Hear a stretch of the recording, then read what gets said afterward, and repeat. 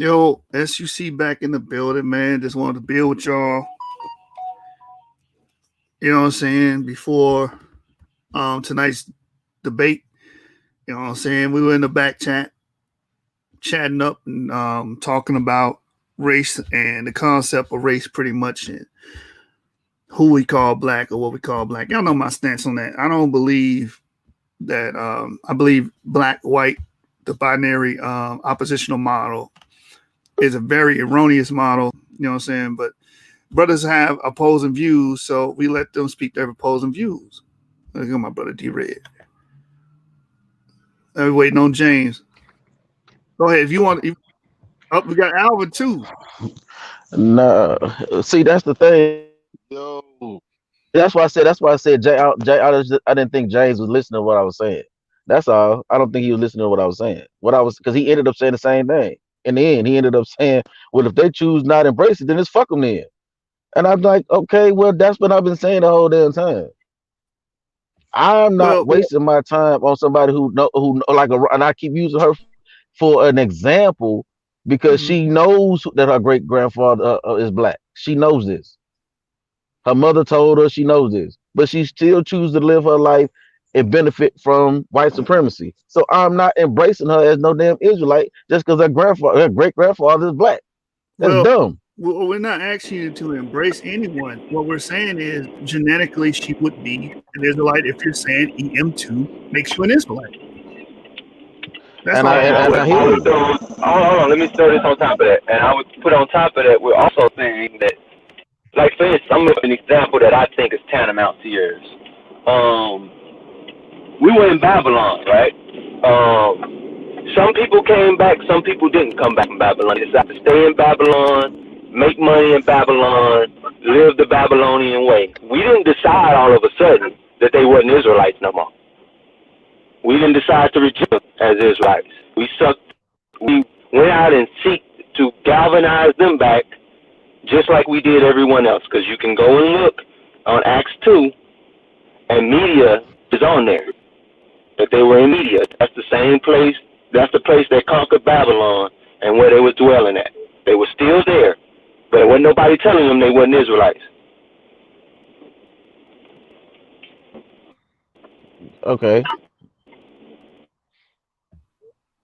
yeah, yeah. My whole thing is this: if we looking at a person ancestry, maybe using the word black is what's throwing y'all off because you saying, well, black, black. Well, black is a physical phenotypical description. But if that person doesn't exhibit those descriptions, like I was going to show that in my debate tomorrow, then then what? You're going to say you're not related to them? That's not how ancestry and pedigree works.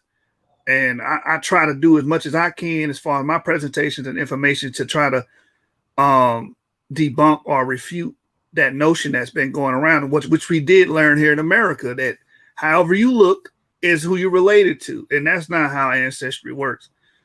As far as culturally, do they accept the culture? I don't even accept the culture of Black Americans, D Red. So does that mean I'm not related to you? My Y haplogroup is EU290. I don't know what yours is, brother.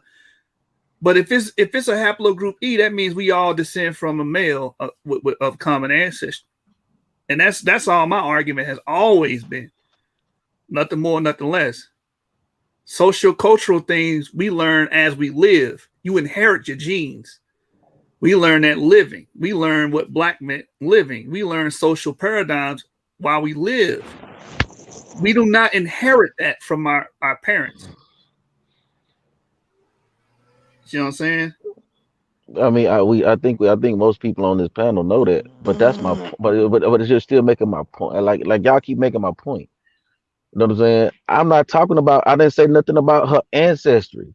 I'm talking about embracing the ancestry. What I mean, what do I mean by that?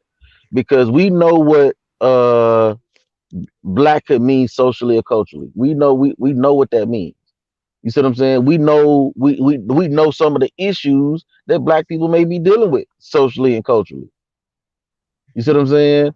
So what I'm saying to you is if a person does not identify with that shit at all, you know what I'm saying, and they're totally engulfed in what we would classify white America or white society or white European, whatever. If that is the case, then then and they know this and they know their code, they know what their ancestry, quote unquote, then I'm not gonna be sitting up there worried about them people because they already know their ancestry and they choose to do something different. And that's their choice. So once you make that choice, then that's I'm not I'm not gonna be I'm not worried about you at that particular point. I'm only worried about the people that's going through what I'm going through. I'm being honest. I don't think that was what was laid out earlier before we got online. What was laid out earlier before we got online was pretty much, if I'm not mistaken, and you can correct me if I'm wrong, that if someone has a white grandpa, let's say, black grandpa, let's say, but they've mixed with white folks again and again and again, and they don't accept black culture, quote unquote, whatever that is, because we don't have a culture, culture, quote unquote, then therefore they can't be Israel. I think Giselle made a poignant point when he pointed out that we don't accept black culture. We don't accept our people the way, quote unquote culture, if you call it that. We don't accept our people the way they are today. We don't accept that bullshit that they be doing out there, killing each other, selling drugs, prostituting their women, all that type of shit. We don't accept black culture as it is. So, am I not an Israelite because I don't accept black culture the way it is? Like that doesn't make sense to me at all. And let's say, for instance, most people, kids grow up the way they're taught to be. Society teaches them. So let's say they grow up and they do know, hey, yeah, I'm quote unquote black, is what you call it. And then, but they look at black culture and say, I don't want to be affiliated with that. Just like us Israelites don't want to be affiliated with that. How does that then change the fact that Israel just because they don't want to be affiliated with motherfuckers acting crazy? I mean, excuse my English, but with people acting crazy. I mean, first of all, that's a misnomer that they're all black people running around acting crazy. That's not that's a When did I misnomer. say all black people, bro? Come on, man.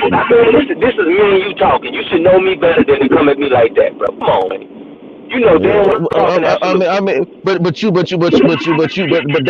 but that was the premise you pretty much laid out. Black people Well, I acting said the crazy, black corner. No, people I said the selling corner. drugs. No. So it's I plenty want of you to, black people that ain't doing that though. what I did. I asked you to correct me if I was wrong. You didn't correct anything I said. You did correct anything I said. You started. Because the minute because you I ain't have asked no you, discipline Dave. when I just let you talk and say everything you say. The minute I start talking, you start talking. So you don't know what I was finna What you say. doing right now is you just looking for a reason to own You up didn't know to the what fact I you was finna start. say, James, because I let you talk and Man, I held my look, man, discipline, but I you don't are not care. I'm holding saying it right now. No, James. that ain't about discipline. What you trying to divert from the facts? I asked you to correct me if I'm wrong about what you said beforehand. You started talking about something else. But you didn't let me finish, James. You didn't let me finish. I'm not gonna talk how you want me to talk, James. But you still Because gotta hold your discipline. I'm still trying to make I'm Okay, still well go trying to ahead. You make want to a talk, point. James? Go So ahead, I talk, asked James. you to correct me. But Cool, I'm not cool. gonna Thank you. talk how you I want me asked to you to talk, correct me if James. I was wrong. I was getting That's there, James. fine. I That's was fine, getting there. man. All right, you just said you're going to let me talk because I wasn't done. I asked you a question in the middle of me saying something to make a point. You deny that what I said was accurate. That's fine. And let me make my point. Now, since that is all you said from the get-go, then when we add new nuance to it, like, hey, but think about this, think about that, think about this, you want to come back and be like, oh, well, no, or you was like, man, we pretty much saying the same. No, we're not. We're drawing clear distinctions here between, again, I asked you earlier, what do you mean by black culture? And you didn't really give me anything I could really run with because what we know of as black culture, every single black person, like, that's ridiculous, but black culture at large is that our young women out here shaking their ass in the streets, doing whatever they can to get a dollar. Our young men are doing crimes, going in and out of jail at high rates. We're not starting businesses. We're at the bottom of the economic ladder. There's so much that goes on with this quote unquote culture that I'm talking to. So us rejecting that culture would make us unblack. The same way you're saying someone who's grew up white and had a black grandfather, but they discard the black half because of the culture they see. Like, I'm not getting that, and I yield there. All right. Now, first of all, when I came into the back chat and we was talking about phenotypes, I started out saying that if they are looking for black people to look strategically black or negroid, that would be wrong because, and I even gave the example of the quadroon, octoroons, and other things. That's first of all. Second of all, the next thing I pointed out was I kept stressing if they benefit, they know their lineage, but choose to benefit from racism, white supremacy. I prefaced that. So I already said about it, it's not going to be no phenotype thing. I already established that when I first came in the room. Then I kept saying know who they are, but choose to walk away from it. Then you said, well, what is black culture? I wasn't talking about disrespecting black culture, quote unquote. I was talking about choose to benefit from from the system of white supremacy. I even gave an example. I said Dylan Roof walking to the church, killing those people, but getting taken to Burger King. That is a benefit from white supremacy. Then in the back chat, you said, "Well, it's their country," and I said, "Okay, I understand that. I get that, and I understand that, and I acknowledge that." But just because a person does not, how can I put it? If a person knows the struggles that black people are going through, because everybody knows that it's being seen. But if you choose not to identify with that, then guess what? That's on you. And what I said, we're saying the same thing is you kept saying if these people know, you know what I'm saying, and they know this, and if we reach out to them, then it's fuck them then. But I'm like, okay, well, that's pretty much what I'm saying. What I'm saying is, if these people know their own lineage and they don't care about their own ancestry, why the hell am I supposed to care about their ancestry? So I'm supposed to care about their ancestry for them? No, you know who your ancestors are. We all know who. I mean, I ain't gonna say we all know, but a lot of people know who their ancestors are. But if you choose to reject your own ancestry, that's your choice. Now, if they don't know who their ancestry are, and we're bringing something new to them, then that would be different. But in a lot of these cases, the only way you would do that is if you're making these people go get a goddamn DNA test. So I'm not worried about the people that I have to go get a DNA test to tell them they goddamn ancestry. I'm not worried about them people because I don't know who them people are. Because if I look at the average the Who average said we everybody?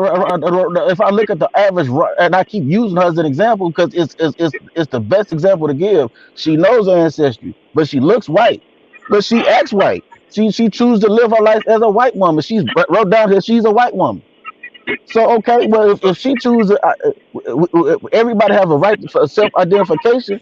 So I'm going to accept her who she says she is, regardless of her ancestry. That's Okay, it. and I asked. Okay, cool. And I asked. I even gave the example of Babylon. There were people in Babylon that we left behind. They didn't want to be Israel. They wanted to live like Babylonians. That's why they didn't come back to Israel. But we still went back looking for them people, trying to bring them back in.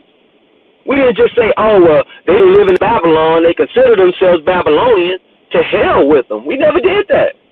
People that were lost in Greece or living in Greece because they wanted to be Greeks. We didn't do that. We went in. If someone identified themselves as Israel, we let them come in amongst our group and see. We sit there and sit back and just be like, oh, well, he don't identify as Israel. He identifies with the greater culture he lives in. He wants to live that way because he sees that there's ways, the benefits of it.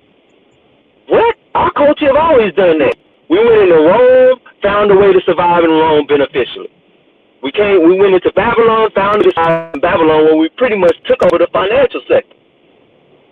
We've always done that, found a way to survive within the greater culture. Like, so, I mean, I'm just understanding maybe this particular point. Maybe you speak to this particular point. what in our culture dictates that? Like, what in our culture dictates that? Just, well, give me the example you know. Just the example you gave. What in our culture dictates that we're supposed to give up completely on this person? I mean, I understand if you're saying, hey, they're saying, look, I don't want shit to do with my history, my ancestry. I don't want nothing, but I don't know this person. Did this person come out and say, hey, I don't want shit to do with my ancestry? Or I don't want to be considered related to black people? Is that what they came out and said? Dang? What you say? Did they come out and say that they don't? I mean, if a person, I mean, her mother had to come I out don't and know the say, person "I you're talking told my." about. That's why I'm asking. No. What I'm saying is the mother is the one that came out and was like, I had to tell her who her grandfather was. Her grandfather was like one of the first. Well, I ain't gonna say the first, but one of the top surgeons in Canada and what some shit. You know what I'm saying? And the mama came out and told her that she had to tell her who her great grandfather was or whatever, great grandfather, grandfather, one of them. And so, she just let her know who she Why was, though? who he was. Why did she So have to tell her? That's what I'm asking. Like, what? Did something wrong to where her mother? Because I don't know the story. That's what I'm asking. Did you do something no, wrong no, to no, where her no, no, mother no, was no, no. black? I mean, no. It was like a documentary about it, and her mama just wanted to share it with her, so she know. You know what I'm saying? And Did she and even reject it? it, Did she reject I it? mean, pretty much she was just like, okay, well, wow, that's interesting, That's not and just rejecting moved something. on with her life. Well, it's not. It's not. There's not to reject something to just be like, oh, okay, that's interesting. Now I know this. That's not to reject something. That's acknowledge I mean, but it's it, not right? acknowledging something either. It's not necessarily acknowledging nothing either. How not? You acknowledge? Did she say, no, that ain't my grandpa? Or did she say, yeah, oh, that's interesting? Which one? That's what I just said. She was just like, okay, well, that's interesting, and that's it. Okay, so she But acknowledged I'm the but fact I'm still. of the matter, right? Mhm. She acknowledged it. Mhm. But she didn't reject it. That's my only point. She didn't reject it. She acknowledged Mhm. it. She didn't jump out the damn roof out it. Okay, fine. I understand that she didn't jump out the roof, go turning backflips, hey, my grandpa was black. But she did acknowledge it. To a person like that that acknowledges it, right? A person like Mhm. that, I would go talk to them about being Israel. Because they at least knowledge that's part of their link, or they acknowledge that their ancestor was black. So I would talk to them about black people being descended from Israel, why they should come back to their culture. I would do all that with that person. Now, if it's a person who gets it and completely rejects it, said, I don't want nothing to do with it whatsoever, don't talk to me about ancient blood, right, our ancient ancestors, don't talk to me about none of that. That is a different case. That is a case where you admonish a person once or twice, then you leave them be. Just to be clear.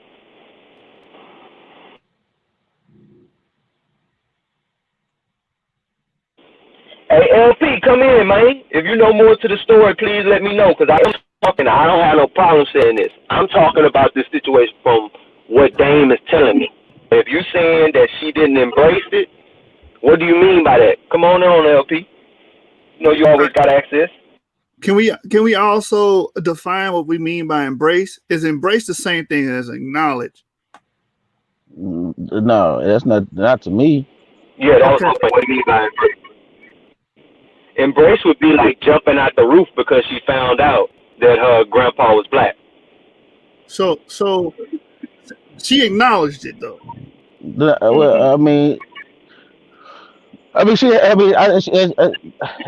saying something, saying that she didn't acknowledge it. Her mother actually acknowledged it because her mother's the one who gave her the information. And when she got the information, that's interesting. That's not necessarily acknowledged. She can't do nothing but her mother gave it to her. You can't be like, you're not gonna tell your mom, fuck you, I don't want to hear that.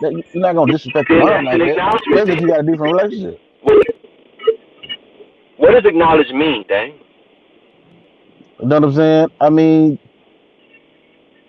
I wouldn't call that saying something's interesting as acknowledging. I just wouldn't. That's me personally. What I would say acknowledging would be like, damn, that's the damn. What does They want to get more interesting into it and mean, learn dang? more about it. Hmm. Okay. Interesting means I want to learn more about it. I find this something worth researching more into. How is that Not rejecting it? I want to colloquially, know James. about our black You know, grandma. how many times, how many times people bring something to me, and I'm like, nigga, that's interesting. I'm not saying interesting because I'm finna go research more about it, and I'm saying, nigga, I don't give a fuck about this shit. Okay, all I So can do is take her for her word. I can't psychoanalyze this woman. I don't know her. I don't know so her. All I can do is take I, it that she did find it interesting. That's all I can do. I can't, and that's a form of acknowledgement. You don't find things interesting you think are wrong. You don't find things interesting that you refuse to even consider to be true. And it's from her mama, so what can she say? Mama, you lying. No, because she going to acknowledge it as true and go on with about her life. But again, that would be a person I would go to and want to talk to about her ancestry, opposed to someone who completely rejects the notion thereof.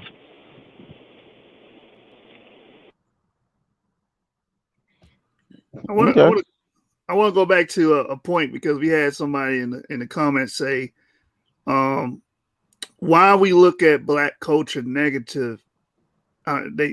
They got to correct their grammar, but anyway, negatively is what he meant to say, and shortcomings to reject black culture. Wait, Is say that that again? I was trying to okay? Why we look at black kind of culture? copy right now. I don't know if it's my. Am I choppy? Am I choppy? Nuh-uh. It sounds. Yeah, it sounds better now. It sounds better. All right. So while we look at black culture negatively, I'm gonna just put it on here. This is what he's trying to say a sentence, but it's while we look at black culture negatively, I don't know how he tried to put this. To be honest, man. All right, Why What I he think I probably know. was, I think I know what I'm trying to say. Why are we yeah, rejecting the culture because of its because of his shortcomings, right? shortcomings? So that is in my. I'm gonna let y'all speak on this. Speak to this, but that's exactly why I reject black culture because it's tainted with shortcomings or negative overtones, like the brother brought out drug dealing, drill culture. Um, it's okay for our women to be whores. It's okay for them to be single moms. It's okay for our children to say that education is bad. That's okay. That's like a norm in the black community. And then that becomes quote unquote culture. So that's why I personally neglect what we call black culture. But if you brothers want to speak to that, you can. The floor is yours. I mean, Dave, I you don't got look it if at you it. want it. I don't. Nah, I don't. I personally look at it like this. That ain't black culture. That's white culture that black folks embrace, but that's not black culture. The Rockefeller made his money off opium, selling opium. You know what I'm saying? So did Paul Warburg. These people made their money selling drugs. You know what I'm saying? That's not our culture. That's their culture. We're just the motherfucking Fact. one. Excuse my language, but we're just the ones who have been embracing it at this particular point. Education as a negative, the Irish were some of the first, and Irish and Italians were the first ones to look at education as a negative. You see what I'm saying? Fact. When they embraced the underworld. So I'm not going to sit up there and superimpose all that stuff and say that that's black culture. That's just a culture, a subculture of those at the bottom. Every group that's at the bottom embraces that culture because Fact. that's the economic pyramid structure. You see what I'm saying? So I'm not gonna even say that that's black culture. That's why I don't embrace that. That's why I don't look at that. I choose to look at black culture as black excellence. Black excellence. My grandmother Vera was a part of black culture. You know Fact. what I'm saying? You know what I'm saying? Being a PhD and an English professor. You know what I'm saying? Started out as a school teacher. My grandfather was black culture who owned a taxi cab company and over 100 houses in Memphis. That's black culture. You know what I'm saying? My mom's father, who was a truck driver and owned real estate in a grocery store in Chicago. You know what I'm saying? That's black culture. So it's whatever we choose to see. You know what I'm saying? Because as a Yeah, person who's seen excellence and seen failure, I can choose the failure and say the failure is black culture, or I can look at the excellence and choose to see the excellence is black culture. I just choose to see just choose to see the excellence. but okay, if you just choose Hey, to see let me put my input in real quick before you. all right, go ahead. Um, I want to second what both of y'all were saying. You know what I'm saying? Because I agree with both of y'all. And to highlight some things that Dane was saying. What we did as black people, and because he's saying our economic status made it more likely for us to do that, we embraced all the negative things of every other culture, right? The drugs and all that stuff. We got that popular from watching Scarface, Italian culture, mob culture, stuff like that. That's where we got that from. The selling our women or treating our women like merchandise goods. That's done for any culture that's sitting on the bottom economic in that country. That's just typical fashion in which it does. So this isn't black culture. This is a social construct. When our people first got out of slavery, they opened up schools, they opened up dentists, doctors' offices, lawyers, Facts. built cities, did all that. Had married house, two parents in the household. That was black culture. The stuff we see now is not black culture. It's something that we hodgepodge threw together like a gumbo and made something that we Facts. glorified through rap music and TV. And we fully embraced that stuff. That's what happened. That ain't our culture at all. So I reject that notion of that even Yeah, being black.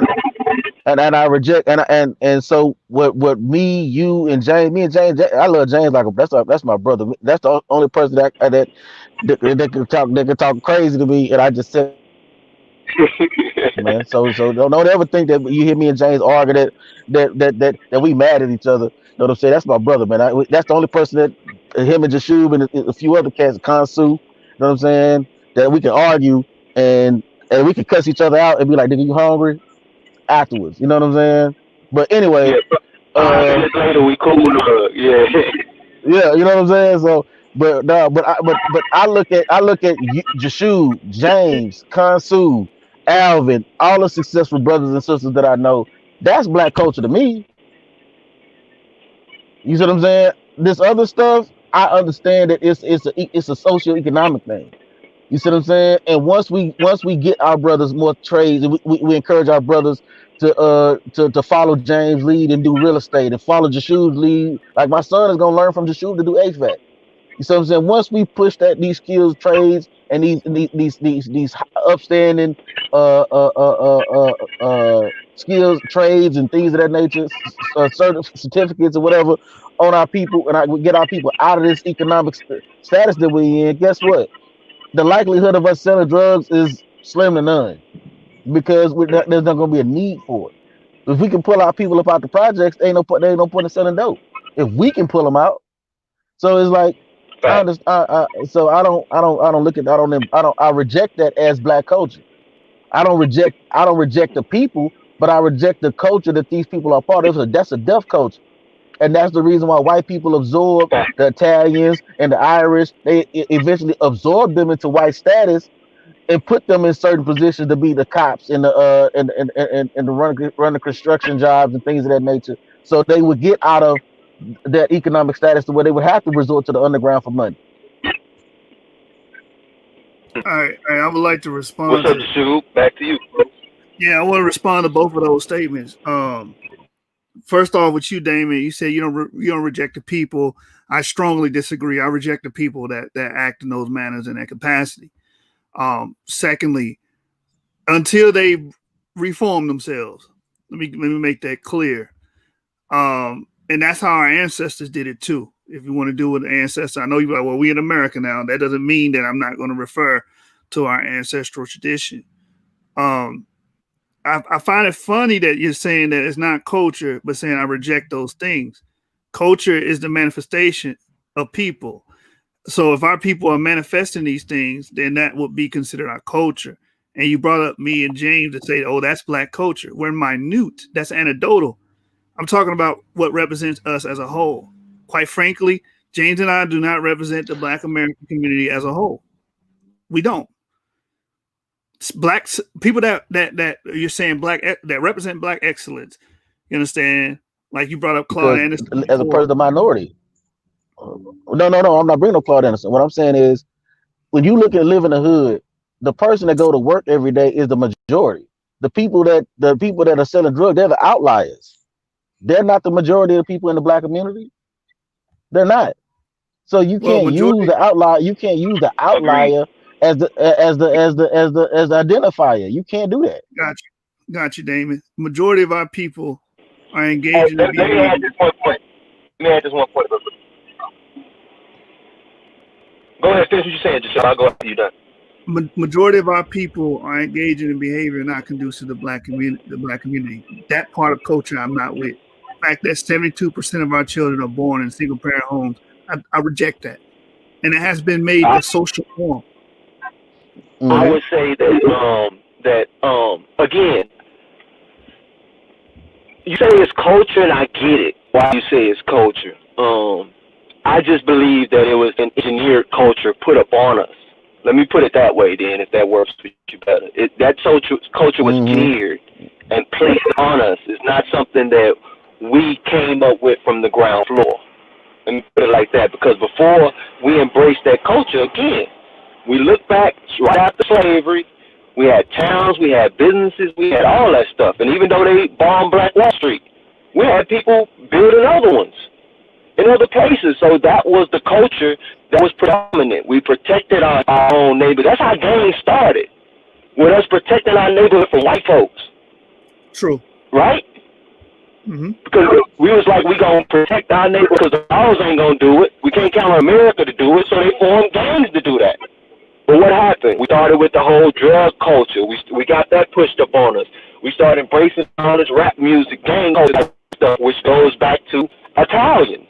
We went and embraced their negative aspects and took it to the max with rap music. Took it to the max, bro. Before that wasn't us, man. That's I true. just don't see it that way. No. I agree that in the past, the Black American community was completely and vastly different than what we're dealing with today. But in 2020 or 2021, rather, the Black community and Black culture is replete with repugnant behavior. So when I I would say, agree, because even the ones that don't sell drugs and prostitute themselves still carry themselves in that manner and portray that image. Go ahead and finish, bro. right, you don't have to sell drugs to be repugnant. Going around sticking your dick and everything walking and making a bunch of babies that you're not taking care of is repugnant behavior. And that is a social norm in Black culture. That is acceptable. You understand? It's okay for men to do that. Matter of fact, it's a competition. It's like a rite of passage of being a man. How many women you slept with? You know what I'm saying? You know what I'm saying? To the point that if you at a certain age, they're gonna assume you already got a baby mother and you got children. Why? Because it is replete within our culture. I reject that. I reject Black culture because of all of these things that prevail in Black culture. You understand? And I reject the people that encourage others to do so and behave themselves as such. I think we all agree with that.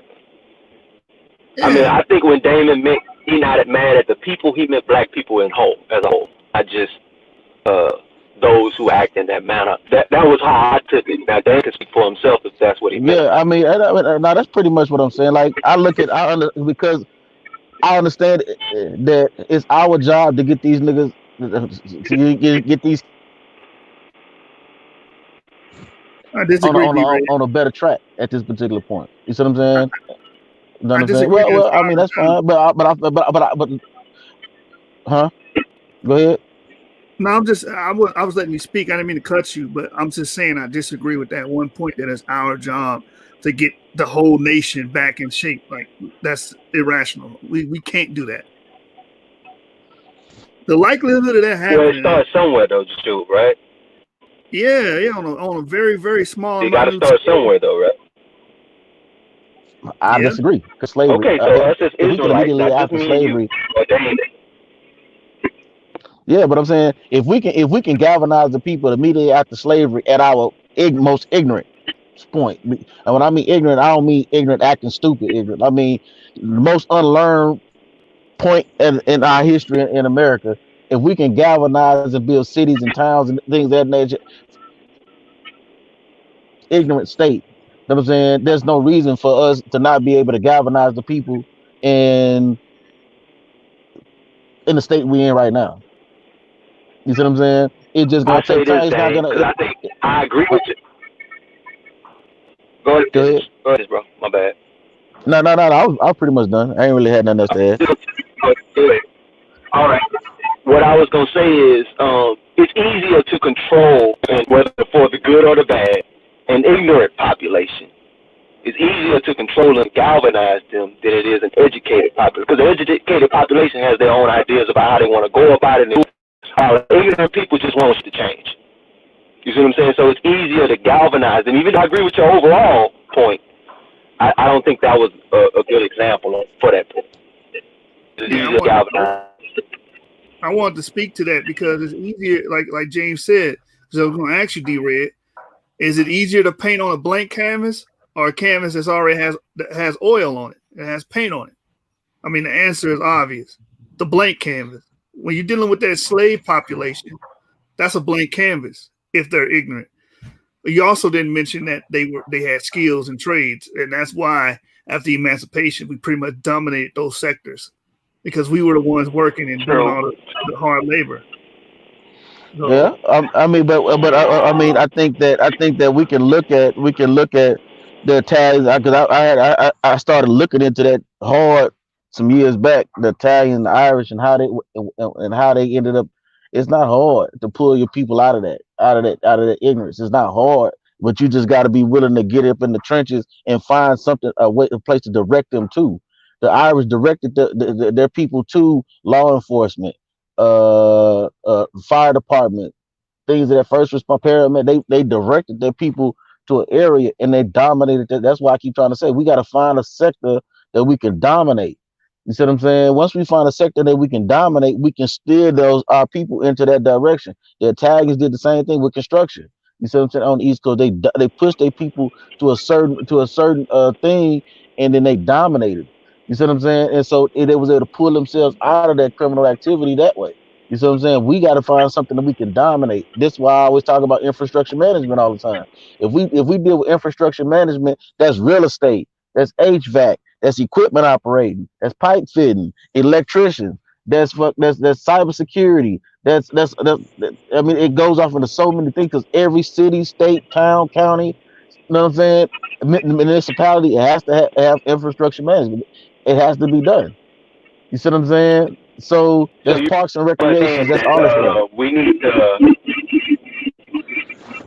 need to go back and grab skills equivalent to what we came out of slavery with, so we can build our Thank own you. shit.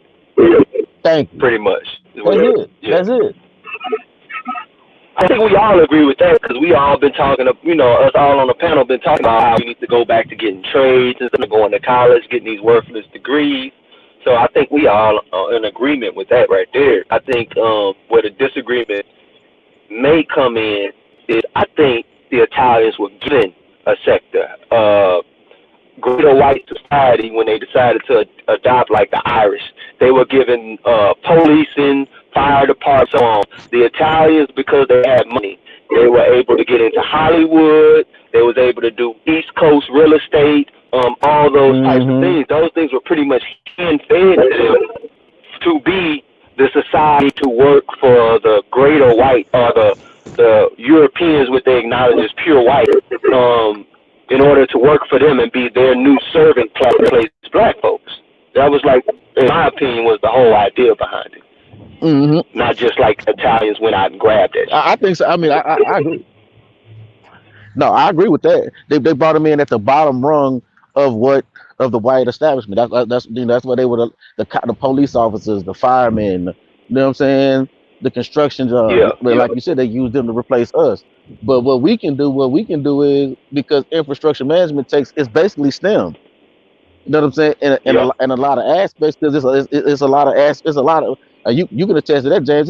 You know how much math it is in real estate. You see what I'm saying? mhm, So you know how much math it is when you're talking about cybersecurity and code breaking. You see what I'm saying? You know how much math it is man, in operating. geometry, right? Yeah. So it's like if we get back into this and dominate this like we used to, and just I would see this is talking about going back to our culture. See, we created the concept. Booker T. Washington created the concept of the whole STEM thing. That's going back Mhm. to our culture, reaching back and grabbing our culture, bringing it forward. and that's pretty much all we got to do. It's not going to be hard because a lot of kids, when you show them options, you will be surprised how many kids exercise those options. You know what I'm saying? All right, You'll be let me say literally this and surprised.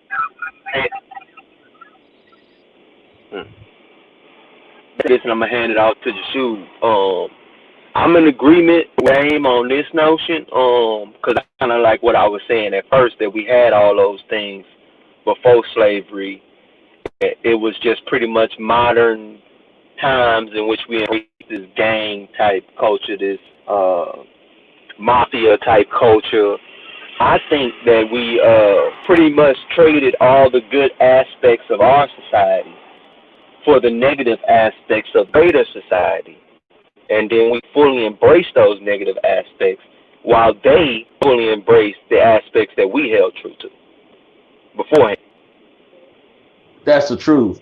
Because when you look at movies like West Side Story, cause like we be like, all black women like is the bad guys. But when you go watch movies like Grease, who did the women like in Grease? The bad guy. When you look at the West Side Story, The Mm-hmm. Outsiders, all of those movies, these were white movies. Who were these white women embracing? Who was the good white woman loving? The Well, bad boy. I think the conscious community, Bad boy, yeah. the conscious community reinforces those ideals when they say, "Well, that person," or I even heard Israelites say it, so I'm not going to even just throw it on them. Well, that person that they like is the alpha. They're the military, and then when you call gangbangers, that's our military class. That's an insult, and also that ain't no damn military. But you're reinforcing. Hold on, you're reinforcing those ideas by saying that and Wait, labeling these. I have. Oh, go ahead. I'm just going to say this, and you got it. By labeling these people with honorary titles, you're just as bad at these women as choosing them because you're reinforcing the ideology. Go ahead, James. I think that we take some of the things at face value, that like what you're bringing up, and not looking at it deeper based on what I heard them say on other subjects. Because I think that it's true that those are our military. They just don't have any damn direction. That's all. These young men are ready for war. Why do you think they ain't out there shooting people? Because they not ready for war. They out there gang banging, shooting all that war games. That's what they used to do in ancient times in small to get people ready to be warriors. All right, so they are a warrior class. They just don't have any direction. They don't have any discipline. That is where it falls short. But I would give them that status, and women do like that type of male. That's the type of male they move towards. That's what male they go towards, because in ancient times, he's most likely the male that's gonna protect you if somebody came and run up in your house. While the little quiet good boy who just want to go to work, somebody run up in your house, he gonna get everything in it if he not built like that. I yield there. All right, I want to speak to that because I think because even in ancient times we wouldn't call them a military class or even equate them. We'd just be like those are bandits. A bandit is not really on the same level as a military class. That's just like people out there doing illicit behavior, and they might be tough. When I think of military, like you said, it's the structural part that's not Yeah. there. You know what I mean? So that would be But my it's disagreement. still, but they're still a military. Like But I just think because something's well, you're good. I wouldn't call it military. Okay, cool. A small militia then that's out acting a fool. The military requires structure, discipline, so on and so forth. So fair enough. They're a small militia that would be our military if they had direction. Fair Right. enough. Yeah. I agree there. Okay. But my whole point of that is we give these people honorary these people that are repugnant honorary titles, and it's like, okay, why wouldn't the women go that direction? Because even the people that call themselves conscious is saying the same thing that these women are seeing, quote unquote. You know what I'm saying? So the But swear, it's a true reality of our world, right? That's a true reality of our world, though, right? I don't think they're saying that or it's this like great if we thing. I don't think it is. can y'all hear me? I think it's over So, prevalent in the black Can y'all community. hear me? so I hear you, Dame. The quote unquote warrior Can class y'all hear me? of the women in any society. No, no, no. Yeah, I we hear agree you, with Dame. you there, but Got it clear. I'm talking about the I'm talking about the thug or repugnant No, of I our. get you. What I'm saying is, I get you, Just but saying is to a woman, her it's like ingrained in her DNA to want a warrior. I mean, all of our heroes growing up that we idolize, warriors. All the type of women that woman want. What she want? A prince on a white horse carrying a sword to come sweep off her feet. A warrior. That's biologically ingrained in the DNA. So she gonna get it where she can get it, whether it's good or bad. The difference is in ancient times we had good warriors with good morals and good principles. We don't have that now. And I'm gonna give you an Now that's not example, and saying I'm it's gonna good give. though. That's not to say it's good. But what I but and this but the piggyback of what James said, that's back to white society. Even white women like that. They've always liked that. Even in every other society. Why do you think Al Capone was getting the most beautiful women? You see what I'm saying? Why do you think Bugsy Siegel was getting the most beautiful women? Because it's not a black. That's not a black woman thing. That's not and I think that's where we go wrong, and we try to equate it to us like, well, what black women well, like James said, a woman is going to get it where she get it wherever she can get it. You know what I'm saying? And most women really want what they call, if you watch the movie Love Jones, they want a renaissance black man. They don't really want the average sister. Don't necessarily want the sister that goes to work every day. That's a school teacher. She don't want no damn thug, but she want a renaissance black man that gets. He don't have to be killed a million dudes. She want a dude that's a stand up, that's a stiff nigga. What we're down here in Houston, we call a stiff nigga. She want a stiff nigga, I not disagree. necessarily. Yeah, Uh, Nick, uh, uh, Nick come from the hood, but he ain't stated. yeah, you know what I'm saying? Does Exactly. that A work, nigga that Dave? made. A nigga that come Yeah, from the hood but didn't state that. thank you. That's what she wants. The average sister don't want. But a lot of times with us, because we do everything to the extreme. Black people, we do everything to the extreme. So if we're gonna be good, we're gonna be all the way good. You see what I'm saying? We're gonna be so good that the average sister that may have went to Sterling or Worthing or Yates, you know what I'm saying, that she went there, but she graduated. She went to University of Houston. She got her degree. She doing good. She a nurse. You know what I'm saying? She still she want elements of the dudes that she was around, but she want the education or the skills and trades that can provide her with a better life. She wants a little bit of both, and that's where we get things mixed up at. She don't want the dude that necessarily forgot where he come from. She want the dude that remember where he come from, but just moves past that. Okay, You but see what I'm saying? D-Red, that's the problem. That's the problem. And you didn't mention that she probably got ran through in college too by them niggas that Wait a you. minute, wait a minute, wait a minute. I'm not gonna impart trouble on that woman just for I sake am, of the story. I am just for the argument. Hey, but I just Why? want What basis do you have for that? What basis? uh, hold on, brother. I'm gonna get to that. Let me respond to D-Red, and then I'll give it to you, Okay. James. My whole gripe with that whole thing is, yes, it's based on reality, and that's my problem with the black community. It's not a choosing a mate is not based off mental prowess. It's based off what you said. She wants what reminds her of home, essentially. And her home, 9 times out of 10, is going to be the subsidized housing, the hood, if you will. But the thing is, those places are inundated with people that are repugnant. So the people that she's attracted to are repugnant. She gets the repugnant male, has a child with him, rinse, wash, and repeat. And it becomes cyclical. So when do we No, but I still think you did. represent? But I think hold on. Let me respond this right quick, Jane. You still missed what I said, Yeshua. Just because I said she wants the dude who may have grew up there, but he's he doing real estate like Jane. He grew up there, but he's doing HVAC like just he grew up there, but he's operating cranes and doing operating heavy equipment like D Red. You see what I'm saying? He directing videos like Alvin, or he does financial advising like Kansu. J- just because you grew up there and you have elements of that stiffness. You know what I'm saying? You ain't no street nigga no more, but you a stiff nigga. Cause you ain't no punk. You know what I'm saying? You ain't if a nigga run up in your house, you gonna bust him in this shit. You know what I'm saying? If a motherfucker disrespect your gal and walk up to your gal while y'all out grab her by the ass, you gonna beat him up. You know what I'm saying? The way she feel protected.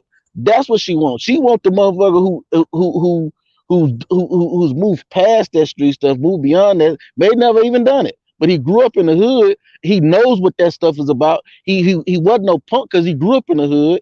You know what I'm saying? So that's what she wants. She don't want the dude. She don't want the dude still in the streets. You know what I'm saying? All my sisters are married, and none of the dudes that they got with it was in the streets. But they all grew up in the hood. They hood dude. It's a difference between a hood dude and a street dude. You know what I'm saying? Most chicks just want a hood dude. You know what I'm saying? Well, when I mean a hood dude, I mean a dude that just grew up in the hood But that dude that understands. he ain't gonna take no slack, man. Yeah, he ain't gonna take no. He ain't no He ain't gonna punk. take no bullshit from nobody. Yeah, he ain't gonna take no Yeah, BS from nobody. He ain't gonna be out there trying to fight everybody, but he gonna check shit. I mean, excuse me, gonna check stuff when it come his way. He gonna thank straight you. up shit like, nah, bro, not around here, bro. She don't And want. She don't want no. that's what she looking So for. if a dude grab your woman by the ass and she don't want no nigga trying to intellectualize the shit. Excuse my language. She don't want nobody trying to intellect. Well, you know what, baby? If the dress was just a little too tight and it just caused him a neurological response in his brain that she don't want that. All right, let me respond She to wants that. somebody that's gonna defend her. Use a No, let me say my part because I want to respond to something you said, Jashu. Let me give credence to something you said. I do acknowledge that women who are stuck in the hood, who aren't doing anything, that haven't gotten a college education or nothing like that, they are stuck in that situation. There's no way around them being in that situation. Ain't no dude that like Damon talking about really going down to the hood to look for a wife. He go down there to look for something to play with for a little while he on this journey to find his wife. So, and then she stuck to pick out of hood dudes, probably fresh out of jail, that she gonna have to take in, bring into her house. He ain't got no job, but she on welfare, she on Section 8, so she ain't tripping. If he can go out and hustle $200-300 a week, she happy as hell. And he gonna come in with all of his problems, creating problems in our house that may go any which way. We know what happens in our community, but I don't want to really go Yep. deep into it, which can go any which way. So I do acknowledge what you're saying, Jashoub has some truth to it, but you gotta come and notice that what we saying got legitimacy too. You see what I'm saying? No, I know what you're saying is true because I witnessed it as empirical reality that's how women determine who they want to make their mate. When women do all the sexual choosing, most of the sexual choosing in America at least, and it is based on the things that you guys brought up. I have a problem with how they choose because this sexual selection has resulted in an overwhelming population of repugnant people. And I believe it's solely based on who's reproductive. I always I say blame the men. we don't control reproduction. We let these repugnant men or these men that don't have the mental fortitude to even guide a family or guide a child have the most children in the black community. But those are the men Okay. they're attracted to.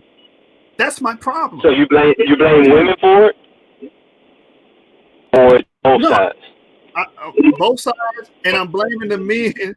I said earlier, the men walk around sticking their dick in everything and creating children that they can't. True, you did say that. You did say So, that. Yeah. so I'm not gender bashing. I'm just pointing at an empirical reality that's an issue. And that's why I said in the conscious community does it too. We glorify these people and give them these honorary titles instead of calling it what it is. No, these are not honorary I men. don't think we glorifying them though. How are we glorifying them though? To acknowledge the class in which they would fall into if we had a structured society is not to glorify them.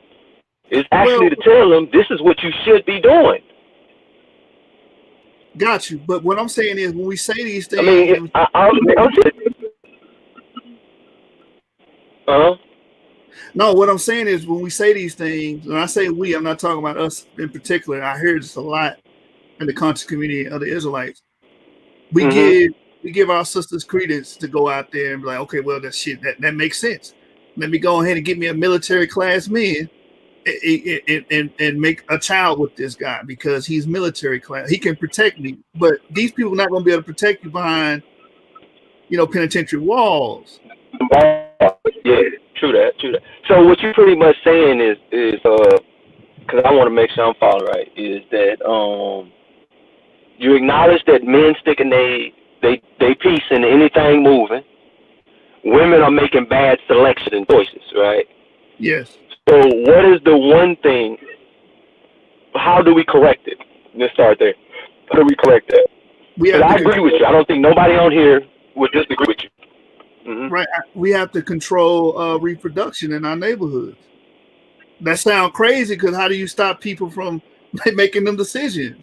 Well, you already know my stance. It need to be Exactly. enforced. You already know my stance. Hey, Yeah, I got you. she was Just stupid. that would be the stand. Say we was living in a free society where we can fully govern our own people however we want. That's feasible. Not in America. Well, I don't So have an what do answer. we do? I don't know how to do it the civil way. I don't. Okay. I will say that it goes back But I think, to but what I, Dane was I saying. think, I think. Go ahead, Dane.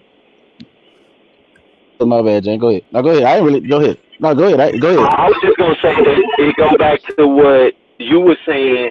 Not that it started particularly with us, but with people with minds like us. Right? So, just you plan to move back to Texas. Well, we don't know yet, but you plan to move back to Texas.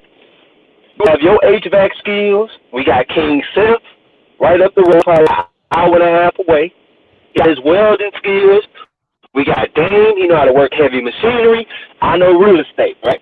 If we got together and built something that was employing our people, that would be a beginning. Because guess what you can do with work? Like, this was something that I had to learn. The way you advance in any business environment is to embrace the business culture. There's a lot of times they have events after work. They have different community ideas, family stuff, all sorts of stuff they do within that to help make a better working environment. If we offer some of those things, incentivize elevation within our ranks by promoting certain good values that we see, because remember, it's a private company. We can hire whoever the hell we want, who embrace the values we see fit. We can start something like that. We can get our business big enough. We build a whole damn neighborhood ran by our business with a certain societal framework within that neighborhood, and then that becomes a light to everyone else to start doing something like that. So I do think it starts with minds like us, and then letting it go from there. Because you got to think about the bad things that happen out of society started from small group of people, but that shit blew up. We got to do the same thing.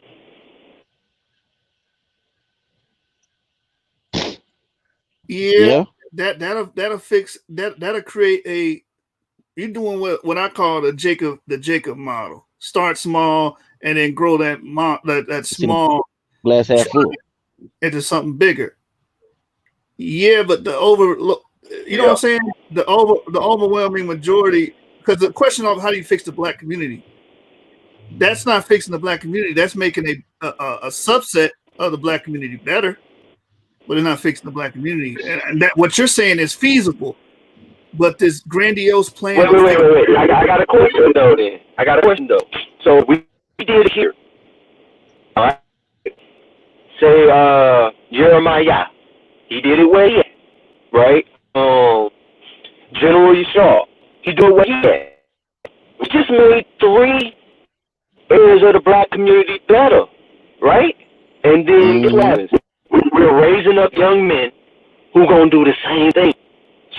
In a generation, like you're right, it does start small. Everything does. In a generation, we went from maybe 3 areas where it could be done to 10 to 15. Because we're raising young men up. Be good, solid young men and follow the principles that we put forth that help us build what we built. So now a generation go by, we got 15. Another generation go by, we got 75 of them. You see what I'm saying? Like, they tore down our neighborhoods generation by generation. It wasn't like they brought it all in one night. Yep. I And was they just just about to came in make and that point, James. said, here go guns, say fuck your wives, and go to jail, niggas. They didn't do that. Mm-hmm. They slowly did that shit. Slowly. Mm-hmm. Let's take the way they made it get by name. Cool. Alright, cool. Now let's slide in some violence into their community, guns and stuff like that. After we already trained most of their men from slavery to be Mandatos. Any solid, strong man was trained to be a Mandingo. So he knows pure dominance. That's what he knows. So he's us older than them type of men. You know what I'm saying? That's generations, bro. Yep. And that's what I was just about to make that point. That just like it didn't happen overnight, we ain't gonna fix it overnight. You know what I'm saying? And so if you looking at some microwave solution, there is none. But what we can do is do our due diligence to slowly the same little time it took to cause the problem is gonna take the same little time to fix it. It might not be completely fixed for 100 years. You know what I'm saying? Because that's right around the time it took for them to fully implement what they was trying to do. It took about 100 years. You see what I'm saying? Because once they ended Reconstruction, once they ended Reconstruction, they were working on trying to figure out a way to subjugate us, and it came to this culmination probably what 1980s. You know what I'm saying? When they put crack in the city, it came full Yeah, circle. that was it. You know what I'm saying? So it took about Mm-hmm. 100 years for them to fully destroy our community. You know what I'm saying? And put it where it's currently at. And even since then, we've been trying to come out of it. Even when you look at, even though Atlanta is debased with homosexuality at this point, but economically, you know what I'm saying? You can look at the model of Atlanta economically and say, damn. You know what I'm saying? Just how Yeah. they move. You see what I'm saying? Just how they move, and even in something as frivolous as rap music, they find one artist and they push it. Then they find another artist. Then they push the whole city get behind him. Then the whole city get behind him. So what we got to do is say, economically, we can do this. We can do whatever we put our mind to, because all these other groups have embraced our models. You know what I'm saying? That's why I said China, India, all they pushing is STEM. Well, Booker T. Washington is the founder of that. So if these other Africa. places, Look at if Africa. these They sending all their yeah, kids overseas with them. yeah. So it does so we and look Big, and look what's going on over big there. love for that reason. For that reason. And look at James, Look at Boko Haram and all the stuff that's going on over there in Nigeria. hey, don't bring up the Nigerians because I've said this in the past. I think we should just give up on Black Americans and just start formulating with galvanizing Nigerians because they got the juice, man. But listen what I'm saying. But look at where they come from.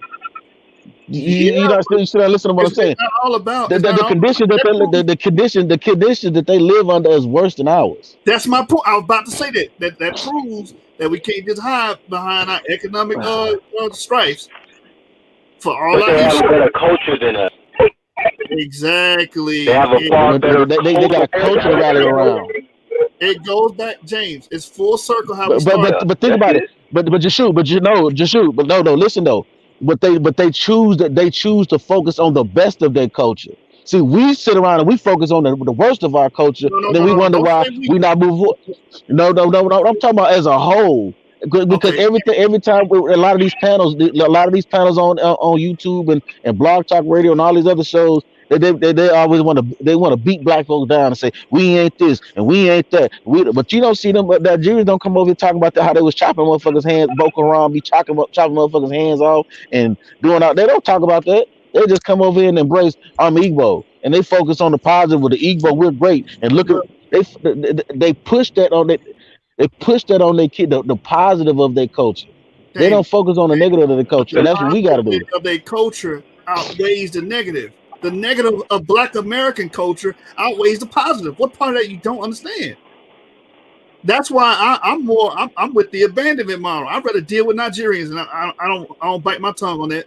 I don't bite my tongue on that because we can get more out of that, and we get more productivity working with them than native-born Black Americans. Well, I would say this: I have no issue with them, but I do have an issue with the idea of turning my back on my own. That idea, I don't see why that's necessary. That's understandable, but when I say abandonment, I'm saying okay, let's ditch this grandiose idea of turning the coin or turning the faith of all Black Americans. Take the few Black Americans that are like-minded, and then join with the Nigerians, and just focus on building that, and start over with them. I Like thought that was the plan already. Take the like-minded folks, come together, and start making moves. Yeah, I wouldn't make moves just with the Nigerians. I'd make them with anybody that's gonna help us advance. Being honest, I don't give a shit who it is. If there's a deal where where me and the people I roll with can benefit from, I'm gonna take it. As long as it doesn't come with any detrimental effects to my community, I'm gonna take it. I don't care if they white, black, blue, purple, green. I'm going to. I think we have a better chance of competing with Nigerians because they are like the smartest, they are the smartest ethnic group in America. In America, they're the smartest. I can't argue. At least on paper, I can say that. I agree. So trying to build and start with them is more feasible. Because like I said, Damon, their positives outweigh those negatives. We're talking about those people that may be chopping hands off. Okay. But with America, we inundated with that. American Blacks were inundated with the negative. Cardi B just got elected the Woman of the Year last year. How did that happen? You know what I'm saying? But because she's a Bryson rapper, it makes white people feel comfortable. And she's not even a Black American. She's a Black American. But she's portrayed. I wouldn't take Dominican from her. You said what? You said what? I wouldn't say separate Dominican living in America from us. No, I'm not even doing. You know, I think I'll go back to the argument. Okay. I'm not doing it. But it's like Damon always says: when it's convenient, you're Black. When it's inconvenient, you're Dominican. You know what I'm saying? So that's a slippery slope. You know, I agree that we're essentially the same. But that's not my point. My point is the most negative gets the highlight, and it overrepresents our community. But when we look at Nigerians, when I'm reading about Nigerians, it's like, oh, this Nigerian passed this SAT, the highest SAT score ever attained. These Nigerians are taking up all these tech jobs. They're dominating technocracy, infrastructure. They're going to Japan and surpassing the native-born Japanese that are going to schools. And I'm reading this stuff about them. That's overrepresenting them. But when you go over there, what I'm trying to get you to understand. No, what I was going to say is what you got to understand, but they don't turn their back on their people. They don't turn their back on their people for it. And so the mistake that you're trying to make is I'm going to turn my back on my people and embrace these people who may or may not embrace you. That goes back to the same issue. My people turn my back on me. You just elected a goddamn liberal. 90% of our people elected a liberal that's against the commonwealth of Black people, man. I mean, I understand that, but again, you start looking at, but it's a Nigerian. Hold on. I'm gonna make this point right quick, Jay. But it's a Nigerian that's leading Black Lives Matter.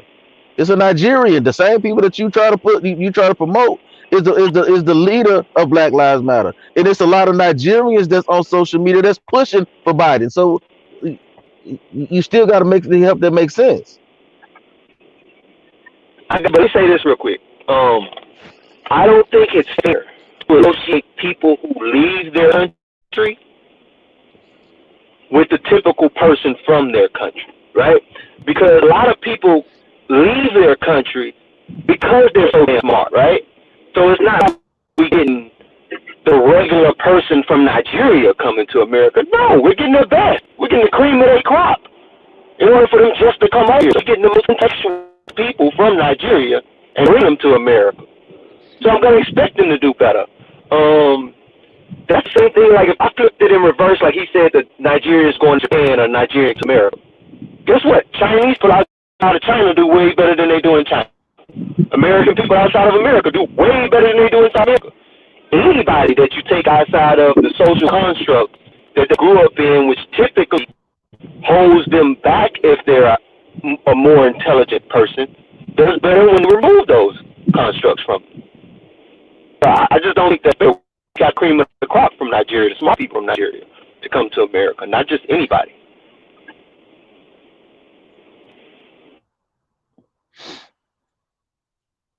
Hey, that's true, and I agree with what you're saying, James. So that's take that cream of the crop, amalgamate with them, and produce a super race, quote unquote, if you will. You know what I'm saying? Well, how is this better? This is a better idea to shoot. How about we take the cream of the crop of Black Americans, come together with the cream of the crop of or Black Americans with the right ideology, and come together with them. While keeping the door open or keeping a ladder down, keeping a ladder down for any one of our people that were not. Because I think that's what it sounded like, because I know you better than that. I'm only doing this live to bring clarity. I know you don't mean get them to leave down there in the muck, but, just everybody else and nobody comes in here and make it seem like, oh, Joshua was knocking black people, saying forget black people, work with them. We leave that ladder down, so if somebody wants to climb up that ladder, they can. Right. Yeah. Of course. I'm in agreement with all of that. What you said. I just think the Nigerian. But you shoot. You know what you're talking. You know what you're pushing, right? When you talk about kicking with the Nigerians and kicking it with all these other black groups outside of America, you know that are not from America. You know what you're pushing, right? Pan-Africanism. Yep. RBG. Oh, okay. Yes. RBG. That's the whole ideology. RBG. No, not necessarily, because I'm saying abandon majority. Your whole ideology. Hold on. You're not hear the part where I'm saying I'm willing to abandon majority of the people over here to get with the Nigerians. And but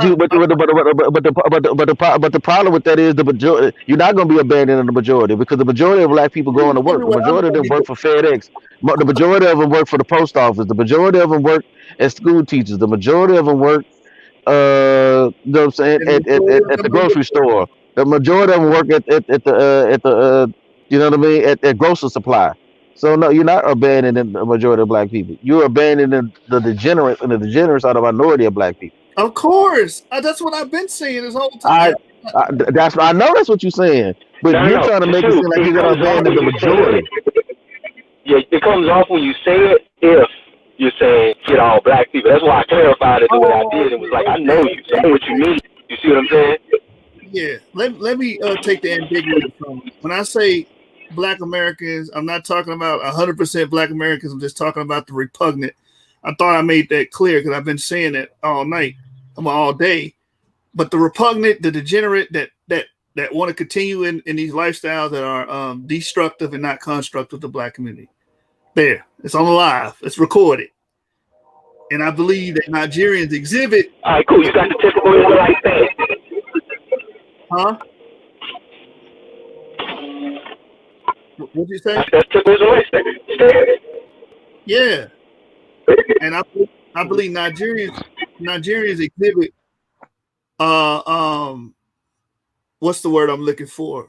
Superiority when it comes to education and academia.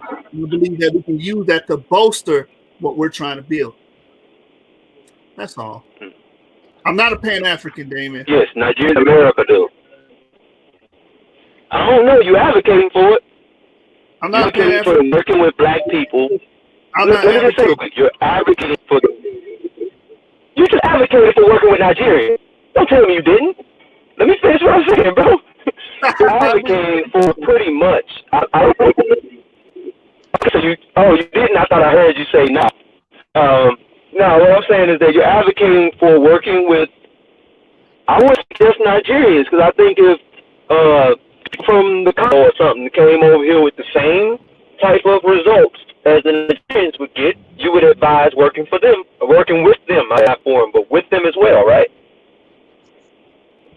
Yes, I would. Okay, well, thank you. That's my whole point. My whole point is you're advocating for working with African groups, quote unquote African groups, who excel in order to make a better society for our people. That is what Pan-Africanism is. I don't know what else Marcus Garvey was pushing for, except for African Americans to work with African groups for the better advancement of our people. Okay, if that was the definition, then I guess I would by default. But the reason why I'm saying I'm not Pan-African because I know everybody in Africa ain't the same. And I'm only talking about those that come from EM2, into expansion, Bantu extraction, which is majority of Africans, yes. But I'm not all African. Fuck that. No, I never been, never will. I'm not representing. I'm not representing. This is more of a, I won't say a religion. Go ahead and say that last part again. I hear. I'm not representing the forest. You're not representing who? The forest people, the Cushitic, the Nile. Okay, you're not representing pygmies. You're not representing yeah. All the people ain't doing shit. Yeah, you're not representing them, right? Because that's what it comes down to. Everybody you talking about, they still in the bushes and shit. Yeah. but the typical African that's living in a somewhat of a modern society, you are talking about. I agree. And guess what principles they use to draw themselves out into that modern society? Marcus Garvey principles, red, black, and green. That's why most of them are red, black, and green. Yep. That's true. I disagree with that. I just don't like terminology. People, it's okay. It's okay, Jashu. Come on home. I feel like our community. Let me say this one thing, and I feel like our community, because of being Israelites, and a lot of us, even if we didn't come out the one West, we get influenced by it. We have such an issue with the term African. It becomes a hang up in the conversation. Like, I don't think we should have that issue with the term African at all. That's just a made up shit that certain groups of Israelites decided to embrace, which has no reality in the real world. All right, yeah. Well, I have my issue with the term is the term, not functionality or utilization thereof. The term has been used in a racial way to say, okay, if you're from that continent, you're the same race. I disagree with that vehemently. So no, I'm not, and I would not just take the term just because other people accept it. No. Whoever said that? Who has ever said that? What science book can I find that in? That if you're from a continent, you're the same race? No, that's a Hebrew Israelite construct. No, it's not. It's antiquated. We all know it. It's antiquated. Modern geneticists don't think that way. But so you're telling me? But most people. Let's even go back to the ancient writings. You're telling me they didn't draw a distinction between East Africans and West Africans, South Africans? There's a clear distinction between all of them in any literature I've ever read. No.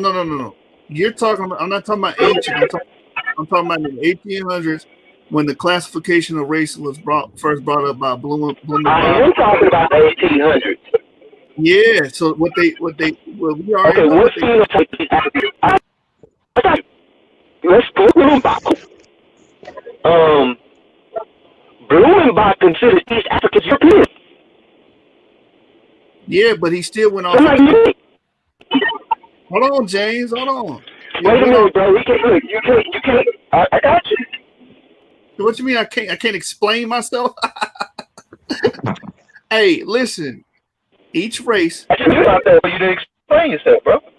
He applied a continent to each race: the white race, Europe, Africa, black, The Australia, I think it was what? What was Australia? Brown. America's red, and Malaysia yellow. That's how he laid it out. And for some odd reason, to this day, we're not talking about Okay. academia. We're talking about the layman. When they hear the word African, they equate that with black, just like he did. So when people say, "Oh, how could this person be African? He's not black." Why? Because they're referring back to Blumenbach's continental racial system. But I I said, read literature. Okay. I personally read literature going back to the 1800s that make the distinction I'm saying. They will call East Africans Caucasoids. Yes. they Then will they call will dark call the skinned rest of Caucasians. Africa Africoid, right? No, yeah, they call them dark skinned Caucasian. They call the rest Africoid, right? They go the same things you're pretty much saying from Blumenbach. It was all the same shit, but some places delineate better than others, and they always call it African Caucasoids. I don't see how you make that expression that they will have always been saying that all Africans are the same people. I've never read that anywhere. I have. I read it in. I mean, if I you're read talking it in about the Blumenbach. general classification, I got you, but that's general classification, right? That's saying generally when you look at this continent, these are the people you see. And you're right. When you look at Africa, the people they call quote unquote black outnumber everybody by far. So, and then you go to Europe, it's mostly European. It wasn't purely European. It's mostly though. So these are general classifications for areas. This is not trying to be detailed or specific in that sort. When you start dealing with, when you start talking about say phenotypes, stuff like that, then you start getting into when they get technical and start making a deviations between people and separating from them. Yeah, but that's just still erroneous because it doesn't account for ancestry or genetic relationship. It's just solely based off phenotype. It's not supposed to though. Well, that's what I'm saying. Were the models made for that purpose? No, it wasn't. It was made to establish race. And Okay, so race is who you are related to. That's what you're missing, James. That's the whole point. It's a concept of race. okay, cool. Let's slow down. I got you. So this is the issue that the further back you go in time, right? Because they talk about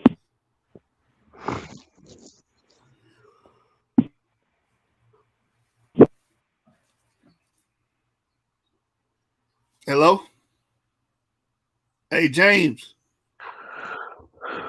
Hello? Yeah, I think Jay, can you hear me? further you go back in time, typical person. You cut out, James. You cut out. Let me text this brother.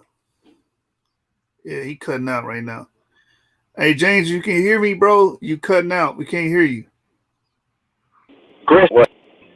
Yeah, that's what I'm saying. What was I saying when I got? As soon as you was about to make your statement, it went blank. So before we didn't hear nothing. Okay, cool. All right, let me say it right here. I'm gonna see if I can sum up in a sentence or two. The further back in time you go, your phenotypical expression aligns to that. The further back you go in time, and as we mixed and progressed in time, that's when that became convoluted. Or do you disagree with that? With?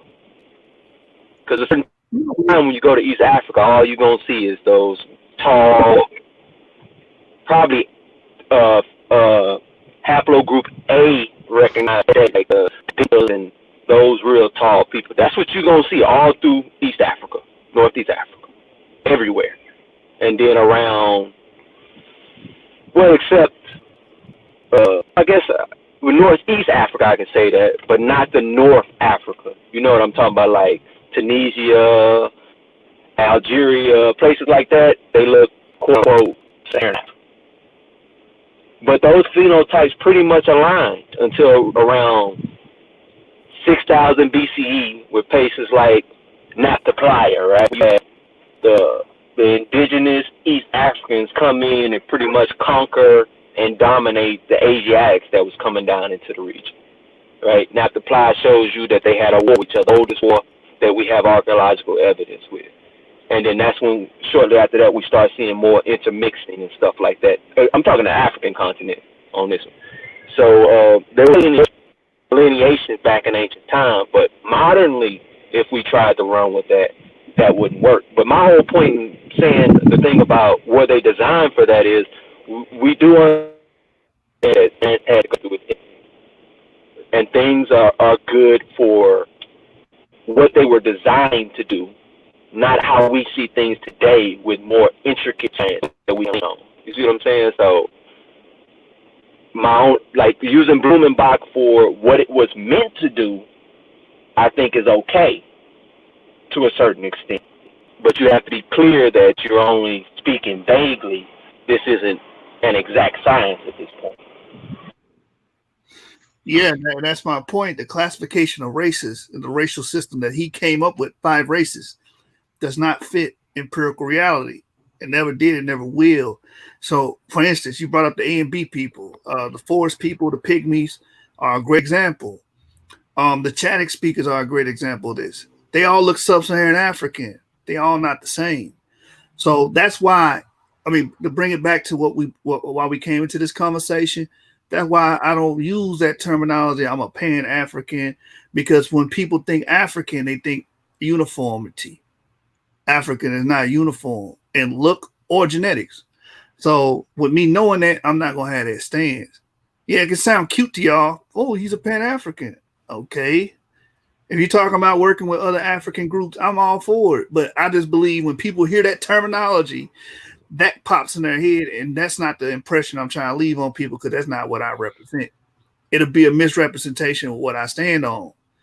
It might not be to y'all, but to me it is, because I know that's majority of people going off this antiquated system of the 5-race system, which completely makes no damn sense. And the reason why I know it don't make no damn sense, because I have read Munteza's work. I've read David Reich's work on who we are. I've read Ray Herrera's work on who we are and how to disseminate that type of information. And it doesn't align at all. So that's why I said that's my stand. That's why I said what it was made for, right? Not that it's gonna work today. And it's also like a lot of this stuff that ain't me and you arguing. It's clarification for the audience why I'm doing it. Because I know your stance. I get it when you say it. But I don't think they would. You see what I'm saying? Yeah. Because I know, because we've had the detailed long night talks. They have it. So they don't, like when you say something, I automatically know. But people who wouldn't know, like even when I do it sometimes, people who wouldn't know, they wouldn't understand it. That's why a lot of times I try to word words so simple that I feel like a 5-year-old can understand it. You know what I mean? Because I know that people don't always get what I'm talking about, because I've read a bunch of stuff that they haven't read yet, just like you have. Right. And then Damon threw that monkey wrench in there, so I'm gonna have to get him right. So Damon, you were Pan-African with your own words. But early you was telling me just because somebody had a black descendant, right, you wouldn't accept them as Israelites. But you're going to accept all of Africa. I don't accept all Africa. Well, I accept them as how can I put economically and business wise. Like, yeah, I'll work with a Nilite if it on some business shit. You see what I'm saying? And work with them. You know what I mean? Yeah, I work with them business wise. I work with anybody business wise. That goes without saying. That's pretty much what Pan Africanism is. It's more of an economic thing and a diplomatic thing than a racial thing. I'm talking about what you're talking about. See, the question is, you are the one that's saying that you will accept anybody that you know what I mean. You pretty much say you worried about other people. I'm not really worried about nobody else other than black people. You know what I'm saying? Personally, I'm not really worried about nobody else because we the ones at the bottom. So my stance was always been an economic stance, even when we was talking about earlier. If a person's benefiting from white supremacy, that means economically, you know what I'm saying? It's economically, socially, and everything else, they're benefiting from our oppression in ways, or have benefited from our oppression. You know what I'm saying? So I'm not really I'm I not, think we should benefit from our own oppression, though, in some way, form, or fashion. I mean, yeah, I mean, well, yeah, I think we should be able to benefit from it in the sense of, like, if we were talking about earlier about reparations and things of that nature. I think we should benefit in that regard, yeah. But I don't think that an individual should be. I don't think we should be worried about people that have chosen to classify themselves socially, structurally, and then they're able to benefit from that classification economically, that separates themselves from us. Like, we shouldn't be worried about them people because we got enough. We got a big enough. We got big enough fish to fry. Worried about the people that look like us. That's at the bottom. To be worried about People whatever, that don't give a whoever. damn about us as a people. Yeah, And now yeah. that's where I say I agree. We agree if someone disassociates themselves from black people and don't want nothing to do with black people, to hell with them. I think we agree with. So yes, but that go for. But that also go for. But see, my stance is universal. That go for. That go for African. I don't give a damn about them. They don't give a fuck about me. If anybody don't care about my people, I don't care about them. I don't care even if you look like me. I don't care if you don't look like me. I don't care if you. I don't care if your daddy right now is living in Israel. You see what I'm saying? I don't care about that. If you don't deal with me, I don't deal with you. And you over there, you can go over there with that. Okay, I'm a well, little indifferent on that because I feel like I can still work with you if you don't deal with my people. I That's can what. work with you, but I can't be. I would like it started off. I think he hitting back to what we started off with, dealing with bringing people in or bringing people into our communities and stuff like that. Because remember what Dane said earlier, he's worried about people infiltrating. Even though I gave counter examples of black people doing the same thing, he has his own particular worries, which we have a history of these things taking place. You know what I'm saying? Whether black or white. But I think his standpoint that if they don't want nothing to do with us, why should we want something to do with them? Is true. Now that I think that's different from saying, hey, they got a deal that's beneficial to us, but they hate our guts as a people. That's a whole different. But I don't give a shit how you feel about me if I Right, can benefit from it. You know what I'm right. saying? I don't give. That's why my stance is like it is on Trump. I don't give a shit if he hate every black person living. All right. When he offered $450 billion, we should have done everything we could to get that money. So that's beneficial to our Yep. community. You get what But I'm saying? see, and I think that's and that goes back to the point. I'm glad we circling back to that because that's been my whole point. I don't care about how can I put. I don't care all that other stuff. I don't. I'm not worried about that because like when James was saying, like, according to the scripture and our culture, and I'm like, I understand that. But right now, we at the bottom, and we at the we at the we on the verge of becoming a permanent underclass. So I don't On have the time to verge. be worried about. I don't. You know what I'm saying? I mean, because if they pass this, when they it ain't if when they pass this immigration shit, we're gonna be a permanent underclass. I Because thought we was every already benefit we there, get, bro. I'm just being honest. I mean, but that's even worse. You know what I'm saying? I'm not even denying it. I'm not even going to say that you're wrong. So you know what I'm saying. So my thing is, with us being there, I don't have time to worry about nobody else. I don't got time to be trying to say, you know what? I think you're EM2, so you're my brother. Even though you don't know it, I got to teach you. I got to worry about trying to teach these brothers some trades and some skills, so we can get up out of this situation. I don't got time to be worrying about nobody because I think that I don't got time for that. At this particular point, I don't. Once we get to a certain place, then yes, we can reach back into people who may look like a goddamn Australian Aborigine. We can be trying to tell him, what you might be Israelite. Because once we get to a certain place, then yeah, we can do that. But right now, I'm not worried about that. Here's the caveat on that, Damon. If that person that's EM2, he found out, and that person is a multi-billionaire, and he willing to help us out and provide funds based off the fact that he found out he related to us. But I gotta be clear. Damon said that he don't want shit to do with us. That's his stance, not those who are okay with us. Like I think he, because Yeah. me and him was going Oh, back and forth. He was like, "Well, if they want to deal with us, that's one thing. I'm talking about the ones that don't want nothing to do with us." so Charleston, a nigga that looked like Charleston Heston, find out he EM too, and he bred it up. He find out his ancestry, and he got compassion, and he want to help. You know what I'm saying, Damon? You gonna let him extend the olive branch, so to speak? I mean, it depends on to what capacity. Because it helped like George Soros helping. No, I wouldn't necessarily want that. That's not helping, though. We know that's not helping. But that's my point. It depends, like because a lot of times when you read the book Broken Alliance, a lot of times like when you read that book, they talk about the Jews. The Jews talked about there was not it was not an agreement of equals. Meaning the civil rights movement. It wasn't an agreement of equals. No, we would have had they were the bottom. You know what I'm saying? We were the lender, they were the borrower. You know what I'm saying? So it depends, man. So some of this stuff depends because when they come into it, they don't come into it trying to just be a part of it. They usually come into it and try to be the head of it. You see what I'm saying? So that's why I say understanding history. Like you can't just go into this as an ideologue. You got to go into this understanding the history and how people think. So you got Okay, to, you know what I'm saying? So it depends. so okay. In my hypothetical, let's say this. I'm gonna get specific. He's like, look, I'm gonna put the money into Houston, third ward, and give y'all your own school. You know what I'm saying?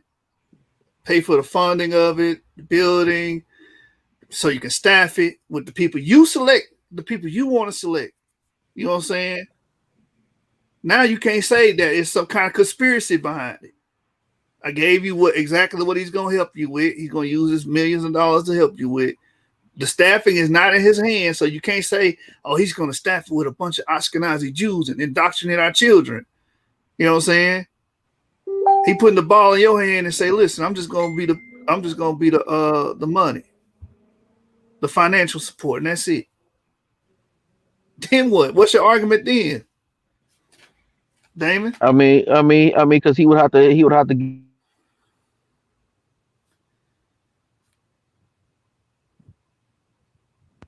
Damon, are you there? allocate Yeah, he it's was a silent for me lot of too. stuff to go into that, and a lot of the times you can't do that when these people. Bill Gates Foundation, you can't just pick if Bill Gates give money, he's gonna pick the school, he's gonna pick the curriculum, everything else. Hey, Damon, just say you ain't gonna do it, man. No, man, because everything ain't cut and dry. Like I'm gonna just take the money, but can I use the money the way I want to use it? I just said you can. If he let me use the money the way I want to use it, then yeah, I'll take it. That's business. I just told you I'll do business with anybody. But he But doing I but he also mhm. doing it on the knowledge of on the basis of that he EM2 and you EM2. That's why he doing it in the first place because he found out he EM2. He found out he one of you. So he gonna break that bread off and do what's necessary to make sure that his people straight. I mean, yeah, if he do that, then yeah, I'll take it. Now let's go. Now would you embrace him? Yeah, because he doing stuff for the benefit of the people. Yeah, that'll be my brother. All right, I, okay. that's why I just You had to prefaced pull it it out earlier of by saying I had I to just pull it prefaced it, but no, I prefaced it earlier. That's why I said we got quadroons, octoroons, and they don't look black. So I already said that in the back chat. No, but we talk about to be specific. This dude looked just like Charleston Heston. But Just you do realize what an octoroon look like a white person. let me look up an octa. Spell it. Let me look this up. OCTARO. I think it's ROON. I think because you got quadroon, octoroon. You got a biracial quadroon and octoroon. An octoroon is a person who is 1/8 black by descent. Oh yeah. You talking about that movie? I know what you're talking about now. Yeah, White folks, yeah, they look like white people. that's what I'm saying. So I mean, I don't have no problem with them. Well, I got If some they if they if macaroons they in my if they work family. for black if they work for the benefit of black people, I don't have no problem with them. Yeah, but I'm talking about no Negroid, nothing. You can't even tell this person You Negroid. can't you on an octoroon, you can't tell. What that's what I'm keep like you keep trying to make the point, but once I said a quad room, I already told you that you can't tell. They look like a white person. All right, okay, all right. It's But recorded that you said this. You can't go back on it, brother. no, because I understand. That's what I'm trying to tell you. Like that, you got to understand it. My whole stance is if they not if they're benefiting if they're benefiting off our oppression and they acting like white people and shit, then I don't fuck with them. But if you fuck with our people, then I fuck with you. All right. So earlier you stated about mixing with white people on purpose. From my research, the Sephardic Jews, because people think hypergamy is something just women do. No, men do it too. Correct. So what happened with the Sephardic Jews is a bunch of males that came over here, and they didn't want to. A lot of them didn't marry slaves. You know what I'm saying? They didn't marry people of lower status. They married higher status, people of higher status, and just so happens during this time period, the people of higher status were white women. So, what's your view on those that practice hypergamy? A lot of the Euro-African Jews would practice hypergamy and marry these white women. What's your view on their children? Because most likely they're gonna look like those octoroons and look, pretty white European. You talking about like the ones in Spain? The ones from Spain and Portugal came to Brazil, the Caribbean. You know what I'm saying? Some of them penetrated Southern America. But my point is they married white women and continue to marry white women. After so many generations, you're not gonna be able to tell it. I don't know. That's something I really wouldn't know. I don't know how because I probably you ain't gonna be able to distinguish them from an average white person. That's my point. But that's my point. No, Damon, that's not your point. Actually, My point is they related to you still, and they descend from these black people, quote unquote. But you're saying since they purposely married into white women, I remember you said this earlier, you don't want to deal with them. You think that's foul. You see what I'm saying, Damon? Or am I tripping? Did you not say that? You said if someone purposely mixed, then you don't want to have nothing to do with them. I guess we lost Damon. he's still there. I don't know if he can hear. Can y'all hear me? I can hear you now. Okay. No, what I'm saying is with those people, I'm not gonna have no damn DNA. I'm not gonna even know. I'm not even gonna know that that they Israelites. I'm not even gonna freaking know. How am I supposed to know? That's like this one. This what I'm talking about. Niggas ain't walking around with no goddamn pocket DNA test. You know what? Let me test your blood. They're like this one. This one I say I just deal with reality, bro. You're not dealing with Basically, reality. that is the reality. The reality is I'm only gonna deal with what I can see because that's the only thing I know. That's not reality, bro. When you first meet somebody, okay, if you meet the octoroon we talking about that look like white, that look like they white, you can't tell that they got no black in them. They look like a pure white person. You mean you're gonna be able to look at this, but you gonna say, so you know what? I think that's an Israelite. I didn't say that. Get the hell out of here, man. I never said that, Damon. Okay, then what are we doing? What are we talking about then? I'm not going to. What are we talking about? I'm not Then going. what are we talking about? I'm not going to Then what are we talking about? Well, I'm not going to assume. That's our problem. Hey, that's fine. You just gonna deal with them. We try. Hold on, listen. No, that's not our problem. Go ahead. No, our problem is we superimpose races and ideologies on people that we don't even fucking know the ancestry of. That's our problem. I didn't say nothing. I didn't say nothing about him being racist. What are you talking about? No, I just said, okay, I met Billy. Billy's a white guy, and Billy's cool. That's it. I don't think Billy's a bad person, a good person, or indifferent. Hi, Billy. But Billy was cool. I'm not trying to psychoanalyze, try to figure out if this motherfucker's Israelite or not. Why not? Why wouldn't you? The same way I'm not trying to psychoanalyze and figure out if he's a racist or not. Nah, I mean, if I came around somebody that's a legitimate you got me saying psychoanalyze, legitimate Sephardic ancestry, I'll be like, I wonder what his DNA is because I read they either R, J, or E. but a lot of people are not walking around wearing that unless you over in the damn Middle East somewhere or North Africa somewhere. A lot of the people ain't walking around saying, you know what, I'm a Sephardic Jew. I had motherfuckers I went to school with. I didn't even know they was Jews until we got fucking older, and I seen the shit on Facebook. Yeah, but The that average the average person ain't walking around just telling you all I'm right, a Eric, Jew. David, you can stay in the dark. I'm not. That's gonna be the difference here. That's what's No, no, gonna be it's not you staying in the stay in the dark. dark The average person. So and you think? So you actually think people are just walking around, just walking up, saying, "Hi, I'm John. I'm a Jew." No, people don't do that shit, bro. it's a part of conversation. People bring up their background and who they are in conversation all the time. I don't understand that. Bro, you would have to Especially be, if but you have to be around those people long enough to do it. I'm not around white people long enough to do that. I'm not around them. okay, I understand. I know one thing you're not doing is making sure these people you calling black and you accept as your people is your people for real. I know you're not doing that, Damon. I'm not.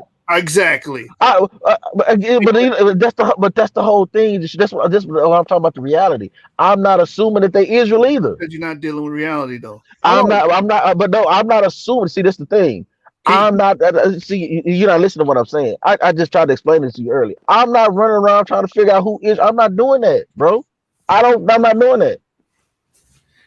but this whole thing started by basing it off of you claiming these people Israel. So what Again, is you only focus on who's black. Just say I'm that. focused. I'm I'm not focused on the focused people. on who's black. But I say this all the time. I'm only people I'm around is black people.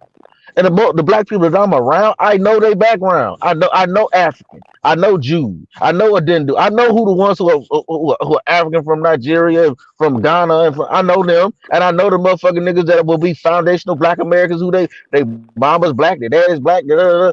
I know them too. I And know they can be motherfuckers who can they can be trace their R1B. shit back to the founding of the third ward. I know people who can trace their family back to the founding of the third ward in the 1800s. And they can be R1B, brother. Those You people know what can I'm be saying? R1B and B. That's true. That's true. But I'm not making no blank. That's the thing. I'm not trying to figure out who's who. I don't do that. I'm at this point. I deal with them based upon the struggle. It's not what I'm talking about. I talk about black people. I'm talking about the struggle. I'm not doing it because I think that they Israel. I'm dealing because we got a common structure. God gonna separate the Most High gonna separate the wheat from the tares. I'm not trying to do that. That's what y'all trying to do. I'm not trying to do it. All right, I'm dealing with the struggle. so you I don't might as think well it's go to I don't the think it's people. we trying to separate the wheat from the tares. I think we're just not trying to exclude wheat because we think it's a tare. There's a Damn, difference. James. Wow, well said, man. Boy, you hit it right on the head with that one. That's the point, D Red.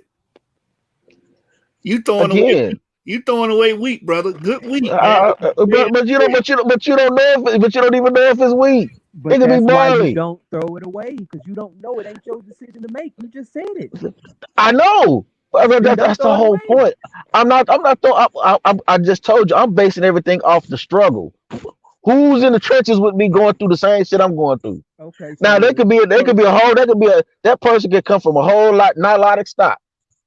But if your ass is in the if your ass is in the bottom with me scratching to get it, like I'm scratching to get it, going through the same struggle and trials and tribulations that I'm going through, I'm gonna be like, you know what, nigga, I'm gonna pull you up. But if you a quadroon in the hood going through the same thing I'm going through, and pull your ass up too. It don't matter to me. I'm okay. talking. I Let me keep ask you a specifying question. that it's about the struggle. Got you.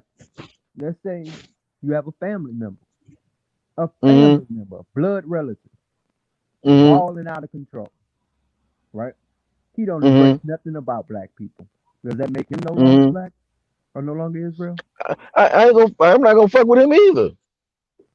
That's well beyond me because I have an obligation to my family. If anybody that's in my family already know my stance on pretty much everything, I take the stance that my grandmama took on shit. You know what I'm saying? And so if you don't want nothing to do with black people and you come from my stock, more than likely have my grandmama, my great grandmama, and all that, then I'm not fuck with you because you already know better. It is just like you said earlier, James. You don't fuck with hoe ass niggas. So I if don't. you reject my grandmama and my great grandmama and my grandfather, my great grandfather, then fuck you, nigga. You a hoe ass nigga. If you don't embrace their principles, fuck you then. I So can't it's be the mad same at you for thing. feeling the way you feel about it. It's the Can't same have that. thing. You know better. I know you know better because my grandma taught us better. Red, that's your worldview. That's not reality though. Like you keep saying I'm basing it off reality. Reality would encompass DNA. And I also want to No, it don't. Do you yes, fuck? it Do you? does, D-Red, No, D-Red, it don't. D-Red. I got a brother. I got a brother. I got a. Hold D-Red. on, bro. That ain't true. Cause Bro, my that is brother got my reality. same. My brother got my same DNA, and I don't fuck with that nigga at all. Got you. Got you. Because my brother got my middle brother got my baby brother shot, nigga. Do you think I fuck with that nigga? No. That But no, nigga can't ask me for shit. I won't get that nigga shit. I don't talk to that nigga. Like fuck all that shit, bro. That no, but DNA shit don't bro, matter. That's my that's a brother, red my herring. brother, That's a red bro. herring, bro. No, it's not. Because You the said word, oh the only thing that no, matters is DNA. No, it don't. I didn't say that only thing. I didn't say that. I said reality would encompass DNA. That's what I said. Man, that shit don't matter to me, man. DNA is a part of reality. Yes or no? It's a part of reality. Yeah. Okay, then. So you're not. It's not reality that's shaping your opinion. It's your views, man. It has nothing to do with reality. My views are based on reality. You No, know it's what I not. just said? If I can ostracize my blood brother because my blood brother cannot get in line and cannot It don't embrace the change them your values that brother. we are taught. If I can disavow my own blood brother that come from my same mama, do you think I will not do this to a motherfucker that is a quadroon that's acting like a white motherfucker and disavowing my people? I would do that to them too. This is what My the world. my principles are universal. It don't matter if you look like me, don't look like me. It don't matter if you my blood brother, you're not my blood brother. I'm the same way. James said it in the back chat. I don't fuck with whole ass people. Got you.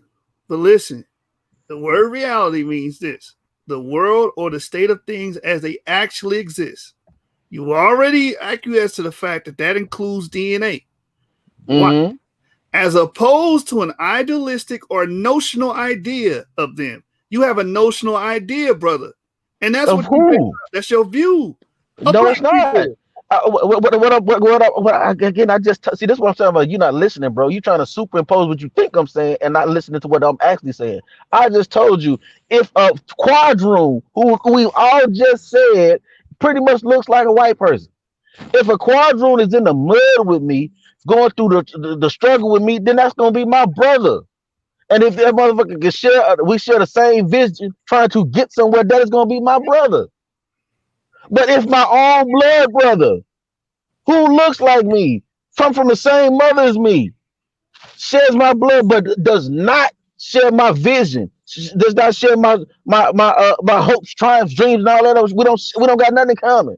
That nigga's an outsider, and he's my blood brother. So So what Paul you saying Wall, don't matter to me. oh, you should rock with Paul Wall then. That's my homeboy. Okay, What are you talking about? all the white people in the hood you should rock with then. They can No, make I don't you rock. I don't rock with every white because every white person that grew up in the hood don't share your values. they didn't grow Mhm. up in hold on. So they didn't grow up in the project housing. That They don't didn't grow up look. poor. People who stay in the hood with you, to be fair, don't share all your values. Thank you, No, not bro. the values, but he said struggle. Now he's saying values. But when I say struggle, that's part of the struggle. I just preface it by saying my brother don't share my same values, bro. My own brother, and Brother, I don't fuck with my own brother, brother. you notice you You're just trying to superimpose. You're trying to superimpose what you think I'm saying on what I'm actually saying, brother, bro. brother, you said struggles. These people I struggle know. in the hood too. Okay, and they still don't share my values. So what is your point? Okay, now It's, you it's use the everything. It's everything. This what I'm talking about. okay, When, so when I'm talking now about, white hold people on, no, say just because you keep cutting me out. Because you keep cutting me off. Because this is what I'm talking about trying to intellectualize everything. Everything is not trying to. You got to understand what a nigga saying, bro. James understand what a nigga saying, bro. You I trying to be don't so because you keep intellectual that you shit. losing relatability. Like you can't relate to what I'm saying. I can't. I'm sorry, I can't because you keep changing it up. I'm not changing it up. It's the same. When I say the struggle come from the struggle with me, meaning if you're in the struggle, come from the struggle with me. For you to be with me, can two walk unless they agree? Can two walk lest they agree? D-Red, we know the answer, man. Continue. Okay, so what I'm saying to you is, if you struggle in the struggle with me, I know your struggle, you know my struggle. We going through shit together, and we are walking, trying to get up out of this shit together. For us to do that, we got to share the same values, same mindset, similar thinking. That's what I'm talking about. I'm not talking about just a motherfucker. And that's why I even prefaced it with my own brother. I'm trying to tell you, and I keep going back to what James said. I don't fuck with whole ass niggas. So it don't matter if you my own brother, and it don't matter if you a fucking octoroon. I keep using these two polar opposite examples to show you it ain't about that shit for me. So, but then you preface that with saying only mess with black people. See, this is the confusing shit I'm talking about. Because nigga, I live I'm from the hood. I live in the hood. It ain't that many white folks in the hood. Okay, all right. But this all sounds anecdotal to me, and it doesn't deal with reality. It does not dealing with reality. Nigga, how's it? I'm telling you who I deal with every day, though, bro. I don't deal with white people on a daily basis like that. Got you. That would be anecdotal, man. That's not anecdotal. That's my reality, bro. There's no such. So you got a personal reality, a personal. Yeah, my personal. Look, Jashu, you live in Boston. Now hold on, Jashu. I got homeboys right now who live in the suburbs, and all the people they hang out is white boys. That's their reality. I live in the motherfucking hood, and everybody I pretty much deal with is black folks on a daily basis. That's my reality. Some people can have different fucking realities, bro. What are you talking about? No, they can't. There's only one reality. It's not different reality. Bro. There's perspectives. Bro, what are their perspectives? I gotta jump in real quick. I think that the use of the word reality may be too strong, right? Because what's perceived as reality to one is not always what perceived as reality to others. So maybe y'all should use the word Dane, I'll say, is perspective. From your perspective. Because I think when he's talking about reality, he's dealing with the objective world, not your perspective of reality. I get what you're saying, Dane, and I don't think you're necessarily wrong, but to keep y'all from running around this goddamn tree, I think it'll be best if you use perspective. Jay, stupid. It is. But no, it's your view, bro. That's your view. It's not reality. That's all I was saying, man. But a person's view is reality, bro. It's their reality. Yeah, I was about to say a person's view is their reality, though. Yeah, what are you talking about? If you can't, because you can't get beyond what you see. Thank you. No. Well, actually, reality is not about what you see. If that's the case, then the flat earthers have a strong case. No reality, brother. Even if you go into quantum physics, right? What do they tell you? Nothing exists until you look at it in quantum physics, right? Everything exists as a wave fluctuation. And what's part of the scientific method? And what's part of the scientific method? Observation. If you can't see something, it don't exist, bro. Hold on, wait a minute, D-Red. The scientific hypothetical process, what you're bringing up, right? That says observation, and then what? Experiment. And then if your experiment doesn't match your observation, you either rework your hypothesis or you throw it away. So that doesn't help your case. It does help my case. It doesn't. Because throw who away? Listen to the issue. Listen to how silly you sound. You have more. Listen. You have more of an issue. Listen, hold on. You have more issue with me throwing away an octoroon that I just told you I'll embrace if he share my struggle. Let me tell you, I threw away my own goddamn brother, blood brother. They come from the same mama. I don't have an issue with none of that. My issue is you are conflating this. Because at first, it was about who we accept as Israel. And then you're like, well, I only deal with black people. And then you move the goalpost again. Well, Paul Wall. And then you move the goalpost again. It's like I didn't move it because I didn't move it. You kept moving it. No, I'm just asking because you okay. So if you ask me a question, I'm gonna answer the question. How about moving the goalpost? No, you're gonna move the goalposts because when you said struggle, you realize that other people struggle with me. So then you said values. No, I didn't because Now reality is reality. anybody who understood what I was saying understand what I'm saying. James understood what I was saying. You just didn't understand what I was saying. No, listen. First of all, y'all can play word games all you want. Reality ain't gonna Nobody's change. playing. Nobody's playing. Again, Listen, you're the one that don't understand reality because you're trying to the make it. You're word trying to make reality it. is right here. The You know what world I'm of saying? the state of things. Hold on. The world of the state of things as they actually exist, not on what Damon But perceived. it's not the. So you experience the same thing in life I experienced. Did I read anything about personal Have things? you had Anecdotal. okay, no, Let me read because it again. The world is a reading state a of things. definite brother, a Let me definite, read I it understand. again. I No, know what you the don't. definition Obviously, says. you don't. Obviously, you No, don't. I know what the Because definition you've been says. misusing it this Oh, whole time. brother, because none of us, most of the time, half the time, do we use the word bad exactly what we use the word bad in everyday language? Here's the thing: if you're not using This is what I'm talking about, bro. Getting soul, reading so many red, books that you become red. unrelatable, That's bro. not a point. That's a You're red herring. unrelatable, bro. You're unrelatable, bro. That, bro, I'm relatable. Because you're trying to go You because you can't don't make use up your every own word about goddamn definition. I'm not making them all down. I'm Yes, talking you about just did.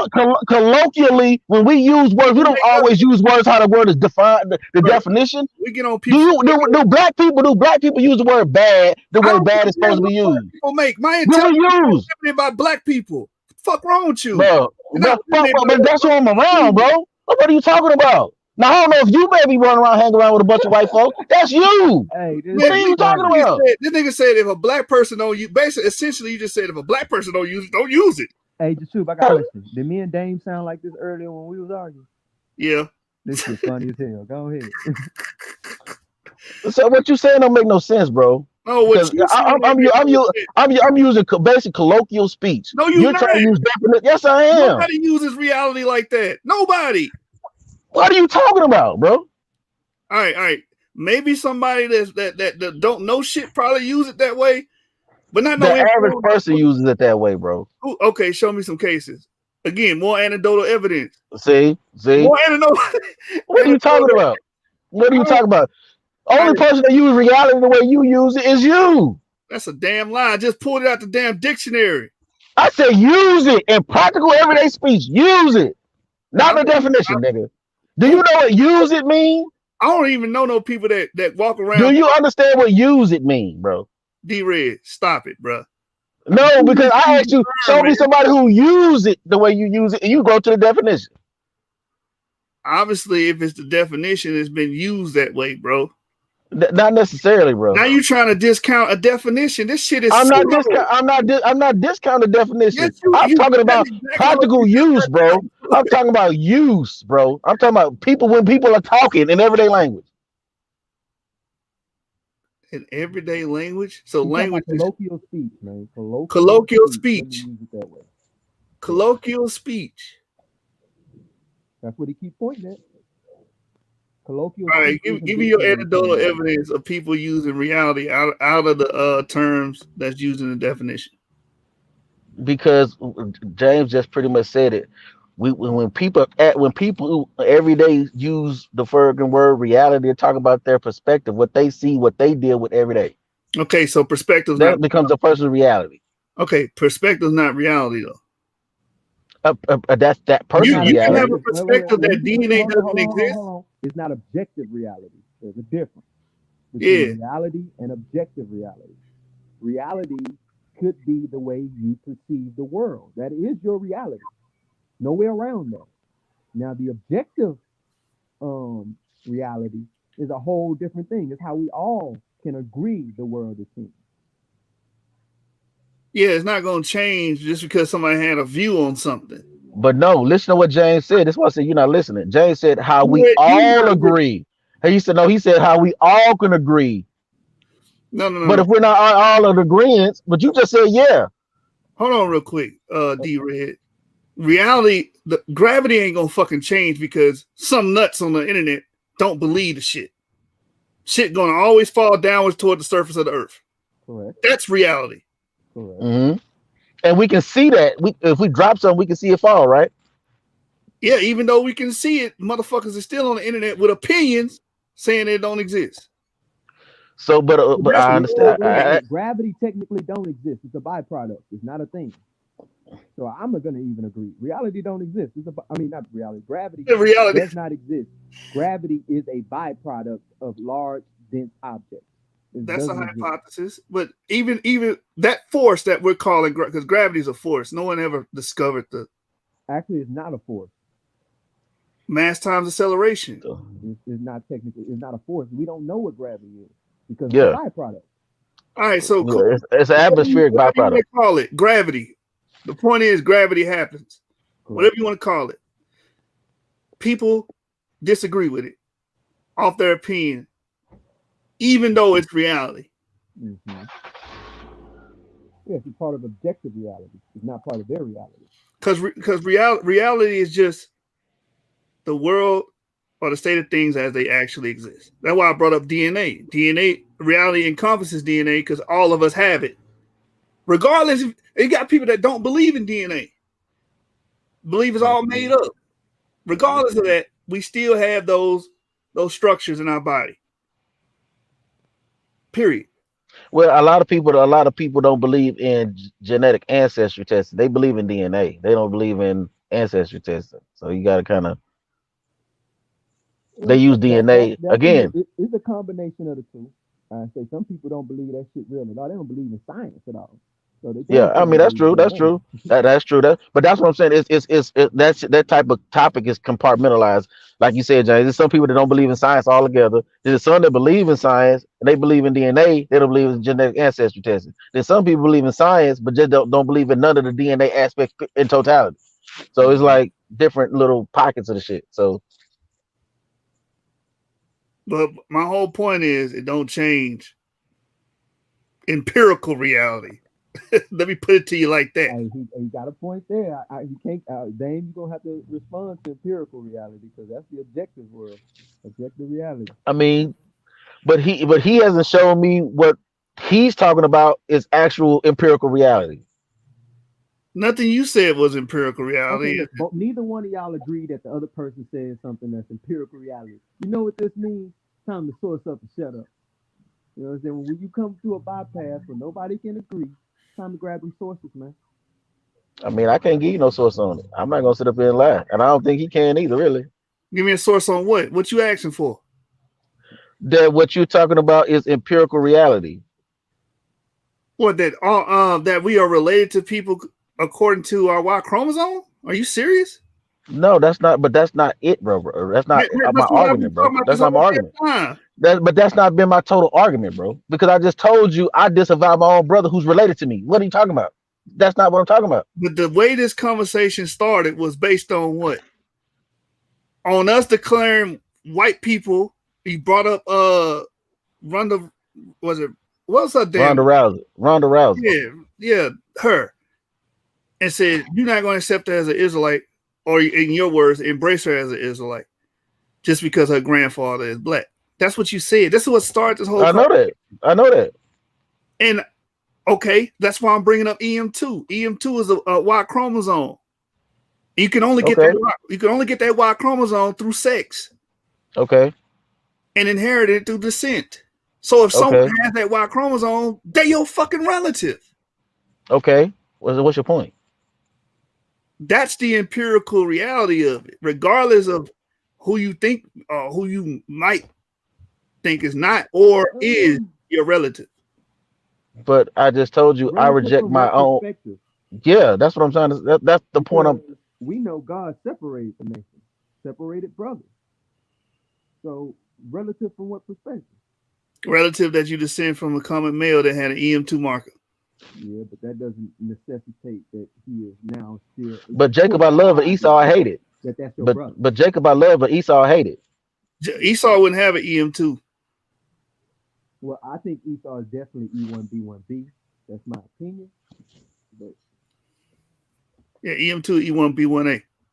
And even if he was Esau, he's still directly related to him. that don't even help your stance. I don't know if I call everyone I have a common ancestor with family. Because everybody on this planet descends from Adam. Yeah. I'm specifically, but I brought out the parameter. I'm specifically talking about those that come from EP2. But how is it fair to kick out everybody else who got a common ancestor with us. If just on your logic. Just on my logic is based on. You know what I'm saying? What you did was you put up a barrier, right? You did put up a barrier. I'm acknowledging your barrier. But why does the barrier exist? Why The barrier exists based off. No, let me finish real quick. Why do you get to put up a barrier such at a certain particular point in time? Why do you get that right? That's what I'm trying to figure out. And I'm not taking no sides. It's a real question. Why do I get that right? Mm-hmm. Is your question to put up a barrier? Yeah. Based off of how the haplogroup works, and me also coupling with the Shem Ham Japhetic model from the Bible Okay, so for different males. Shem was D and E, right? Yes, that's what I agree with. D and E. Japheth was C and F, right? Yep. Ham A and B. Yep. Okay, cool. We agree. What keeps them from being brothers?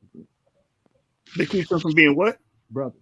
They are brothers. If I go based off of what you're saying, the fact that they have a common ancestor in Noah, all their children are related. They are. Okay, so why are you putting up this barrier at E?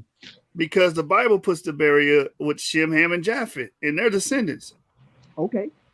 Why you keep D out of the situation? I don't kick D off of it. They Shemites. You know my stance on that. I'm saying, you know what I'm saying? Your stance is, hey, they got this E marker, right? That's your stance. Your stance ain't they got D as well. No, my stance is the Israelites have the E marker. I don't believe the Israelites have D markers. I believe they have E markers. No, I got you. Okay, Yeah. but there's non-Israelites with E markers, right? That's true. Okay. That's why I point to EP2. I'm trying to bring the nuance here. Got you. Because when you sit here and say, like, oh, I'm going to start here at this E, right? I don't think that could be foundationally correct to point at Israel. You know what I'm saying? Just off E. Because there's people who are non-Israel that got E. Because I believe Abraham would have had E. So all of his sons and their descendants would have E. That's true. Ishmael and all his descendants would have E. So this isn't identifying Israel, it's identifying a portion of Shem. That's true. Which I would point out with Eber.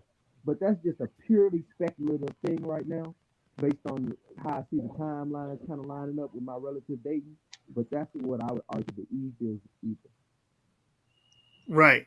It's all a hypothesis when we're trying to put Israel on that. Oh Lord. Mm-hmm. But what's not going to change is Y chromosome and descent. That's not going to change.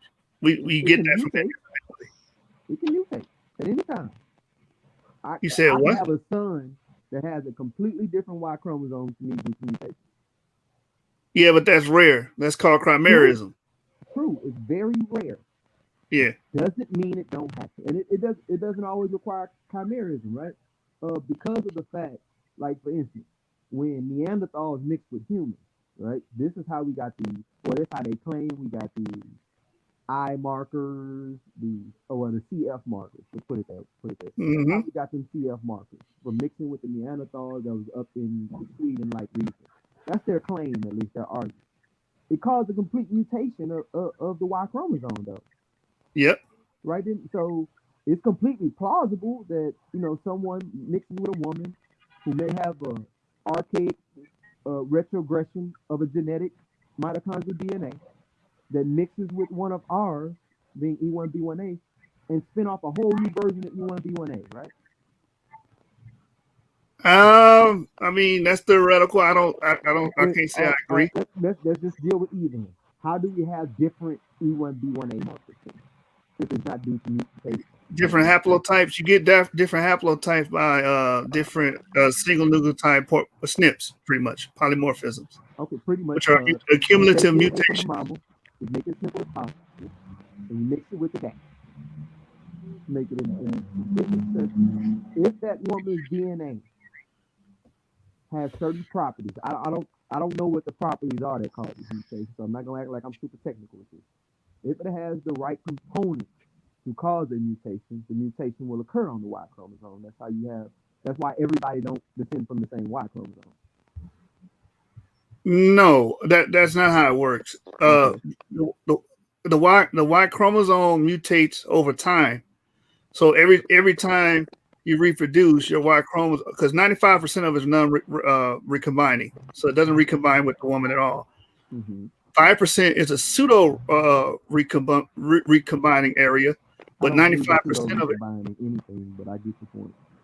Yeah. So what happens is over time that genetic code, when you have sex with the woman and the sperm meets the egg, every time that happens, mutations accumulate. Okay. You understand? So over time, enough mutations accumulating on that Y can change the Y chromosome and make a new haplotype. So it's just accumulative mutations that make the Y chromosome mutate. So why did pre-last glacial maximum, when all DNA pretty much coming from us came from that archaic Y chromosome that we looked at, me and you seen that study, that archaic Y chromosome, all of them descend from that, every last one of them. But within the span of a couple, a couple hundred years at that, all these Y chromosomes mutate to completely different Ys? I don't see how that's even possible if it's not the women. You have 3 sons from one father with 3 different Y chromosomes. How is that possible, bro? I don't know how to explain it through natural means. I can't. I'm not gonna sit here and pretend like I can. I just can tell you the results of it. So I don't know what mechanism was used to make that happen. Okay, so I don't. You don't have a natural you just attribute it. I'm not faulting you for it. It's okay, because sometimes I just attribute things to stuff. You just attribute that to the Most High's actions and separate the nations. I don't know how.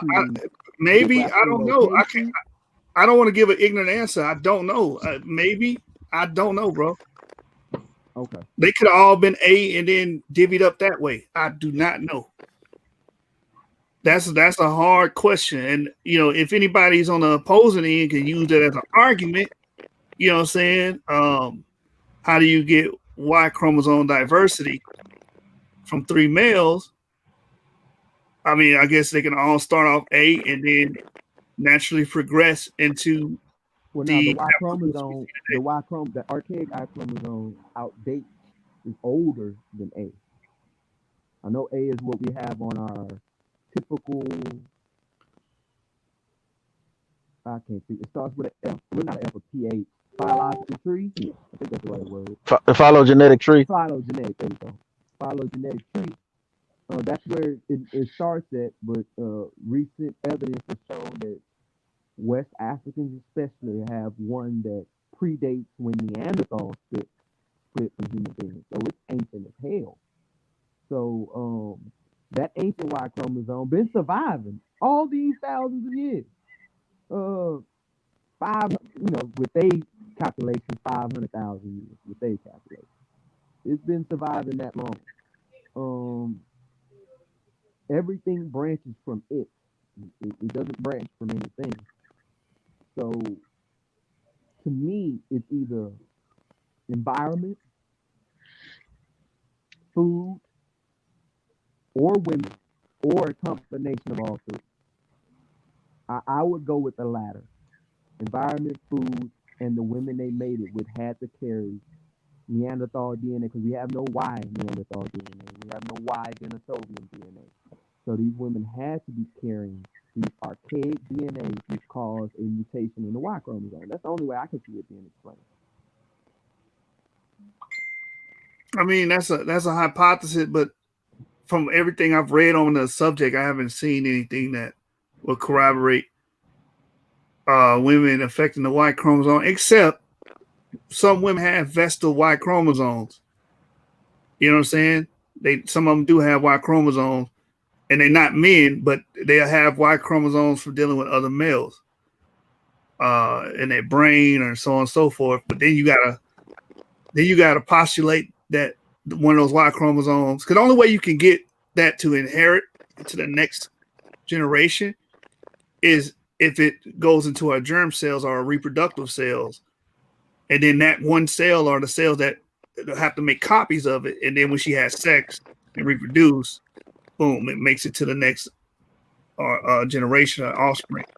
I get you, but that's hard to apply to Neanderthals and Denisovans, though, right? And they're seen of a sudden cause of mutation. You think that'll be hard to apply. What's hard? What part of that? I'm not saying it's feasible. I've never seen anything to work with that. You know what I'm saying? The likelihood is slim to none. But with the mechanism as far as divergence of Y chromosome, secular sciences don't even know all the way. They only have correlations theory. Correct. You know what I'm saying? Yeah, but theories are mostly the best explanation we have at the moment. And I think it's always best to argue from the best explanation you have at the moment.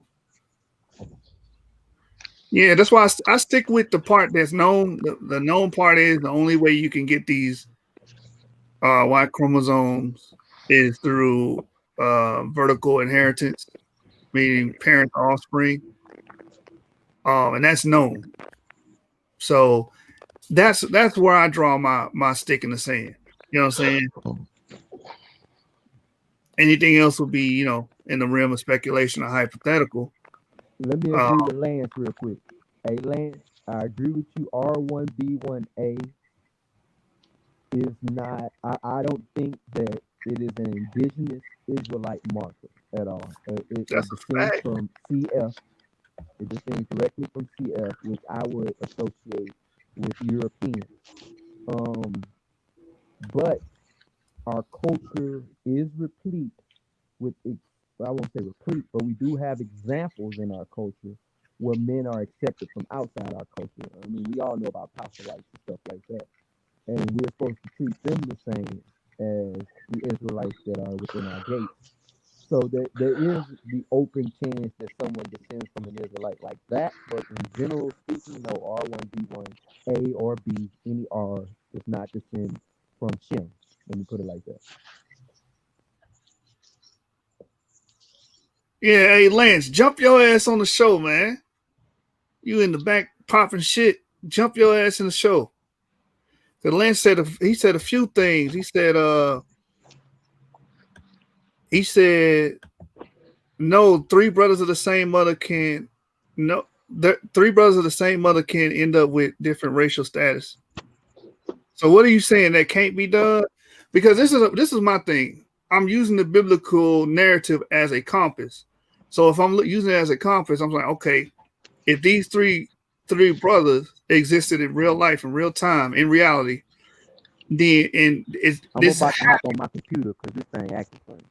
All right. So Lance, click that link, brother. I see you in there.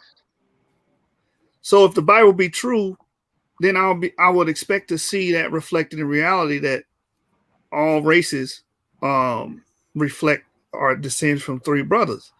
If anybody got some information to debunk that, just come right ahead. I invite it. They cannot end up as different races. That's a lie.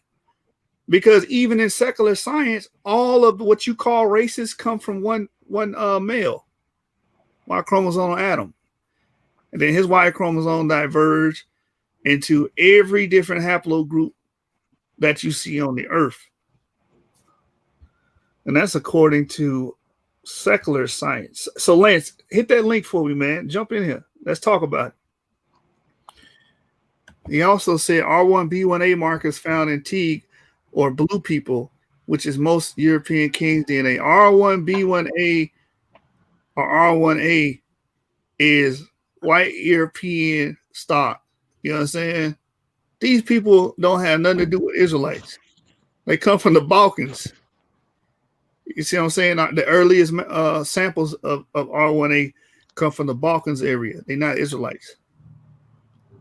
That's a different paternal lineage. I mean, they got different males that contributed to that. And the reason why I keep bringing up males, because Y chromosomes are direct lineages through the males. And also the Bible regards the males. That's why you have Judah producing Judites, Issachar producing Issacharites, Reuben, Reubenites, Ishmael, Ishmaelites, and so on and so forth.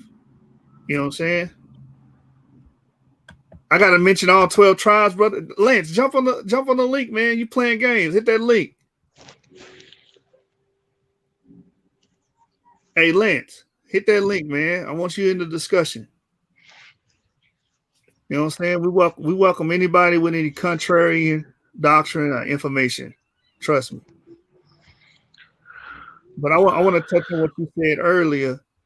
3 people cannot end up as different races. So how do you reconcile the fact that the New Testament said that we all are one blood? We all are one blood. That means all races came from one person, man. And that one person would have been Adam. I will when I go downstairs. Oh, all right, brother. Yeah, too much Can information. y'all hear me now? Yeah, I can hear you. All right, cool. I had to get my mic working, but yeah, come on, Lance, jump in, man. It's gonna be a little bit of jousting, but it ain't gonna be too bad, bro. He said the New Testament is false. Based on, you know what? If he ain't gonna come in, let's just ignore this, brother. No, he said he's coming in. He handling business right now. He said he's gonna come in. Let's address him when he get in. I don't want to spend our time talking about him, and he may never show. You know how that happens, you. All right, man. Yeah, man. The thing about Y chromosomes, inheritance, and stuff like that, I deal with what we know pretty much. I built that model DE, AB, and CF, like you said, being Japhet, based off pretty much the DNA we found from the archaic skeletons that are found in that area. Ancient skeletons. Yeah. So EP2 are the Natufians, and they're responsible for introducing the world to Afro-Asiatic languages, farming.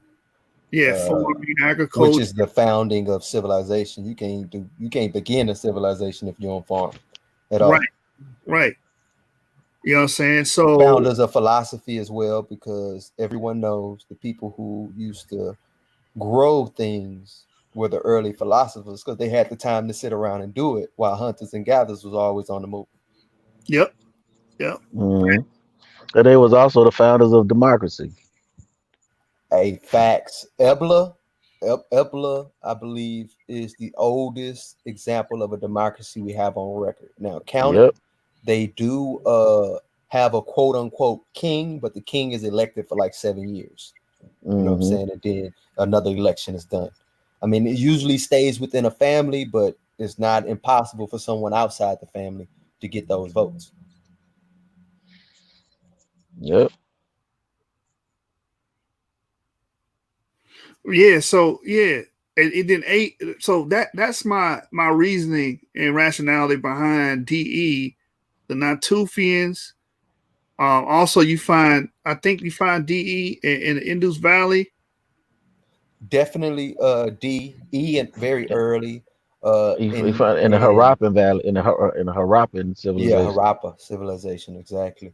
That's where a lot of evidence shows that Eridu and not just but Eridu and come out of that Harappa civilization, which some scholars argue you have references to Eber going back that far. I haven't seen any primary documents to it, but I have seen works talking about how it's likely that there were some Ibrites or Hebrews within the Harappan dynasty, and then those would have been the ones that founded Eridu and But it's pretty much proven archaeologically that it was from the Harappan Valley that and Eridu emerged.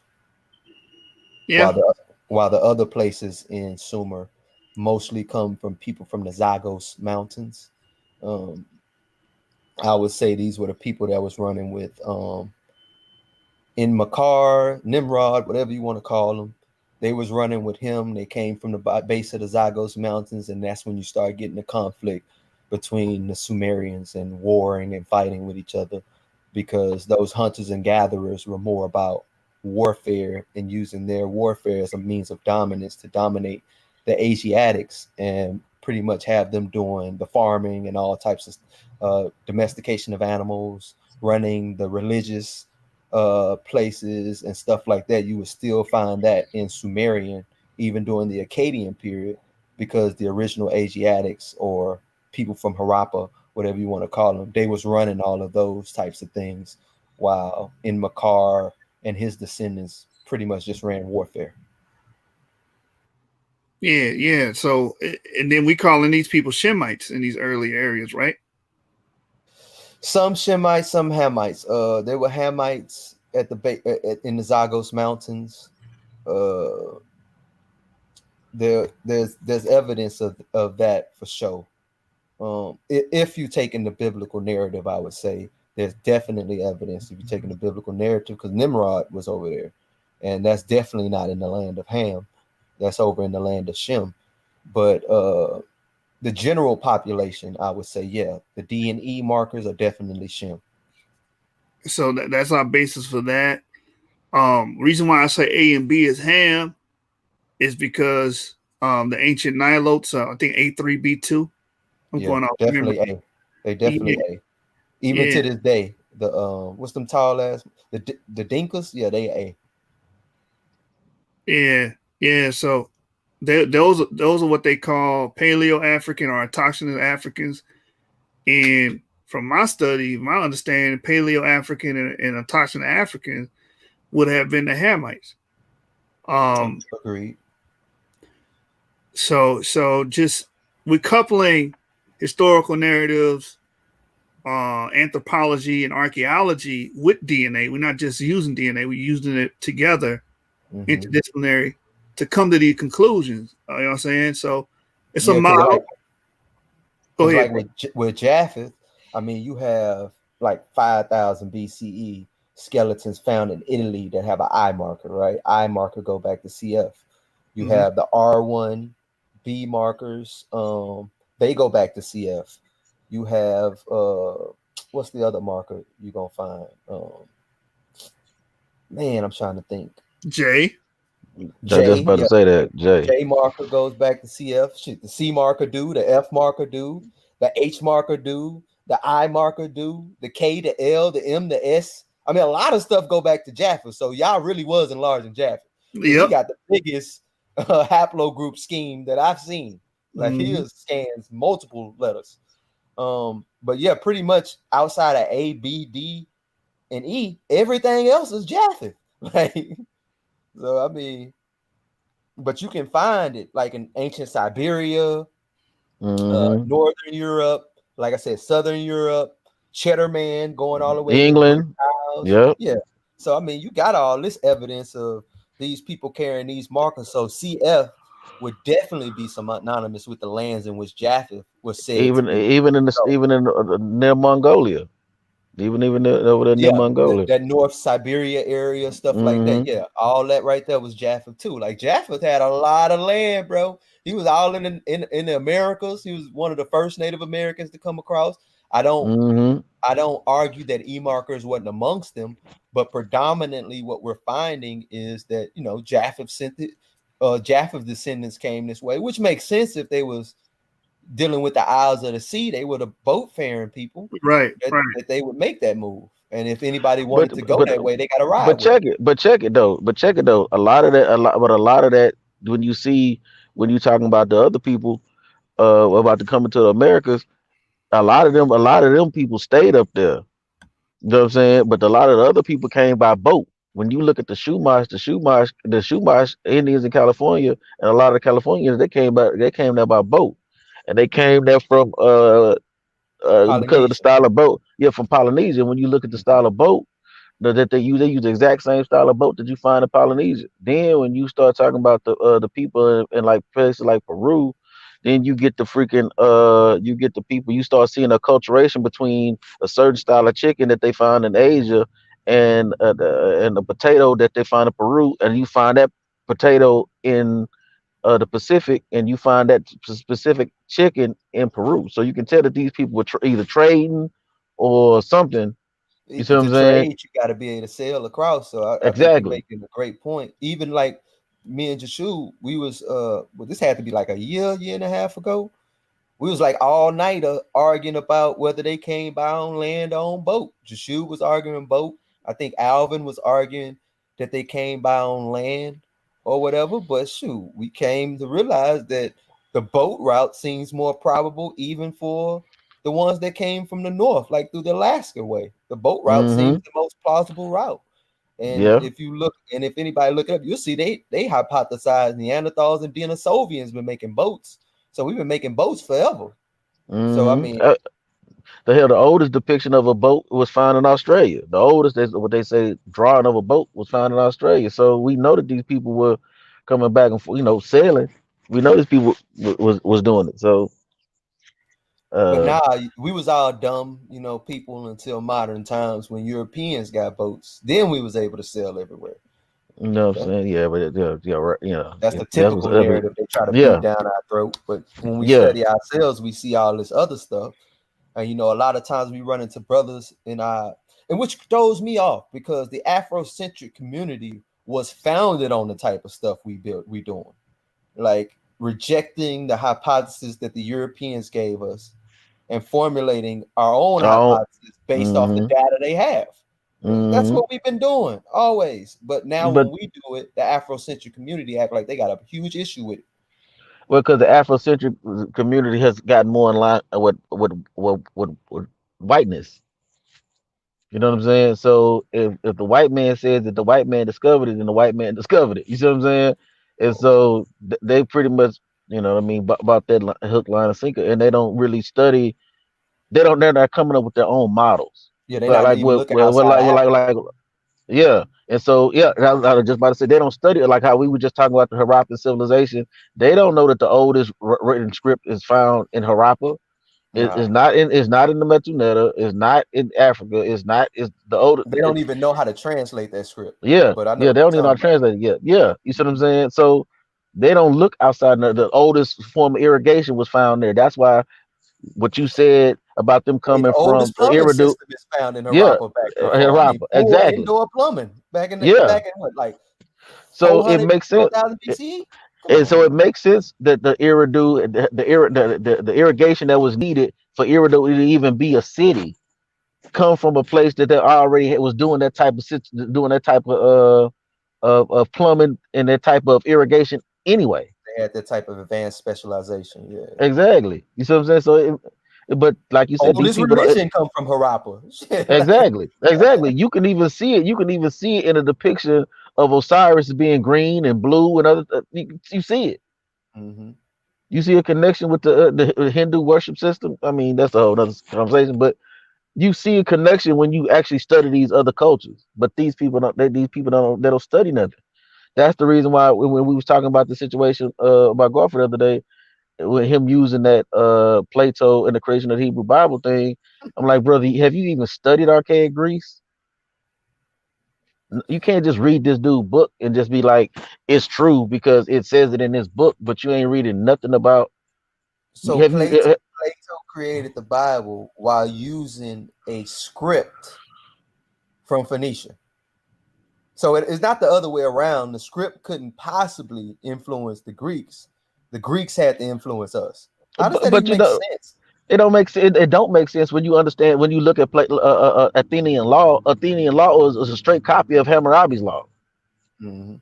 So why would the Bible have to get it from Plato when they could have just got it from Hammurabi? I mean, that's always been my stance. The strongest argument to me about the Old Testament laws has always been whether you stole them from Hammurabi. Now, there's differences in them. Like Hammurabi's laws allows you to cut off hands, different things like that, which our law would never allow.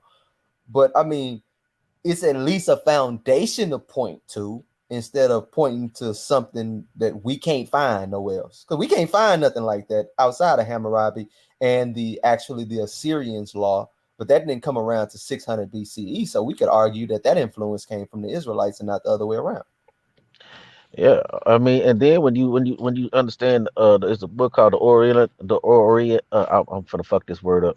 Excuse my language. Oriental. The Orientalization of the Greeks. There's a book talking that talks about that, about everything that they got, where it came from. It came from the ancient Near East. So it's like if you when you understand that, you know what I'm saying. When you understand, Like we just talked about democracy and all of where they try to say Athens was the foundation of democracy. Well, if Athens didn't create democracy and they got it from somewhere else, then you got to start. You can slowly start chopping away at that whole argument. And then in the book, the Plato and the Creation of the Hebrew Bible goes off into the way the Bible allotted the land to the Israelites. You know what I'm saying? It said you get this portion in like books like in Numbers and stuff like that, and you get this portion, you get this portion. Things that it says that they got that portioning of how they portion out land. They got that from the Greeks. Well, you find that in Byblos and Tyre when after I think it was after the Babylonian captivity or the Assyrian captivity when the king was gone and the merchants divvied up the land in Tyre and I mean they divvied up the land the same way. Like it's like you gotta read more and study more than just somebody else's narrative. You gotta read more than that. It's whole peer review papers on the origins of ancient democracy. That's where I'm getting it from. It's a peer review paper called Origins of Ancient Democracy. All right, I'm about to share my screen real quick because the brother asked what script we talking about. I'm about to put it up on the screen. All right, this is the Indus script, also known as the Harappan script, right there. This script has not been translated yet. No one knows what it says, but it predates Egyptian, Sumerian, anything you want to argue. It predates it. So this Harappan script is a real script. It's something that exists. Now let's look at a couple things. I'm just using this right here for a quick reference. Time period in which it was used, 3500 to 1900 BCE. 3500 is 400 years before the hieroglyphics, at least 300 years before the Sumerian script. Right? So, and it comes from the Harappan language or the Harappan civilization. So this is ancient. I just wanted to point.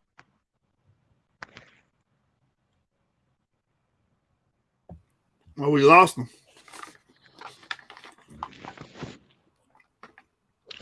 Well, yeah. Say until you get that, y'all all owe Mighty Hebrew a huge apology because Mighty Hebrew the first person that was pushing that Indus Valley stuff in the community. I'm gonna give props what props do. What wasn't he? Wasn't Mighty Hebrew the first person to bring it out to the forefront? Indus Valley. I don't know. I mean, I really don't. Oh no, I know he talked about it. I mean, him had conversations about it, but I'm not gonna say he was the first because I think anybody that studies uh outside of the Egypt and Sumer, anybody studies outside of that, I mean, you can't really that was the first civilization I studied outside of Egypt and Mesopotamia was that because that's the natural progression. And what made me read it was I read Drusilla Dungy Houston's book, The Wonderful Ethiopians of the Ancient Kushite Empire.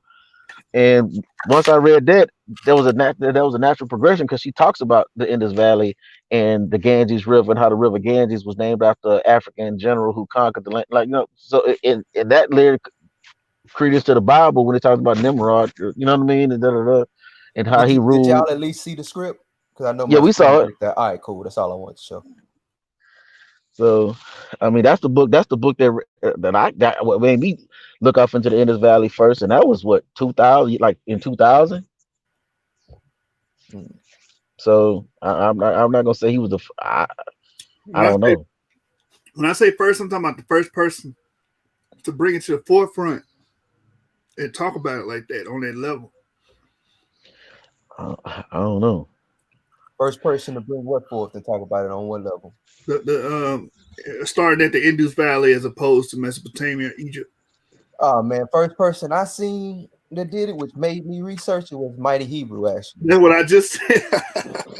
Mighty Hebrew. And I actually went and did the research, and I found out, at least going back that far, that there's no reason to disagree with that brother. Now he goes back way further than most. And I throw my hands up. That's too far back for me. I just wanted to pretty much deal with, the beginning of civilization, researching that, seeing where they say that Abraham was like, because there's a lot of ancient authors, or we really got modern stuff going that more or less said that Abraham was likely from Egypt and I'm not Egypt, India, India. and these places, it was not until probably like 3 or 4 years ago, the Oriental Institute in Chicago dropped a research paper that proved it. It proved that the first founding of civilizations in Sumeria was by people from the Indus Valley, the Harappan civilization, and those were the first towns ever built there. And then Mm-hmm. it just is what it is. There ain't no way to get around that. You know what I'm saying? They found all Mm-hmm. types of evidence that prove it beyond a shadow of a doubt. Yeah. Yeah, and I think it's even more powerful, like we brought up with mixing that with the genetic information as well, DE being found there, strengthening our argument on who Shem is, because they would have to inhabit those lanes. You know what I'm Yeah, saying? I would elevate our section on that from hypothesis to theory. I would, because I think there's enough actual facts to Mm-hmm. solidify that as a theory we're putting forth and not just a hypothesis. Yeah. I'd second that.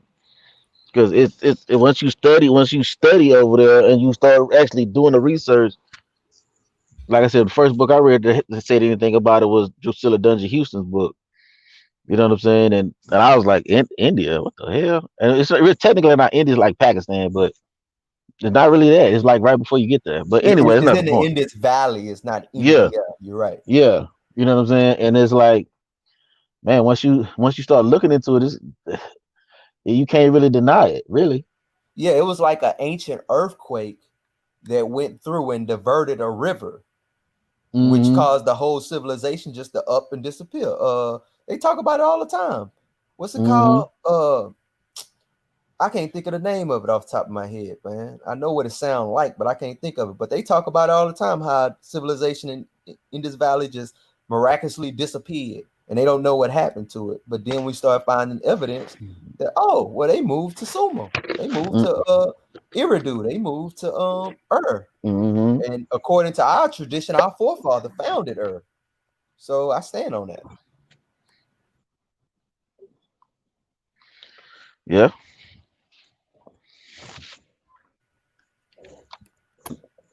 But people gonna say, so you try to say you come from India?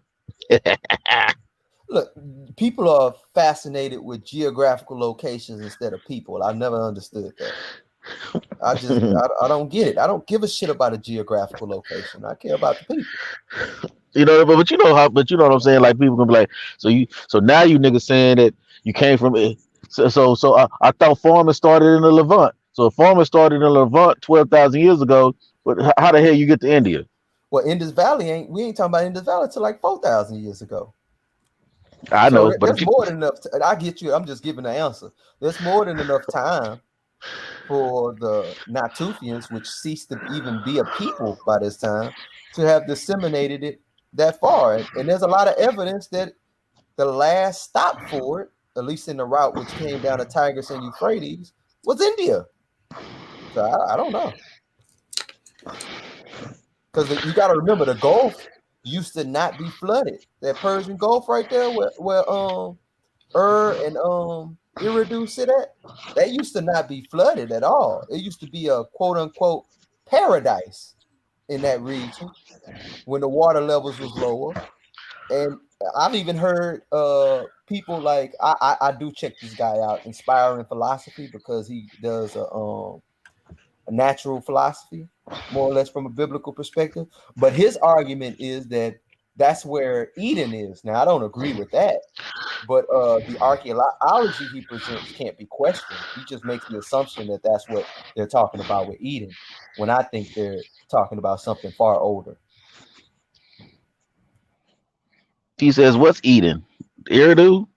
No, Oh, right there in the Gulf where Eridu and Ur are, these used to be right up on the brink of the Gulf. The water used to come up there because Ur was right off the coast, but that area eventually flooded. yeah, yeah, yeah. But beforehand, it was like a inland oasis where you didn't really get rainfall and stuff like that. You would end up getting like mist and stuff like that come up. So he argues that that is where Eden used to be. I disagree. I believe Eden is between the Tigris, Euphrates, the Nile, and the Niger River. But that was just his putting it forth. But the archaeology about the location is true. His conclusion about that location being Eden, I would argue, is wrong. But the archaeology about it, about how it used to be like a paradise place, had rivers flowing into it, didn't need no reason for doing irrigation and stuff like that. It was a lush, lavish landscape with fruits and different stuff like that. So, I mean, I get why he would make that assumption.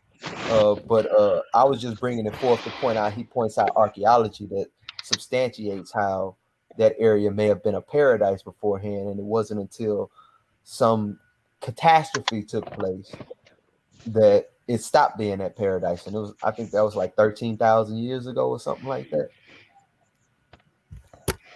Okay. So what about would Eden be on Pangea? Eden would Yes.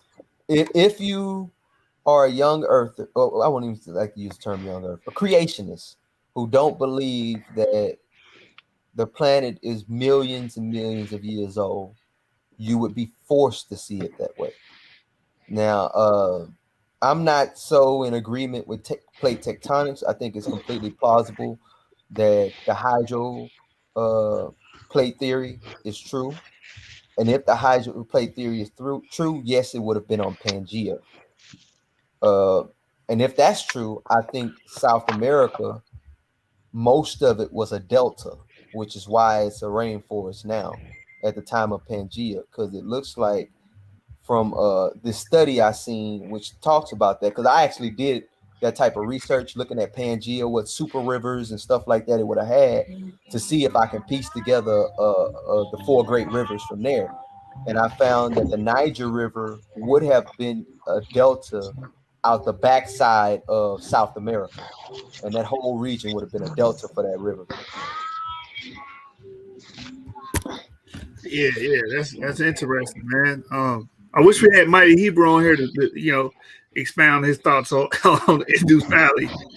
You know what I'm saying? He gonna take you back to Mu and yeah. I'm about to just say, not there yet. Without going to Atlantis, because as it stayed at the Indus Valley. Oh shit! Good luck with that. Because he gonna tell you gotta understand how you got to the Indus Valley. Yeah.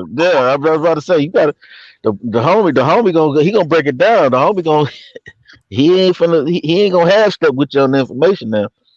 He gonna bring the totality of the information to you. Yeah. And you gonna have to get out and lay down with it. Right. Yeah. I love my. You know that. Man. Yeah, that's the homie. Yeah. I would never knock him. He's one of the people who got me on a more, I'll call it natural theology route. Him and Divine Prospect, to put it on the record. Those two people really got me to look at it from more than just a religious perspective and more from a cultural perspective and substantiating our history. Yeah, hey, Divine, if you watching, you might be watching this. I don't know if not. Man, when we gonna have that flood debate, man? Divine is debating apologetics, man. If you want to debate him, you're gonna probably have to take your butt over on his channel and have that situation with him. Who can I debate a local? I want to do this local versus global flood. You know what I'm saying? Why don't you just go on one of his what do you have? Freestyle Fridays? Mm-hmm. Freestyle Fridays, just stream the portion you own from our outlets at the same time, and then have that dialogue with him and let it be. Yeah, if y'all get a debate out of that. Y'all get a debate. If it just end up as informative, informative dialogue, then that's still good for the people. Yeah. That's crazy, because I was thinking this morning about the same thing, that I wanted to have that conversation with him, because I'm not with the local flood. Mighty Hebrew, like I even extended it out to him, and he basically said he's busy right now. Well, I just wanted to see why brothers is coming with this local flood. You know what I'm saying? And how is that working with the model and Earth? Like, I don't even understand how that works with the Earth. You know what I'm saying? So I want to have that conversation. I want to have that dialogue. You know what I'm saying? Well, Mighty Hebrew or Divine or any other brother that hold to those beliefs. Yeah, because they gonna have to say 40 days and 40 nights. Don't mean 40 days and 40 nights. Ain't no local flood gonna have you in a boat for 40 days and 40 nights. I'm sorry, it just ain't for to happen. Yeah. Not unless you in a big ass ravine and don't know it. You know what I'm saying? What flood break the fountains of the deep broke loose? How do you explain that in a local flood? Like, yeah, the fountain of the is that deep how local in floods the happen? earth. Yeah. I thought local floods happen from overages from a river or something, not like coming from underneath the ground. Yeah, because my stance is the Marianas Trench is the spot from which the waters of the deep broke forth, which I think fall right on line with the not the tectonic plate, the ring of fire, right? That's around the earth. I think it falls right in line with that. Could have easily made that seam that we see all around the earth as the ring of fire shows us. So I mean, I think it's much more plausible that if the foundations of the deep broke, and we're going to take that as that actually taking place, that it may have something to do with the amount of water that's beneath the Earth's surface that's far more than the water that's found in the Earth's oceans. It may have something to do with that. That could cause a universal flood. I'm sure of it.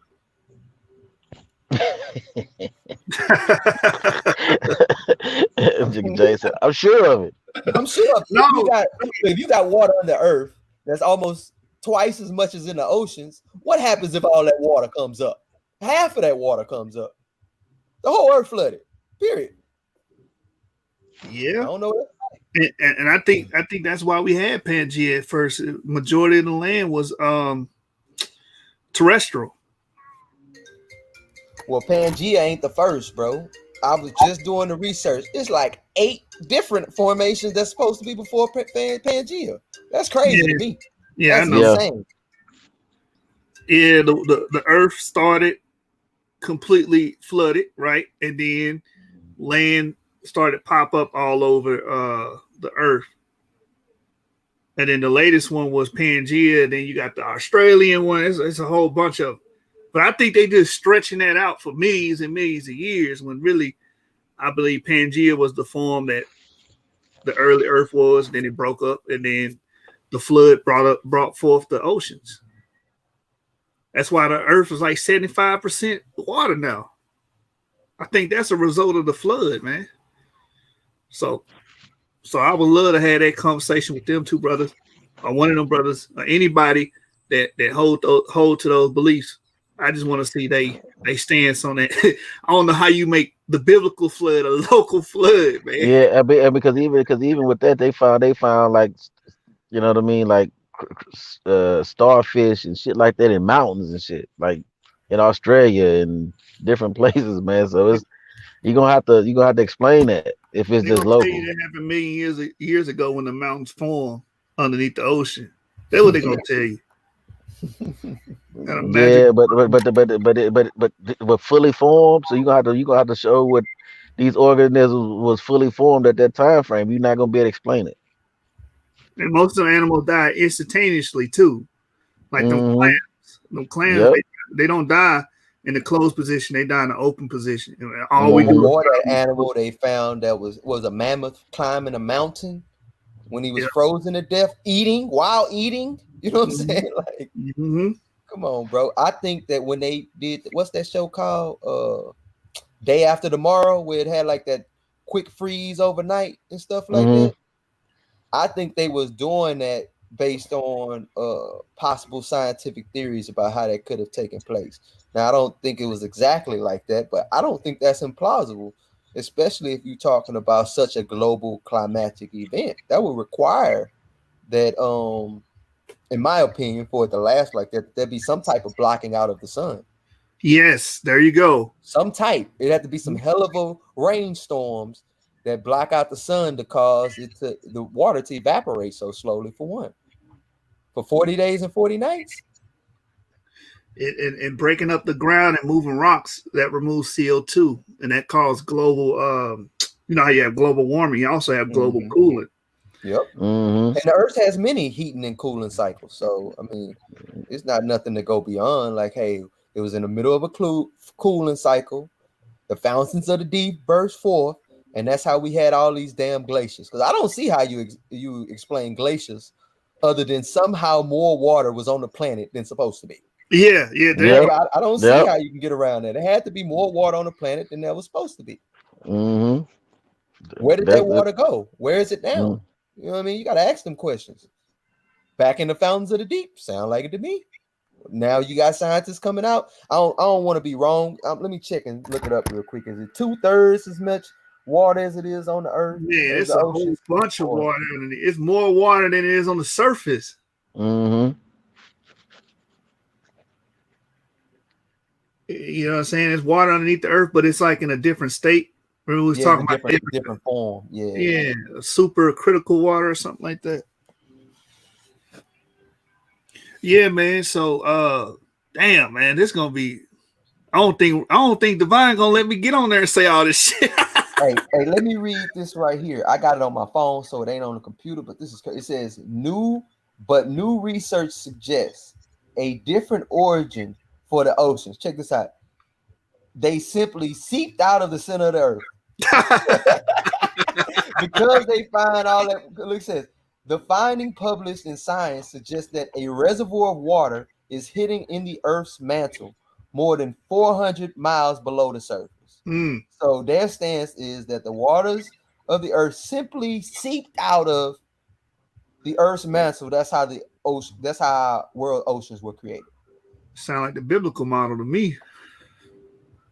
It said, and another one from the newscientist.com it says there is as much water in the Earth's mantle as in all the oceans.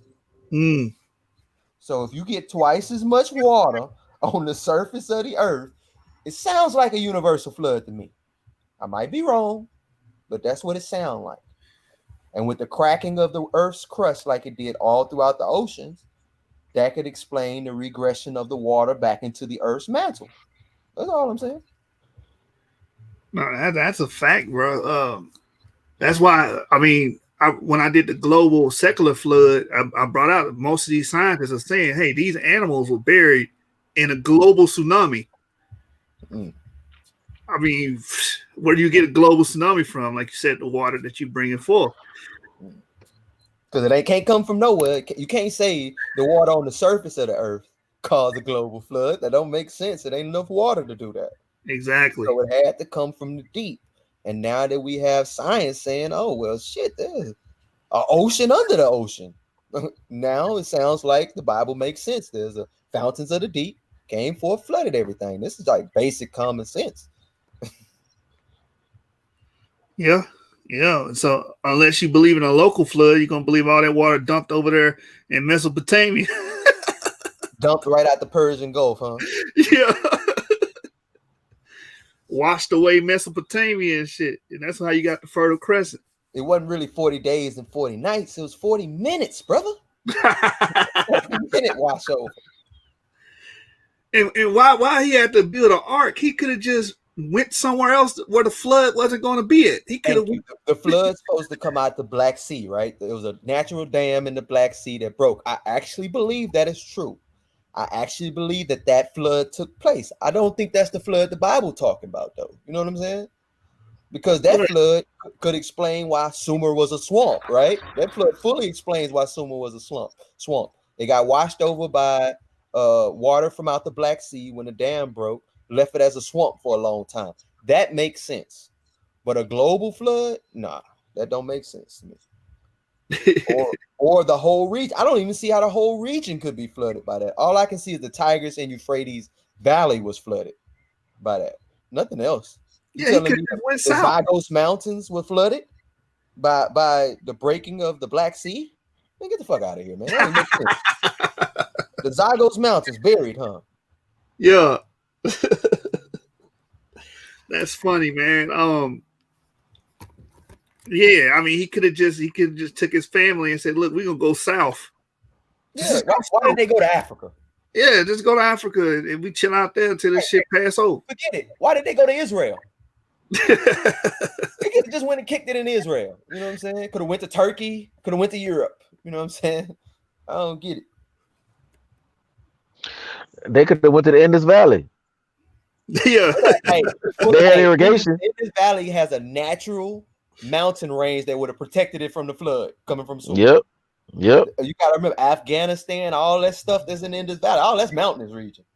Mm-hmm. Natural barrier. They could have been safe. They could have just took a boat ride through the Persian Gulf right into India. That don't even take that long. That's probably a couple hours boat ride. Mm-hmm. Saved themselves. God told them they built the boat. They could have just went there. What's the need of a roof for your boat? Why your boat need a roof if it's just gonna be a dam overflowing? I don't get that one. Yeah. It ain't raining. You know what I'm saying? What you need a roof for? And then how big the boat, and then what's the, are you gonna preserve the animals? What's the point of preserving animals? They don't even why you need two of every animal? Could the animals run? Now the animals dumb. Yeah. Look, animals fled from Yellowstone before the earthquake ever even kicked off that happened in Yellowstone. Took the hell off. So you think they wouldn't have noticed a flood coming? They wouldn't have noticed that this natural dam is giving off vibrations on the earth, which say it's gonna break. They run from dams all the time. They break.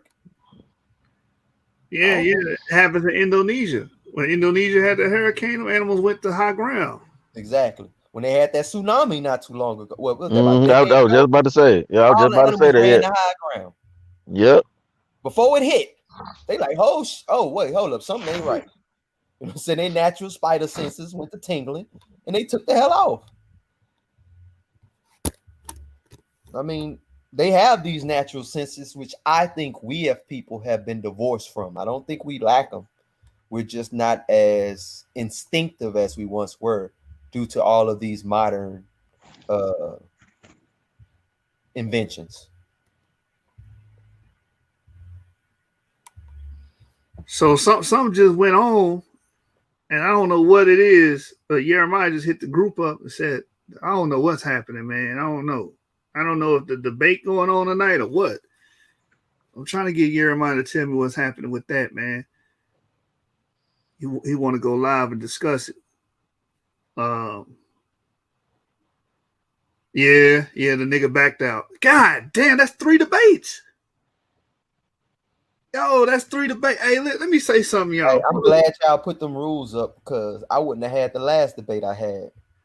Y'all should have made them rules earlier. I would have been out that hoe. Easy win. Listen, public service announcement for everybody watching. You know what I'm saying? I know we don't got that many viewers right now, but this just needs to be said on the internet, man.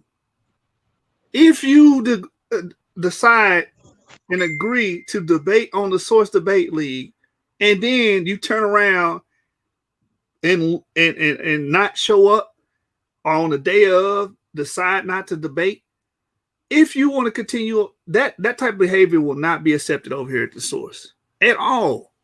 So what we're gonna start doing is charging you Negroes $25 every time you do that for a re-entry fee to come back and do your debate. Y'all wait till the day. We were supposed to have a debate tonight and 2 debates tomorrow, and I'll be damn, all 3 of them have been canceled. Hey, I'm gonna say this right here in complete agreement with, you know what I'm saying, I call her the background empress of the Source, you know what I'm saying, Miss Diamond. She do all our background work. I mean, y'all, anybody who down with the Source need to give a lot of respect to Sister Diamond, all right? But she says something I completely agree with. Who raised these niggas? You know what I'm saying? Like, that you give your word and you just walk away from it like that.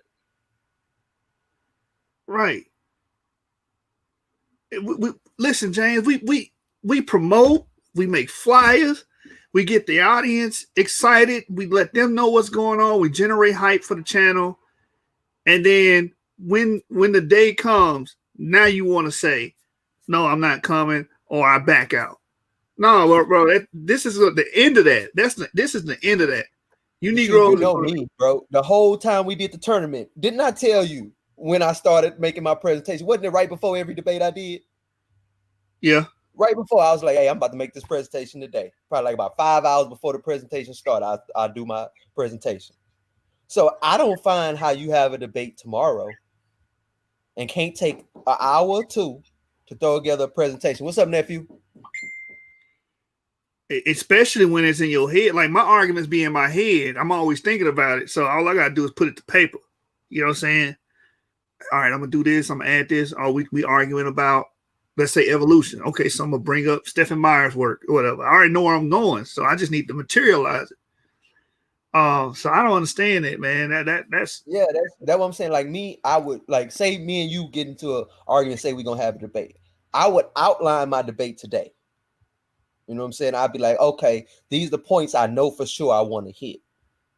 And then I may take an hour or so when I first do my press just to read around stuff that I've already studied to see if I left anything I think may be key out.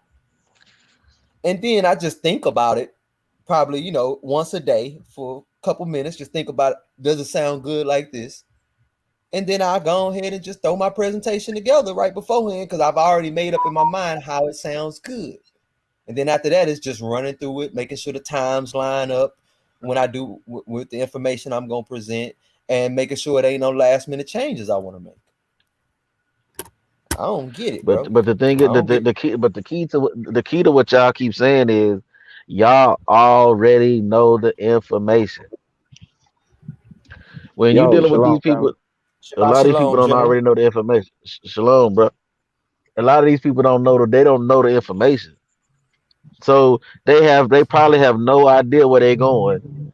No idea really what they talk about half the time. You know what I'm saying? So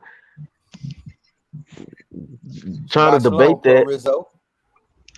Man, Shabbat why shalom, why did Nehemiah. Source in the building. oh shalom man. my Shalom, so D-Ray, then why agree to the topic then? That's the point. because they just want to sound smart on damn YouTube. That's that's crazy, some fuck man. shit, bro. You got this dude waited all the way to the day of the debate, hours away from the debate to drop out.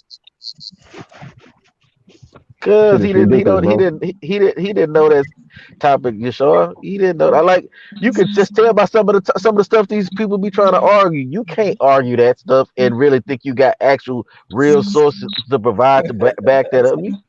Right, Come on, man. right. So what was his reasoning? Did he even give an excuse? We talking about the Nah, second person backing out right now? Yeah, San Antonio. Okay, let's talk about him. I don't want to talk about the first one. All right, man. Let me say this real quick, man. For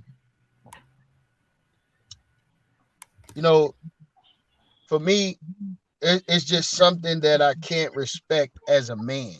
You know,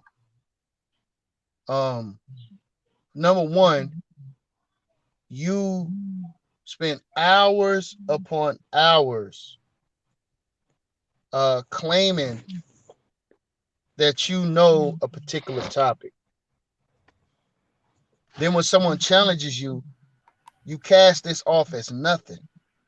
You cast this off as this it's just something just to walk away from. I explained to this man.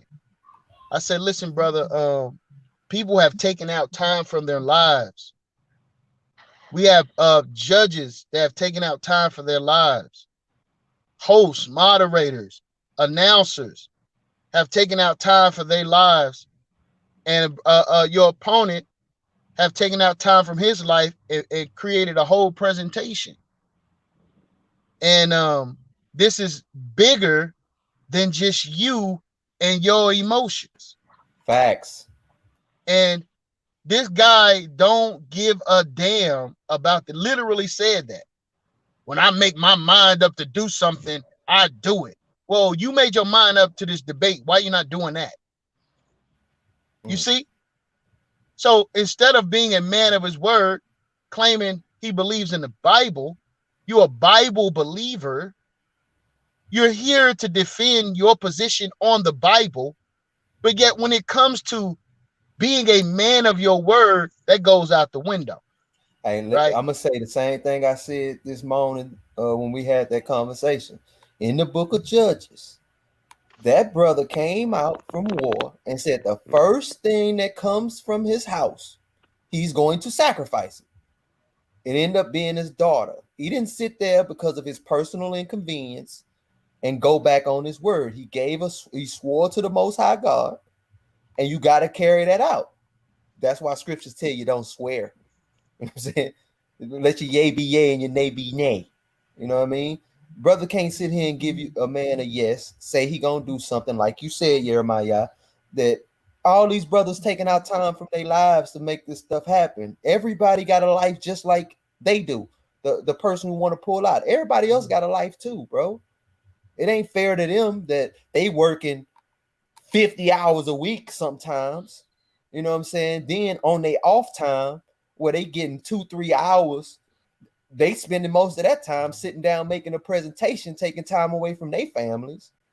For you just to up and decide on the day of, you don't want to do it just cause your word don't and mean so nothing. one of his excuses is, well, this guy is on here cursing me out and he's speaking unruly to me. I said, brother, listen.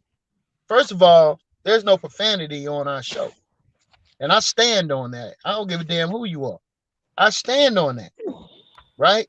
Facts. Especially when we're live and we're in the middle of a debate. Right? We have the power to mute mics and also remove people.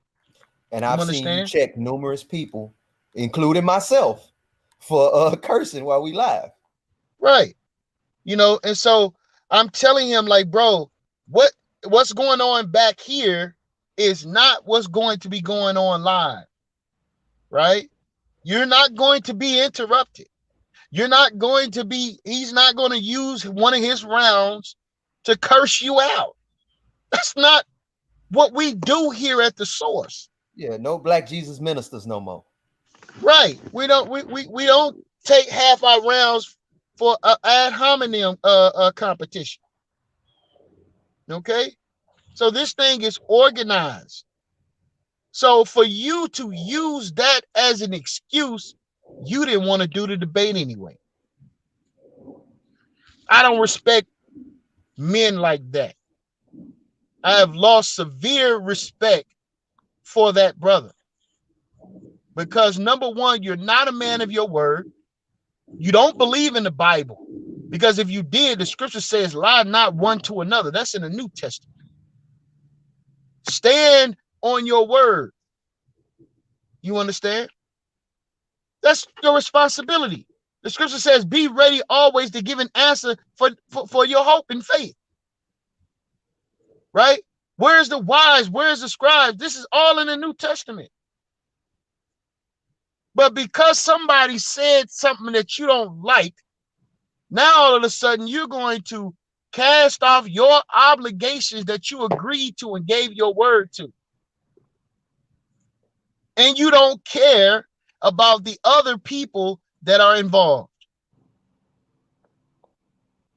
This is what I don't respect. This is why we have the $25 reentry fee, and it's about to go up to $50. Because brothers gotta be, it gotta hurt. The punishment has to hurt. Because otherwise, people just gonna just, cast this thing off as nothing. Right? Facts. I mean, look, I don't understand the logic. We experienced this prior to when we was in that other situation. Well, what happens is brothers purposely jump on backroom calls to start an argument so they can say, I'm not doing it because of this argument. That's a coward. Facts. Look, this is just information. Yeah, it happens all the time, Jeremiah. It's just they knew they got themselves in a sticky situation. It was an argument that they wasn't prepared to have, and instead of being a man and just saying, "Hey, I'm not willing to take that debate right now," they go about it this way. You know what I'm saying? So this is what I'm gonna assume. I'm gonna assume you wasn't ready to have this discussion tonight with your shark. That's what I'm gonna assume. And you was looking for any exit or any out from this debate.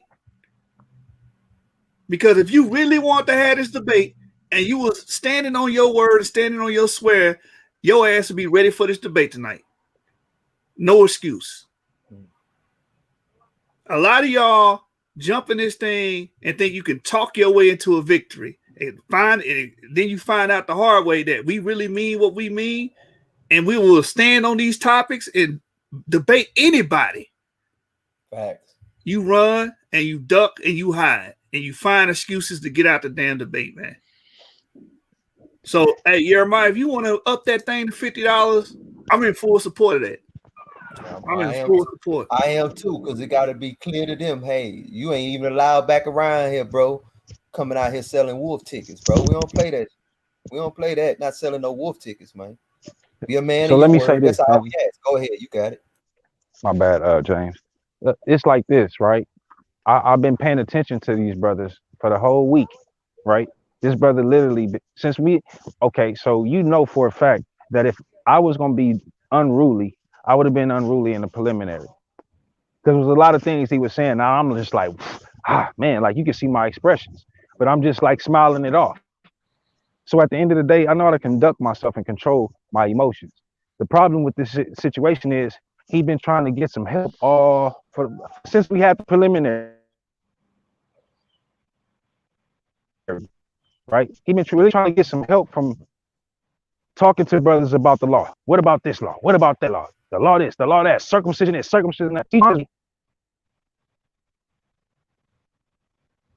And some support, and he ain't found it. He is nowhere around it.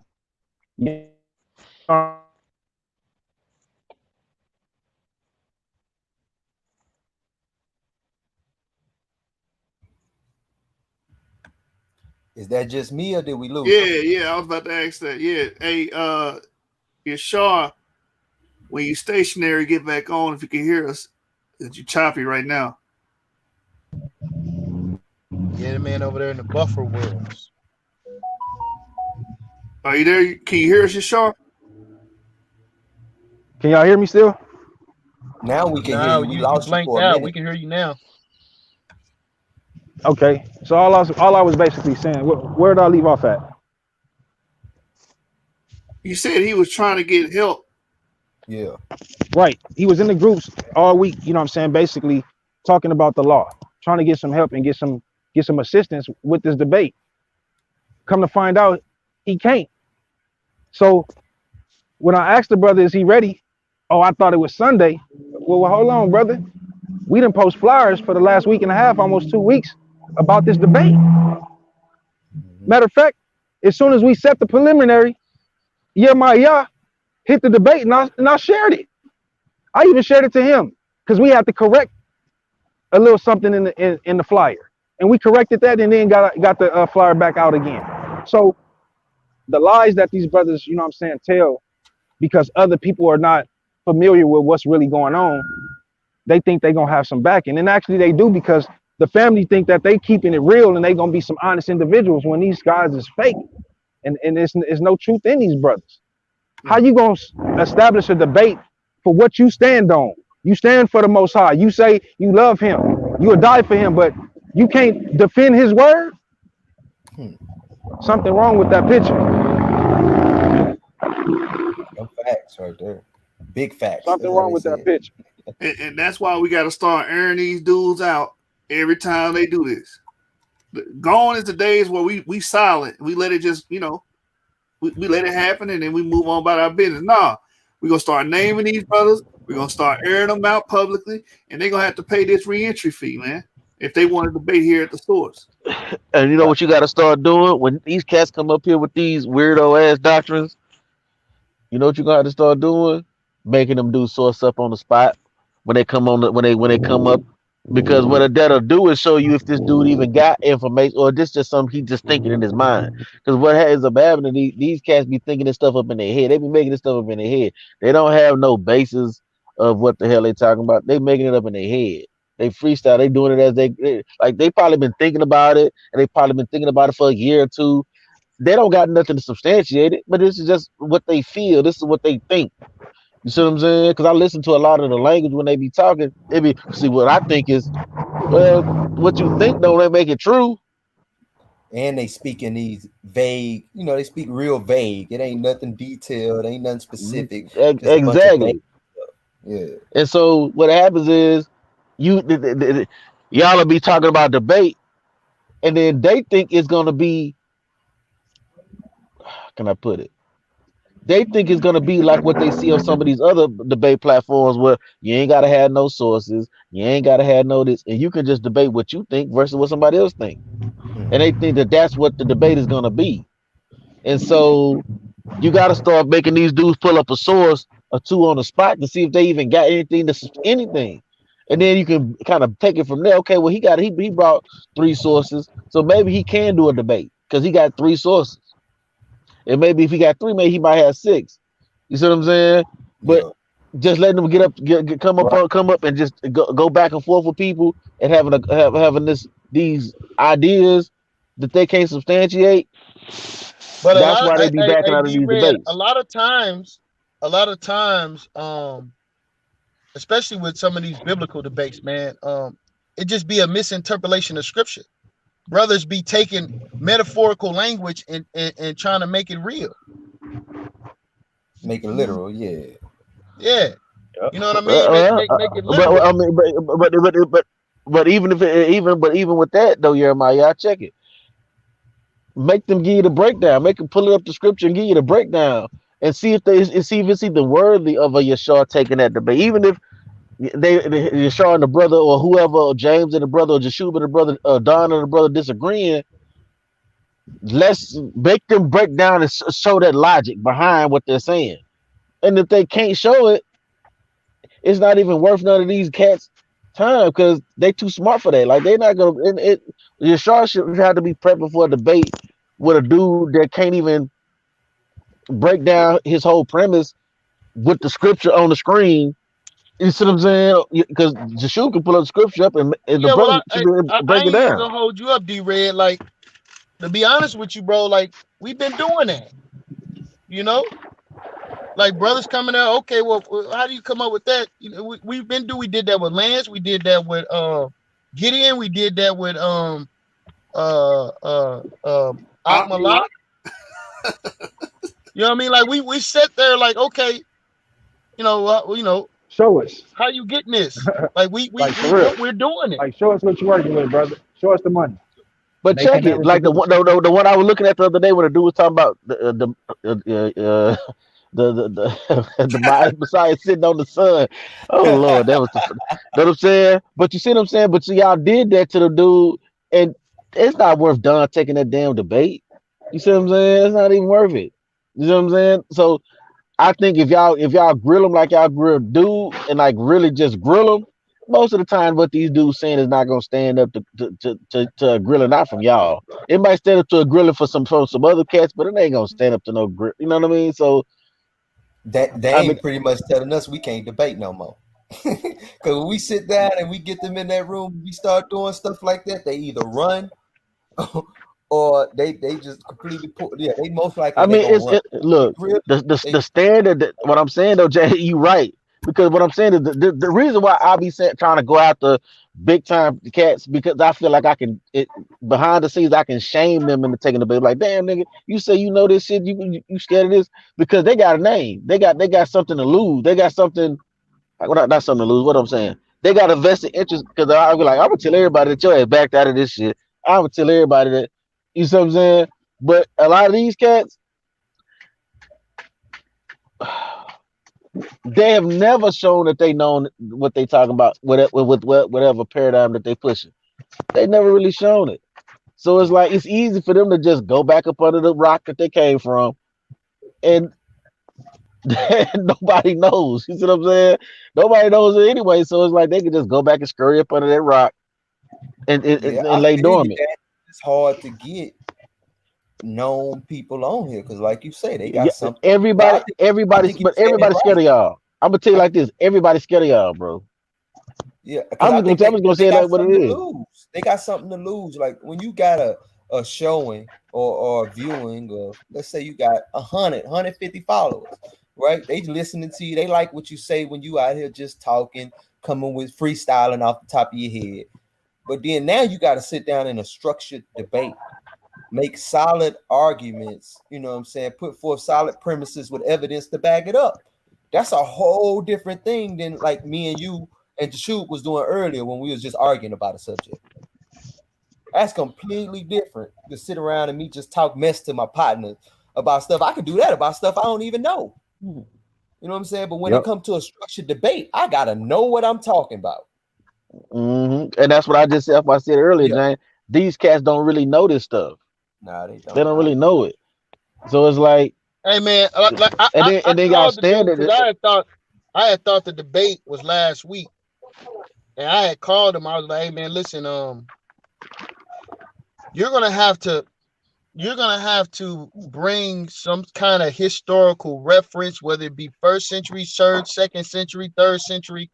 You're gonna have to show some sort of historical reference that's gonna actually help you in this debate. Because if you think that you're just gonna just read scripture and you're gonna beat Yashar like that, that ain't going down.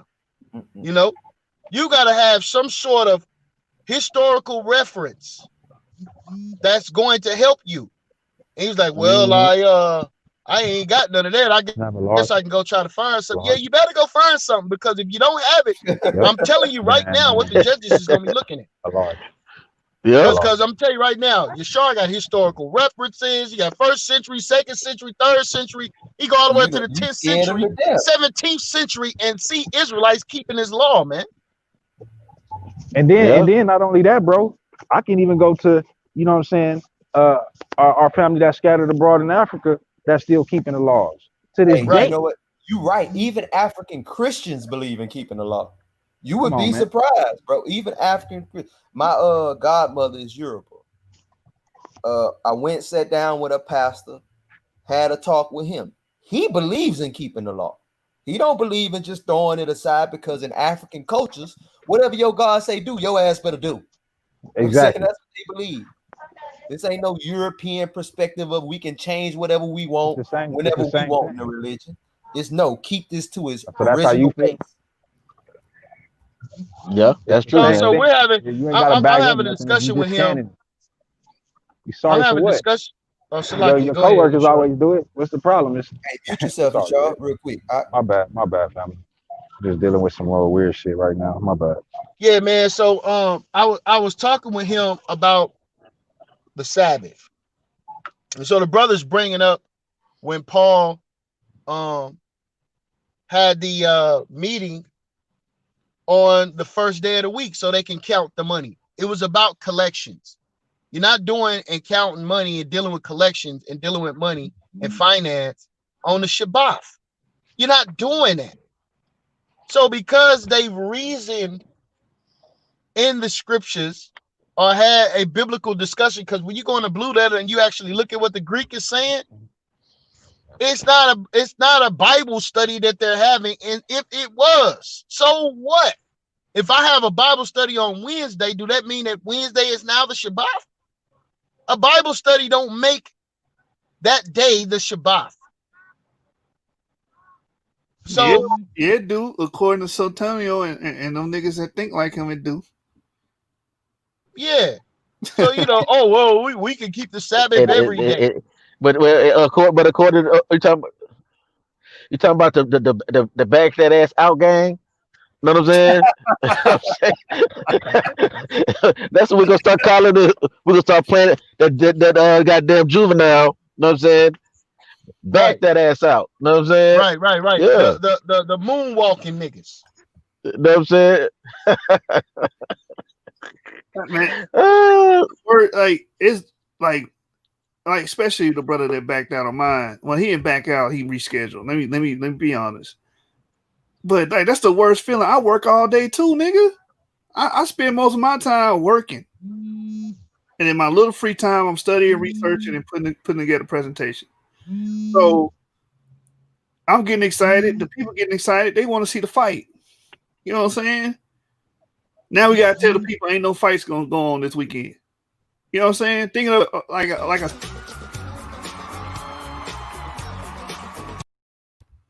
think of it from a sports perspective. You know what I'm saying? People bought their tickets, they ready to see the fight, the boxing match or the football game or whatever. They gonna be pissed off. Day of, we had to cancel.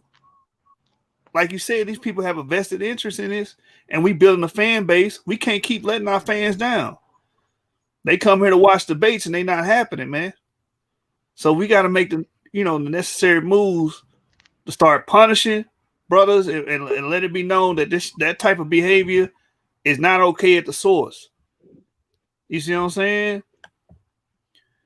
So that's what we doing moving forward, man. So, Lance, if you watching, brother, show up to your debate, man. You agreed with King Self that you guys were going to debate on y'all topic. Akbalak, same thing to you, man. And the rest of the brothers that we got future debates with. Honor your word to come debate, man. What y'all afraid of? Hey, another thing be killing me, D-Red? These niggas be talking cash money shit and saying, oh, that's easy. Or they discount what we believe. Oh, why would I debate that? That's easy. Okay, if it's so easy, just show your ass up and do it then. Show me it's easy. But that's what I'm saying. Just shoot, like, you're not listening to me.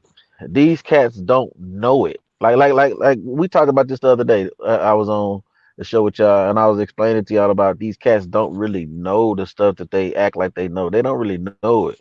You see what I'm saying? And instead of saying, man, I ain't know that. You know what I'm saying? I learned something from y'all cats all the time. There's a lot of stuff y'all say that I don't know. I was like, dang, I ain't know. You see what I'm saying? But I don't have a problem saying I don't know that. You see what I'm saying? Oh, I didn't know that. But a lot of these cats, they just want to argue because, like I said, they got their own thoughts in their head. But just because you got your own thoughts in your head about something, you got to go research and figure that out. You know what I'm saying? And follow the proper methodology so you can figure out is it true or not. Just because you think it, don't make it true. And these cats just think it. That's all. They just be having a bunch of thoughts in their head and beliefs in their head that they ain't ever looked to substantiate. That's why when Jeremiah told the brother, you're gonna have to have some historical evidence. You're gonna have to have proof. You know what I'm saying? I don't got that. Yeah, you know what I'm saying? 'Cause it's just some thought that you got in your head. Well, ain't nobody been keeping no law. Well, have you heard of the Waldenese? Done. It's over. Israel in the Alps is the book. You got to go read the book Israel in the Alps, and they kept the law. So it's like these cats don't read nothing, so they don't know nothing. And I was gonna give you Shaw that book to give you, but I didn't want to be like I was cheating. But dude backed out now, so now I can tell him. Yashar had there's a bunch of sources he had. He could have went to the Ebionites. He could have went to. It's a whole bunch of groups he could have went to that kept the dang on law, all the way on up to modern times. Yeah, the law wasn't demonized. Like people trying to make it. If you keep the law, you're evil. That don't make no damn sense, man. No, man, you can look at the Boga Mills. You had the group called the Boga Mills that was keeping the law. The Albigenese was keeping the law. The Waldenese was keeping the law. I mean, it's a bunch of. I mean, like I said, these people don't know, man. So, and then y'all set a standard. When you know what I'm saying with actually sourcing up, y'all set a standard that most of these cats ain't used to. You know what I'm saying? A lot of these cats ain't used to that, and so it's gonna be Right. hard to get debates. Yeah, but here's the thing. I've been making it where anybody can come on here and do their show. That's your platform where you can come in and do the rhetoric shit, you know what I'm saying, and express yourself that way. So we got avenues for brothers like that. You know what I'm saying? But the debate, we're not changing the debate or making the debate soft or weaker just to fit your style. That's not gonna happen over here. You're gonna have to adjust. You're gonna have to learn how to make a PowerPoint. You have to learn how to cite your sources. You're gonna have to learn how to actually debate over here. And that's just how it's gonna be. You know what I'm saying? And those that can make it, gonna make it, and those that fall to the wayside, to hell with them. Fact, because the whole point was to elevate. To elevate. That's it. But man, the elevation ain't sexy. See the way these other cats is doing their debates. That's what we used to, and that's sexy. I guess to certain people, certain demographic, that's sexy. You know what I'm saying? And so a lot of times these people are used to being able to just get up on there talk a whole bunch of shit, sound like they know what they're talking about, never substantiate it, and people are used to being able still saying yeah, going on certain platforms, yeah, and people cheer them on, make them think that they know what they're talking about. But then when y'all brothers step it up and Jeremiah, y'all tell his brother, hey man, you gonna have to have history, you gonna have to be able to back it up with this and back it up with that. You're like, I ain't never had to do that before. You see what I'm saying? What are you talking about? Source, history? What's that? You see what I'm saying? There's like, look, I blame Polite. I blame Jabari. I blame everybody that made a name off of just spewing rhetoric. Being a rhetoric warrior. Yeah, throwing shit out there hoping it stick. You know what I'm saying? Like Jabari, for a long time, Jabari was talking about that damn book. What's that book called? The Maxims of Hotel Hotel. That and that Jesus myth book that he don't bring up no more. Yeah, Jesus Mysteries. yeah. And using it as a talking point. It's like, man, let me read this goddamn Maxim Patel Hotel. Read it, and it kills his whole narrative, man, because he claimed to be so anti patriarchy. And that damn book is pretty much the whole damn, not even just that verse that I read. The whole book is patriarchal. You know what I'm saying? So that nigga's a rhetoric master. But these people, like you said, it's sexy. These people get famous off of being rhetoric masters. They get views, they get money. In Polite case, they get women. So it's like, we don't want to be like them, the brothers that's trying to push it to the next level and be scholastic. No, man, Scholastic ain't sexy. What are you talking about? You know what I'm saying? You supposed to get up here and talk about harmonious morphological cokes and you know what I'm saying, and use a whole bunch of big old words and be saying nothing but using a bunch of big words, or you supposed to be talking about I have a degree from Oxford. My degree from Oxford makes me superior. I don't have any information, but I do have a degree from Oxford. You know what I mean? So you're supposed to take my word for it because I did go to Oxford. I mean, he didn't go to Oxford, so you shouldn't believe him. I went to Oxford. You know, and that's your whole spiel is that you went where you went to school at. Right. That makes you the authority over every goddamn thing. They can't question you on nothing. No, because you went to Oxford. Okay. Because you went to Oxford, that means it doesn't matter how dumb I can use Guardians of the Grail or I can use the Da Vinci Code as a source, and because I went to Oxford, that makes the source valid. It makes the source valid because I went to Oxford. They're not even using books; they're using the zeitgeist. They're using the goddamn film. Yeah, but it doesn't matter what film I use to shoot because I went to Oxford. Okay, it doesn't matter what I use. I can use a comic book. I am the source. It did hit you with that. Everybody know that. Duh. Mm-hmm. Didn't know that. And you supposed to shake Hey, your y'all, head. shoot, or they hit you with, they hit you with it. Oh, it's common knowledge. Common knowledge where, dude? Because Yashar. What the hell is because I went to Oxford, Yashar. I went to Oxford, so whatever I say is true. Okay. Say it like Jabbar, African. Where you I studied at Africana Studies at Oxford. Okay, Jashu. So that makes everything I say factual. I can use a comic book as a source, Jashu. You know what I'm saying? You know why? Because I went to Oxford. Yeah, Jabari trash, man. Jabari trash. I want to know why he got raised up the way he did by Sarnetta. But if he came over here playing no games with any of my brothers, we gonna smoke that nigga boots, man. 3 rounds. Yeah, I mean, the reality is he let a nigga tell him that fucking bando boxing and Burmese boxing was the same thing. So this nigga's an idiot. You don't know that Burmese, you don't know where Burma is? Nigga, this is basic geography. You don't know what Burma is. But you let a nigga tell you that Burmese boxing is a goddamn African martial art. You're an idiot. You're an idiot. Pure idiot. Yeah, here we go. Huh?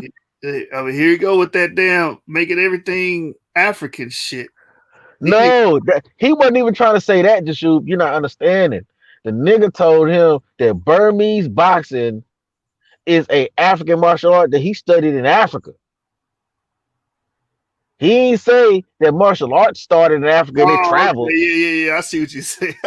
He said that it's an African martial art, like it's in Africa. People practice it. So the land of Nigga, tell Burma. him that. So the He land of let Burma is Indonesia in tell him. Africa. He let now it is. Yashar. It's in Africa now. Yeah.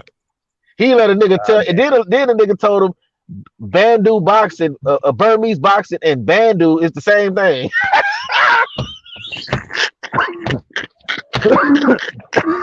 Hold on, he about to have me choking over here. D Red, goddamn, Oh shit! these niggas are lost their Oh, goddamn mind, dog. hey, but Jabari he's a scholar and a researcher. Nigga, you didn't know that?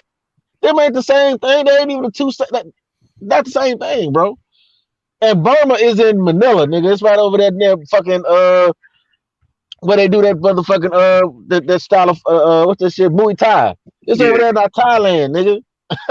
Why the hell? How the hell he studying Burmese boxing in Africa? Right. Nigga.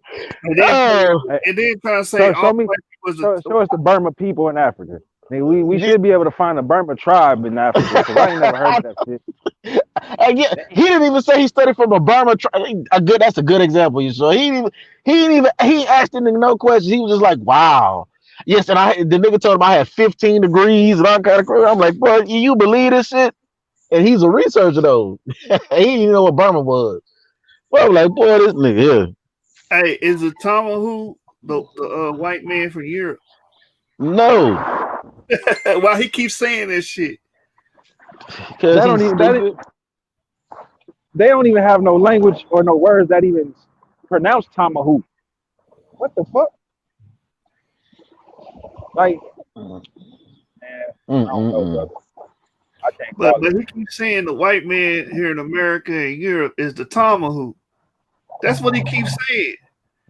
And I'm trying to research the shit and I'm trying to find this and see how is he making this connection.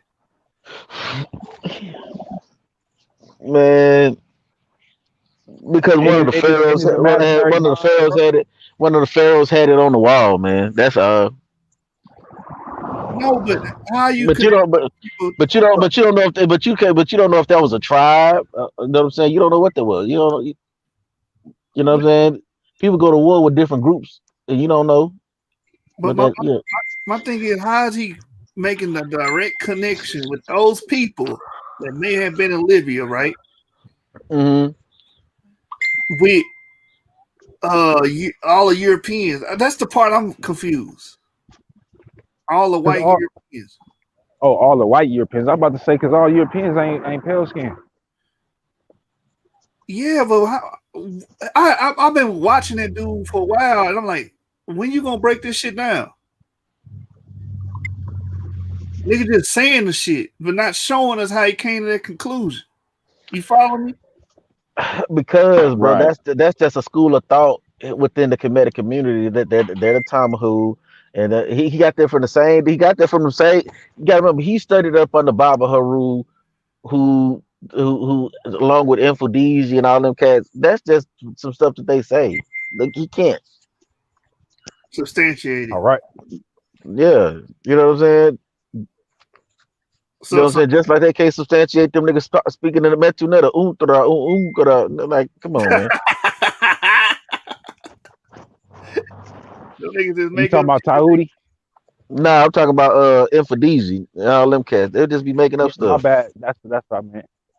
Hey, yeah, he was talking that shit to Sarnetta one time, man. And he had the look of confidence in his face too. I'm like, this nigga here. You know what I'm saying? That's the elder though. I try to be yeah, that's the elder though. I try to, show respect, but man, that's still funny. That was funny as hell though, man. I'm gonna show respect. That nigga said he know that the Metal Netter had an A sound because the Falcon go caw.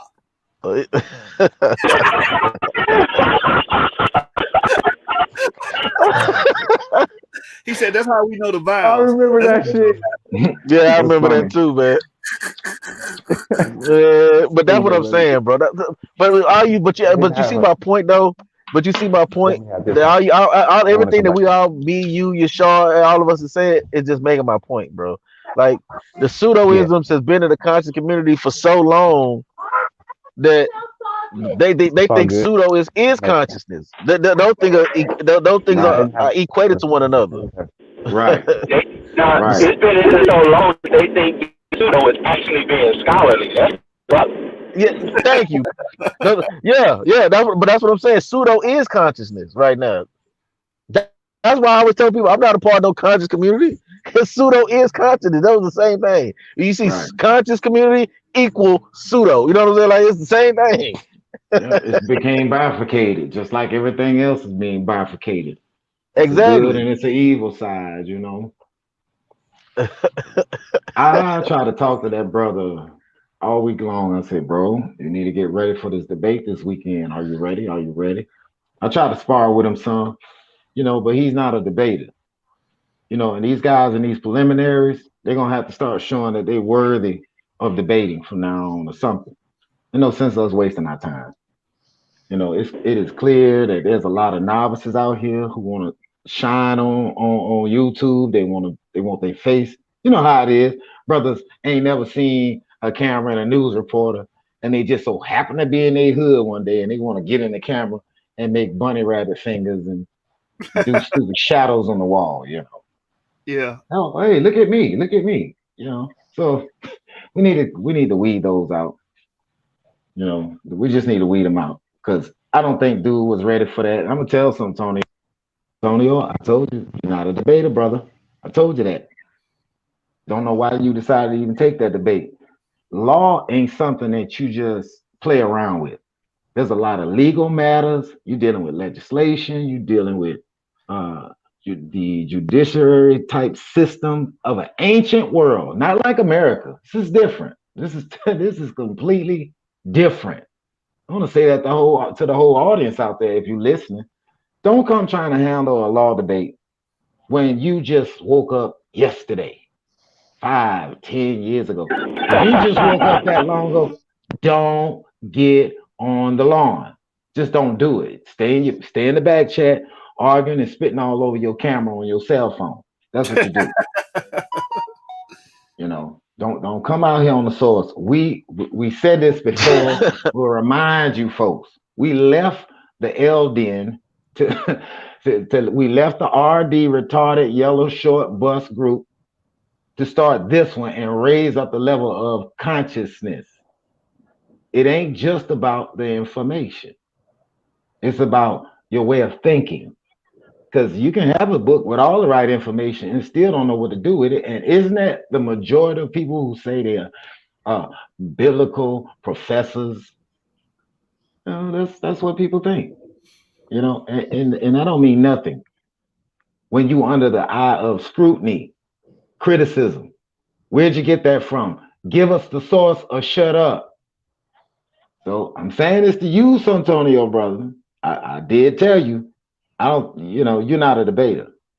This ain't no slide to you, it's just the facts. You're not a debater. General Yashar is a debater. There's a difference. And he's got experience with a lot of y'all don't. So y'all young brothers, you listen to what Joshua was telling you. He ain't lying to you. And none of the rest of them. James, none of them. We are saying there's a standard. Don't breaking your word is one thing that you supposed to be holding your word now. That's all we got. We need to get that Al Pacino clip. All I got is my word, you know. That's it. We need to get that. Hold on, I got We you. need to get that. We need to get that. For all y'all guys that start stuff, y'all these text warriors. I'm talking about y'all niggas gonna have arthritis in y'all fingers. All that texting and typing. Get in the ring. Show us what They you gonna got. be home when all right is done. Right. You know. You know, that's a win for Yashar. You know, it's kind of a hollow win, but it's a win for the source overall because we're standing and we are here. That's what we're here for. That's what we're here for. We I agree. believe what we believe. We're ready to fight for it, and that's the way it is. That's right. So all y'all people out there, y'all don't. If you're hating on the source, you just keep hating. You seen that other, you seen the other league out there. You don't even hear from them no more. Wonder what happened to them. They're quiet as a mouse. Silence of the kittens. That's what's happened in the last year. The silence of the litter box. So y'all need to get y'all stuff together. Hey, here you go. Here you go, Don. Hey, Saucy, let's get this straight now.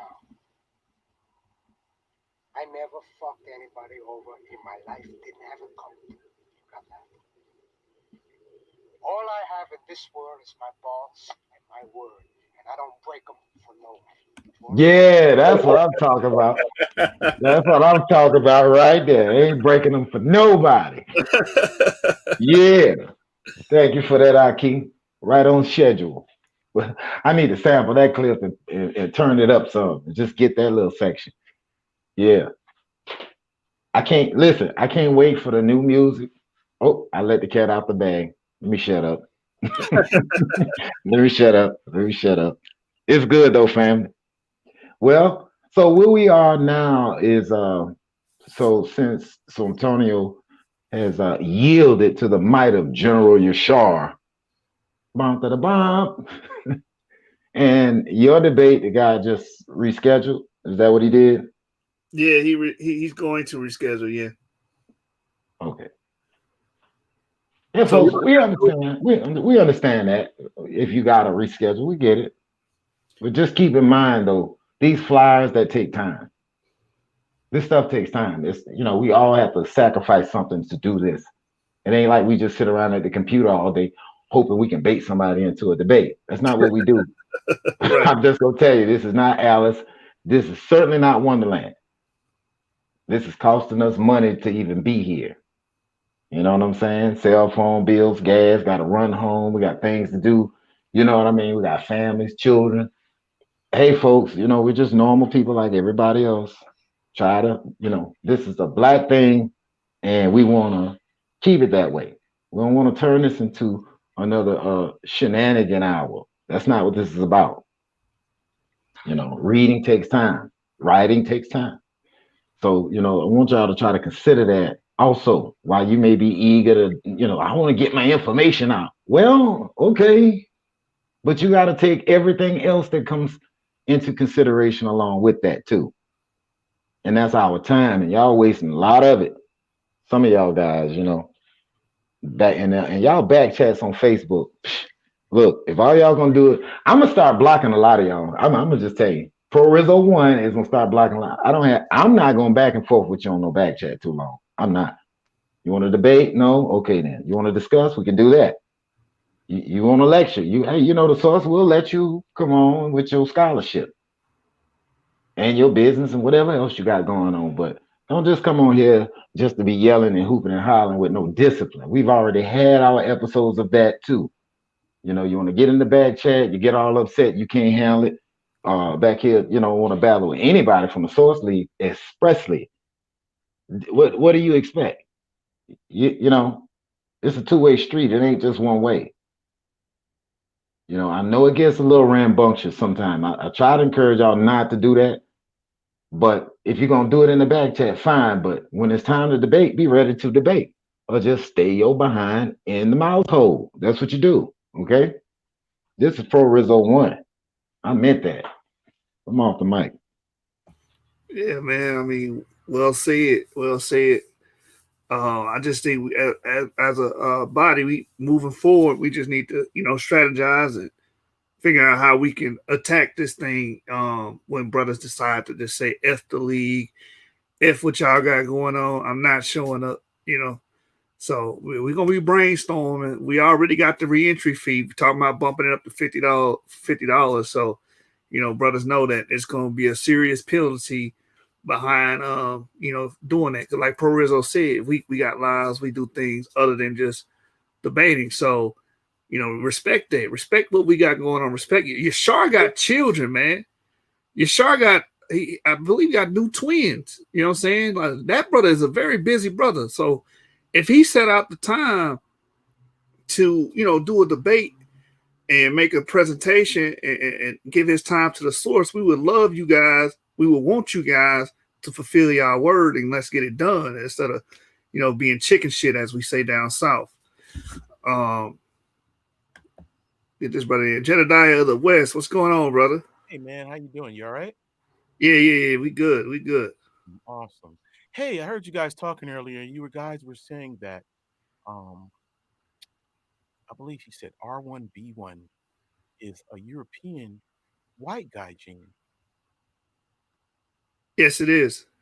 Well, when we say white, you know what I'm saying? White and black, that's relative. So A DNA. yeah, so with DNA, we're just saying that ancestor that produced that does not come from the same place or same people that we come from. You see what I'm So saying? would you say so hold on, wait a minute. So you're saying like the Noah, the Shem, the Japhet, and the Ham thing, right? Yeah. So how do all of those guys have the same dad and mom, but produce different people? Different white chromosomes, because over time those white chromosomes get mutations and change.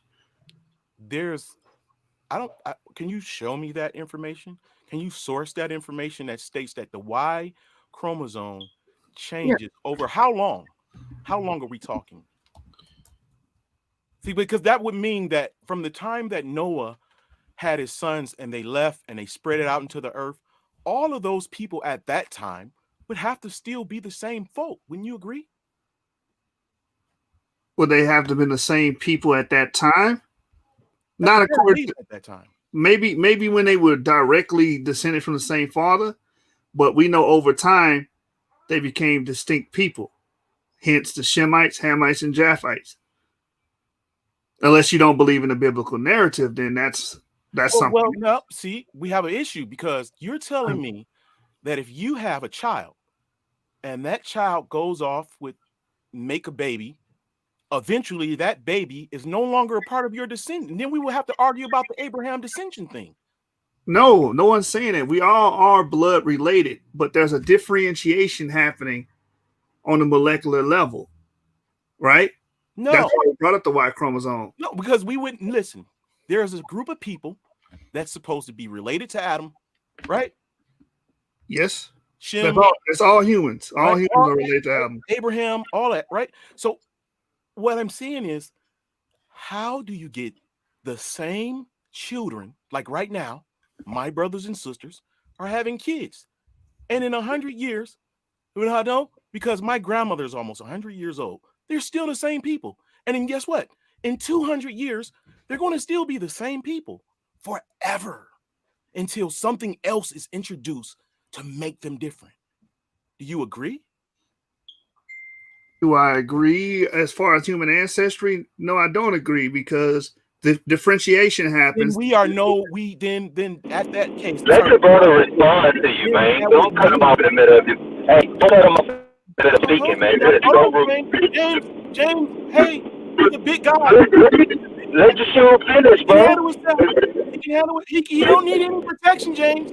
This is Hey, we ain't here for all this childish. Just having a conversation about how we tired of that, man. Quit it, bro. Grow up and be a man. Let that man speak. Go somewhere, bro. Man, he protects himself all day long, man. That's why we don't mess with clowns like you, bro. That's why we don't mess with clowns like you. You're deflecting. I'm not deflecting shit. As soon as the man get a word out, you cut him off. Talking to the gentleman. Man, you ain't Right, shit. brother. You a horrible person. You're gonna have to let the brother Joshua speak. Every time he get ready to say something, you interject. Who is this you talking to? Yeah, I was purposely doing that. This is just shoot, man. I'm getting him against the wall. I want him to think quick.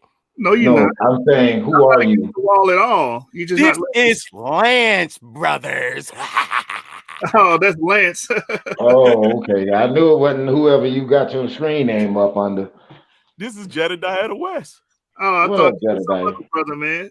No, you ain't got me on the wall. I'm just trying to respond to you and be respectful at the same time. But No, differentiation happens. The Y chromosome did diversify. If you're saying it didn't, then you have to show empirical data, because I can show empirical data that all males descend through the Y chromosome. You understand? Yeah, you're gonna have to show me that. Source up. Yeah, Y chromosome on Adam. That's not hard. No, I'm talking about you're showing me that Noah. We're not talking about Adam no more. We're talking about an isolated Y chromosome. Yeah, no. What do you mean? How long from Adam to Noah? What do you mean? What's the generations from Adam to Noah? I don't believe in the generations. Let me say this real quick. That time, I don't have a time argument. I just know the events happen. I'm like my brother James said, I'm a relative dater.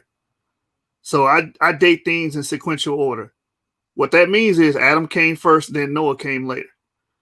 You can speculate how many years or how many thousands of years was in between that. That's on you. My point is, Adam carried the Y chromosome. His descendants carried the Y chromosome. Noah carried that Y chromosome. His 3 children carried Y chromosomes that eventually differentiated to all people of the earth. So that's all Y chromosomes. Now you can doubt that. Is what I'm saying. How is that happen? I want you to. We're not going. I'm not trying to debate you per se, bro. I want you to actually look at what we're saying. Gotcha. Like we have to actually take into consideration the biblical data. Like we know that the biblical data isn't like God's word, bro. We know that it's been written, it's been compiled. It's a lot of text taken from different cultures, the memory. I mean, to kind of remind the new people coming in the world what was, right? So we can't say everything is so. We can't put I wouldn't put my child on none of it, except that there's a creator. And he created us and the world and the environment, and whoever that is. I can't. Everything else is like man touched, and I'm just gonna use because God, the way you say God dealt with them, He showed dealing with me, and He dealing with my brothers around me. And you know, we coming up, we being touched, and we're realizing things that ain't lining up, and we not afraid to say it, brother, because it's this stuff been here hundreds of years. Thousands of years before us. We don't even know. All we know is the 40-year-old years that we got and the parent years that they said they've been living in those parents. But before that, bro, we can't account for none of this. Yes, we can. Because we know for a fact that when you have sex with a woman, your Y chromosome is going to be in that child. So we can trace that. We can trace that, brother. You're right. So how are we having an issue? What is the different races coming in? Why are we not? Right now, me and Joshua, we're not from the same mother and father, nor I don't imagine us being from the same line. What's your haplogroup? What's your haplogroup? I don't have no idea. Okay, well, I'm EU290. That means everyone else that has EU290 or EM2, because that's where EU290 come from. It come from EM2, which is E1B1A. Meaning we share it. Everybody in that group shares a common male ancestor. You understand? So don't M2 combine to become M2 with other haplogroups? Didn't E1B1A combine with R1? I don't know what you're talking about. Y chromosomes don't combine with anything. I mean, we talking about haplogroups. Combine. They don't combine. They mutate. They don't combine. Two males can't combine anyway. There's a Y haplogroup line, and then there's a mitochondrial line. Say what? I was saying there's a Y chromosome that deals with the male. There's the mitochondrial line that deals with the female. Right. All right. So what I'm saying is, when the daughter passes on, she takes an X from the father and she keeps an X of her own, right? When she has a child, right? X from the mother, X from the father, yeah. But she doesn't get a Y from a father. No. Yeah, but E1B1A or E2 is a Y chromosome. That's why when he brought up that, it mixed with the R1B or something like that, doesn't really make sense because that would mean two males have eight. Well, what I have is a document that I'm trying to bring up while we're talking. It says that R1B1 met at M2 where E1B1 something meets, and they became something. Now this is I'm gonna show it to you in a second while I'm DNA haplogroup R1B1 and African men. Let's bring it up. We'll go through it together. Hey guys, I'm online. I wouldn't disagree that R1B1 is found in African men, but what we would disagree with is what is its origin? Its origin ain't Africa.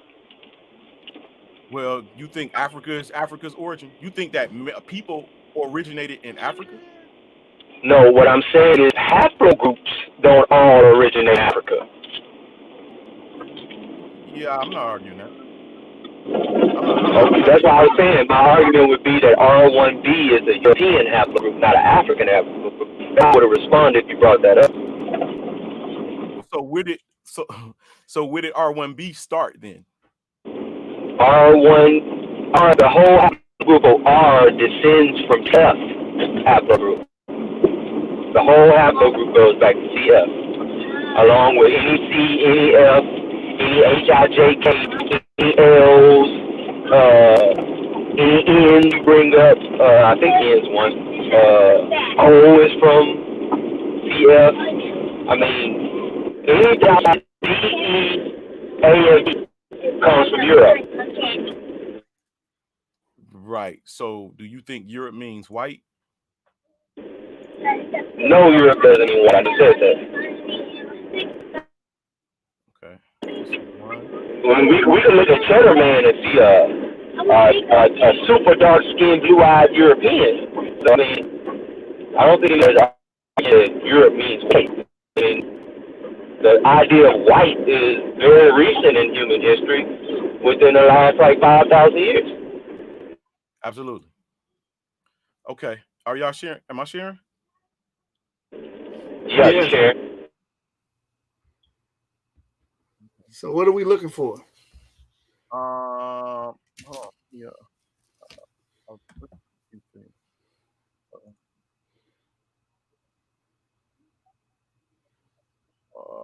I agree with that. Those are the Those are the Chadic speakers. They're not related to us. So the Chadic speakers are not related to us. No, they got R1B. How, brother? All right. So it says that 24% of African American men has R1B1 blood. Yeah, because they get DNA from Europeans. Right. All right. So, wait a minute. So, do you think Europeans are white? Do I think Europeans are white? Yes, but I wouldn't classify all the haplogroups that began in Europe into a classification of white because, again, white didn't exist until about, even as we define it now, didn't exist until about 5,000 years ago. So why would I call someone white who's darker than me? Right, but when you say European, like when you say European, you say it condescendingly, like it's a bad thing. No, how is the word European, just saying European, condescending? All I'm saying is that DNA that you mentioned comes from Europe. That's all I'm saying. That ain't condescending, that's a fact. R1B, R1A, all that comes from Europe. That's a fact. And so E1B1A doesn't come from Europe. No, it does not. What do you think? Being B1A makes from a region or something? E1B1A is a Bantu, is primarily Bantu, right? No. There's a difference between Bantu and Niger Kordofan. We're Niger Kordofan, bro. Not Bantu. I mean, the Bantu carry it, but it's not all Bantu. I'm Niger Kordofan. I can't speak to you. What I'm asking is, do Bantu people normally carry the E1B1 thing? Hey, yes. If you're asking, is that normally carried by Bantu people? Yes. Okay, and so this right here is the genetics.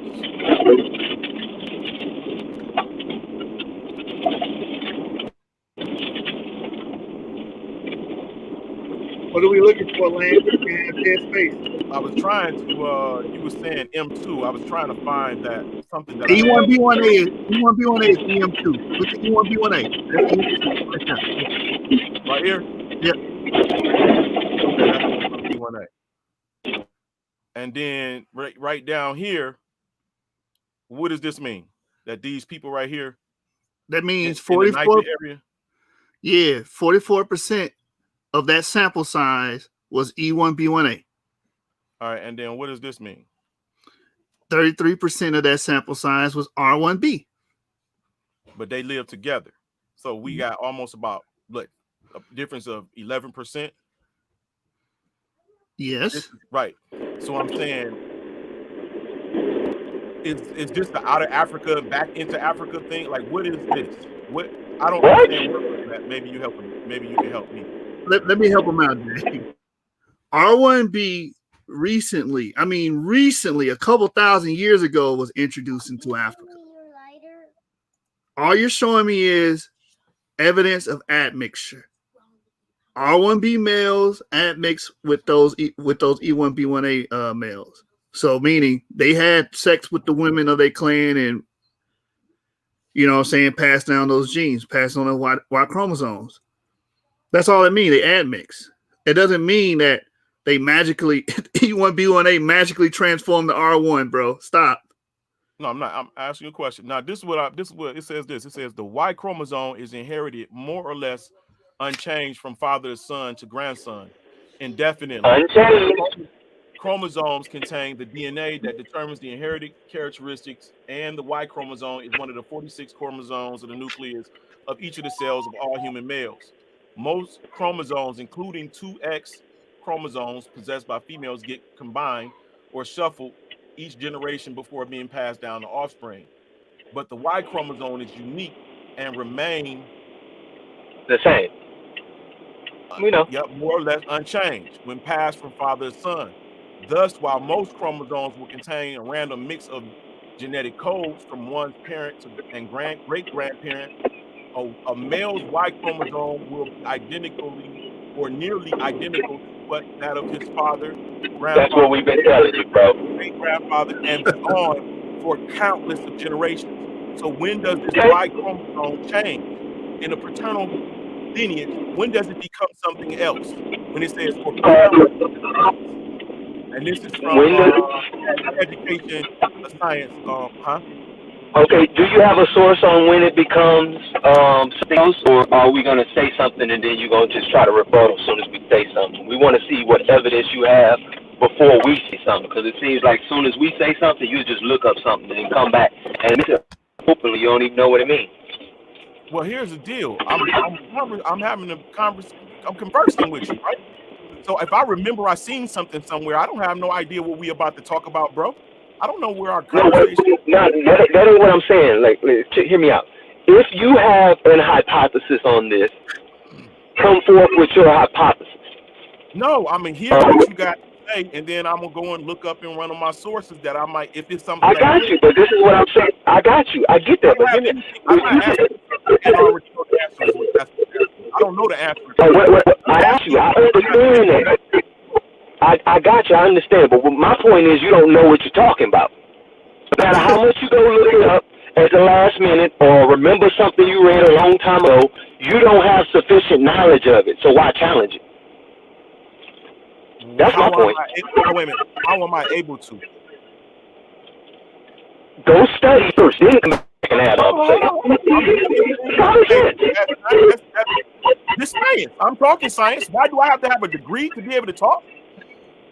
When did I say get a degree? I don't have a degree. Stop putting that shit out. No, stop making up stuff and pulling it. Hey, bro, you gonna end up out of here. Stop making up stuff and just pulling it out the air and wanting us to respond to it. Oh, okay, but lay out your hypothesis and then we'll respond to your hypothesis. What's your stance on it? That's fine. You can go, bro.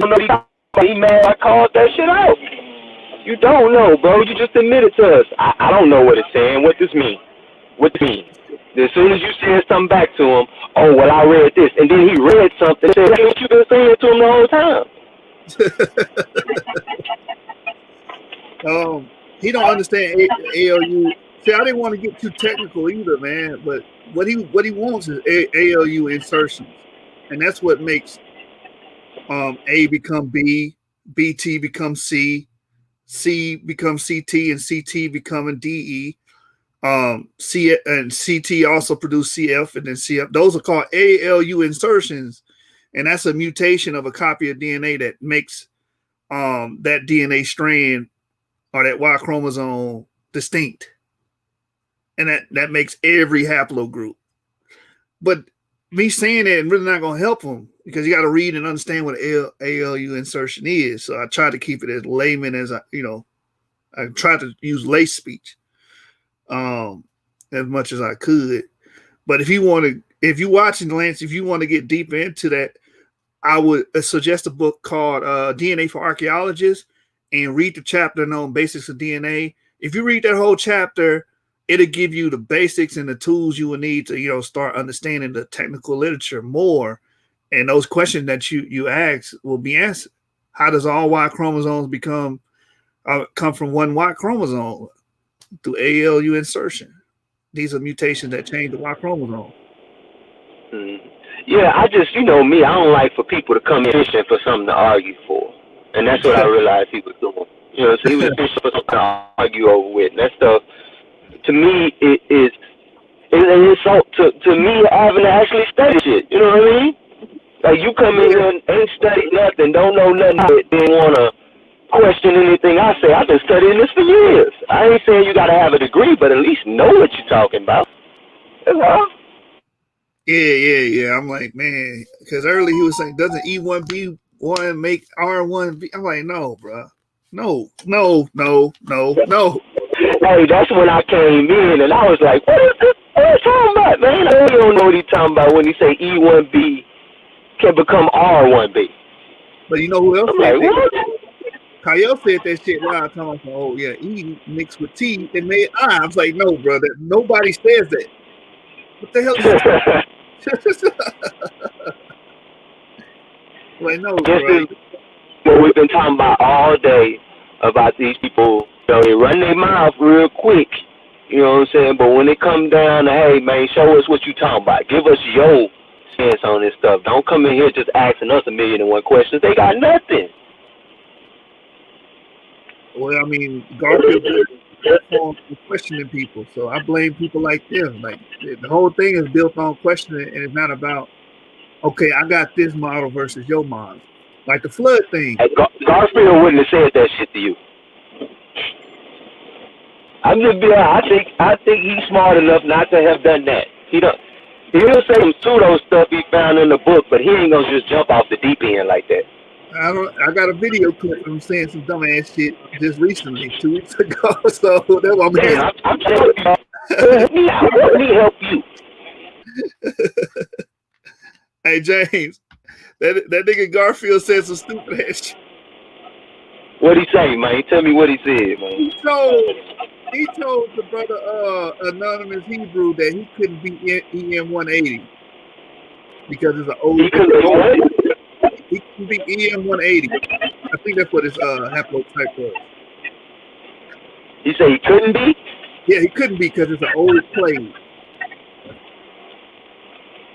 Because it's an old what? I'm sorry, I woke up when you said it. An old subclade. Oh, okay.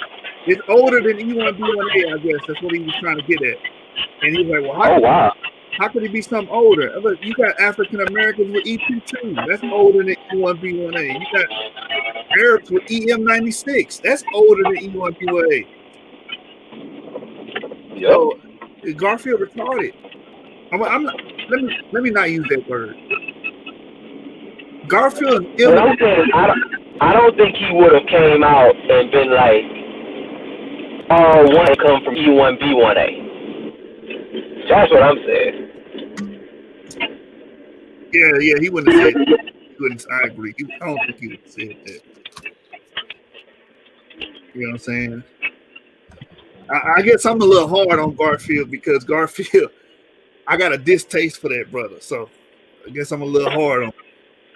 I have a distaste for his bullshit when he put it. You know him this. Anytime I sit him down and talk to him and pull out the bullshit he talking, he'll admit it's bullshit, one-on-one. You know what I'm saying? He'll admit, oh, I just made that. He won't say I just made it up. He'll be like, oh, that's just what I get from information, or that's based on what I read. It's never been like something so outlandish like R1A comes from B1A. That was crazy. That means you never even looked at a phylogenetic tree ever, if you think that. Yeah. I mean, I ain't got no argument against that, man. I don't. Right now, when you brought that up, I want to bring that clip up because I was supposed to do a review of that incident of him and Anonymous Hebrew, and Ngozi and Garfield got confounded that day because this brother had a haplotype that's older, I guess, than E1B1A, and they felt like nobody could have it since it's older. It shouldn't be passed down. But if you understand genetics, something called back crossing. Well, what happens is the women will mate with the males that still have those older haplotypes and produce children with the same it's not a hard thing to conceive. You know what I'm saying? Yeah, it is. I mean, they must have a misconception of the phylogenetic tree, because I didn't figure this out till recently. I thought all people descended from E1B1A too. You know what I'm saying? Until I actually started studying the phylogenetic tree and stuff like that about a year ago. I realized, hold up, everybody don't descend from us. They descend from an ancestor of us. Right. You know what I'm saying? Like that archaic DNA I was just talking about earlier today. They descend from that. You know what I'm saying? A branched off before we did. B branched off before we did. You know what I mean? So, I mean, I think they just have a misconception that all people descend from E1B1A instead of our ancestors. You know what I mean? So they build on that shit, not knowing the technical differences. Yeah. And this is supposed to be Ngozi, though. Ngozi is supposed to be their DNA guy. So I felt like, that was very eye-opening.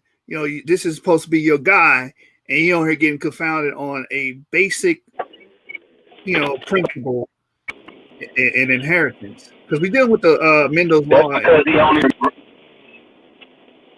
only remember the haplogroups. That's all. That's what the whole about it. You sit down and talk to him about DNA, he want to spit to you how many haplogroups he know, instead of actually talking about what the hell you talking about. That's the conscious community. That's that conscious community shit. I just want to show I know something. I don't care about nothing. I just want to show you I know something. So to hell with the inner working facets of it, huh? To hell with functionality. Mechanisms don't mean shit. Yeah, man, that shit crazy. Let me see if I can find the clip. I never got to really. Yeah, here you go. Can West Africans be EM180? Here it is. 1 second. We're going to acknowledge it. I wouldn't acknowledge it. Go ahead. Pull it out. All right, so I think I got it right at the spot where Garfield made a fool of himself. And I had a conversation that's recorded on my computer, by the way, with Garfield. And I said, Garfield, the reason why you're saying these things is because you haven't read and studied DNA. You need to study these, study David Reich, Ranger Hara, Muntazer. These are good references, and they give it to you like they'll give it to a baby, so anybody can understand it. So you're without excuse, especially you making all these claims. Let me see. Hold on 1 second before you scroll down. Scroll back up a little bit. Stop right there. Scroll up a little bit. All right. So you're 85% sub-Saharan, 72%. I want to bring this out to our audience. Your ancestry estimate doesn't tell you who you descend from. I think I need to let people know that. People think that your ancestry estimate tells you who your direct descendants are. That is not true. And these DNA websites are not even advertising that. You understand? Ancestry estimate deals with your alleles. I mean, not your alleles, your autosomal DNA. That will not tell you who you directly descend from. There have been white British males that have no African autosomal DNA, no African ancestry estimate at all. But their Y paternal group is like EU, like mine, EU 290. They have ones that are E1, B1A, E1, B1B, EM35, and they don't have no African ancestry estimate at all. So if people like Garfield, you going off the ancestry estimate, that don't tell you who you are. You understand? But anyway, I just thought I had to bring that out there. Percent West Africa. You have Southeast African here. Hey, it sounds choppy All of on this my up here end. I don't is know if it's my internet or what. I'm about to switch to my laptop. Hey, Pro Rizzo, is it choppy? Am I choppy? Can I be heard? It might be me, man. I'm about to switch to my laptop. Yeah, let me look on the YouTube. Let me play this back on the YouTube, see if I'm choppy. I can do a quick test real quick. To the audience, y'all just bear with me. I'm trying to just check the quality real quick. Quality assurance. Hold on. Make sure I'm not choppy because sometimes it does that. Let's see. Let's pull this up. We're gonna get back into the clip and we're gonna go on Garfield. I might do another one tomorrow since we don't have any debates.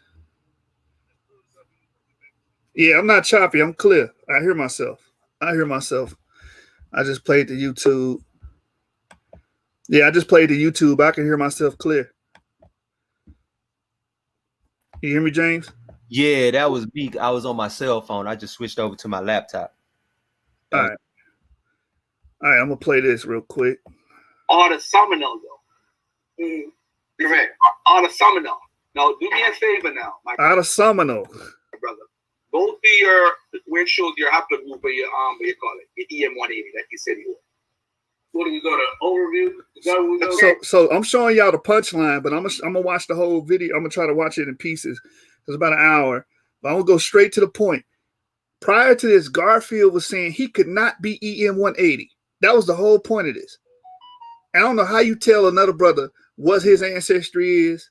You should ask what his ancestry is, not superimpose. Or you can't be. You don't know what this brother is. You know what I'm saying? That's another. No, that's facts. You can't just come out and tell. You don't know they why. They could look black and have a European Y chromosome, a Chinese Y chromosome. You don't know just based on appearance. Exactly. And Garfield made that fatal mistake on this day. Paternal mark. Where you was just at. Yeah. Composition, yeah, right. Composition, right? Yeah. Hold on, that's okay. Its composition is autosomal. All you gotta do is go down to this paternal. Where it say paternal and maternal. Right. I don't think it's on this page. Yeah, you gotta go all the way up. He was just there. He just showed it. Yeah, go back to go to all ancestry reports. The next one, the second one. Yeah, there it is. Paternal.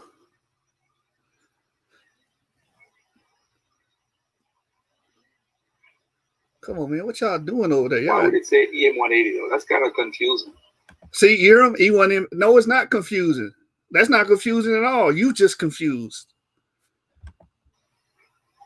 No, you know, a lot of Bantu speakers in Cameroon, a lot of them have it as well, and some Mandinka. Yeah, you better clean it up because EM180, if I'm not mistaken, is from the original Bantu stock. Well, EM180 could be a paternal marker that some have because it's not just to the early green. A Bantu speaker have it too. All right. So what we looking at now? Your paternal marker, King.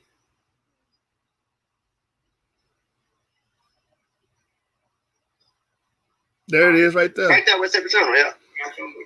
Look what it say. So, like I told you, so my joint is EM180. And like scroll down a little bit. Scroll down a little bit. Look, Garfield, scroll down a little bit. Scroll down. No, ain't no scroll down, nigga. It's right there. You've been proven wrong. Stop going around telling people who they are and let them show you who they are. You understand? Oh, how can he be M180? Yeah, I'm right there. Brother told me that it would be impossible for me to have no. All right, cool. I did that. All right. Look, he said, I take that back. I take that back. Yeah, nigga, you gotta He take ain't that. got no choice. Yeah, I'm about to say he got no choice but to pull that back, man.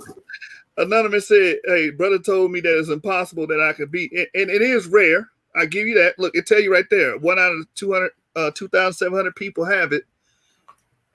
It's uncommon among 23andMe customers. Yeah, but to say that he ain't that because you think it's impossible, get the hell out of here, man. Who cares what you think? This goes back to empirical reality I was talking about. But this is what is in his damn DNA. You can't take that from this man. I don't know what the hell wrong with Garfield. He does that with everything, and not just DNA, any damn thing. He's the authority over it now. He can tell you what's false, what's fake, what's not, what's this.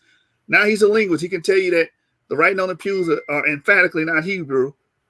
And the brother was like, well, can you show me a scholar that say that? They're not going to say that emphatically. I don't know scholars that speak in absolutes like that.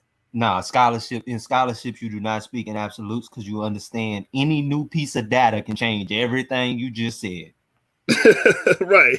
That's just a fact. They'll find one piece of data and have to do a whole new anthropology on the people based on one thing they found in their culture. When they be like, oh, well, that means they've been doing this. Now we got to look at the culture differently.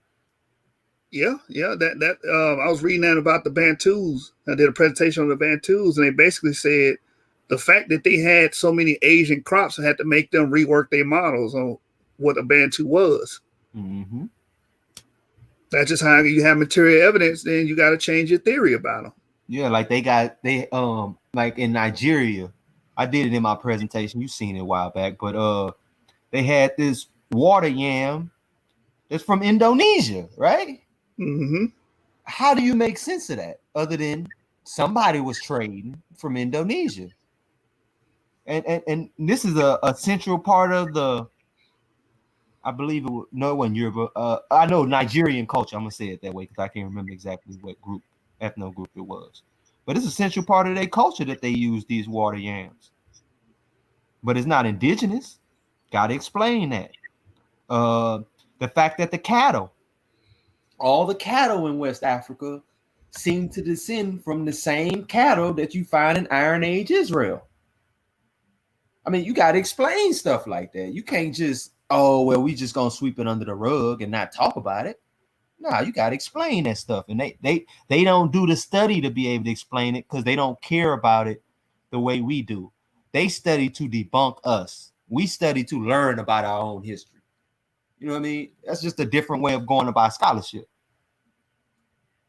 Facts.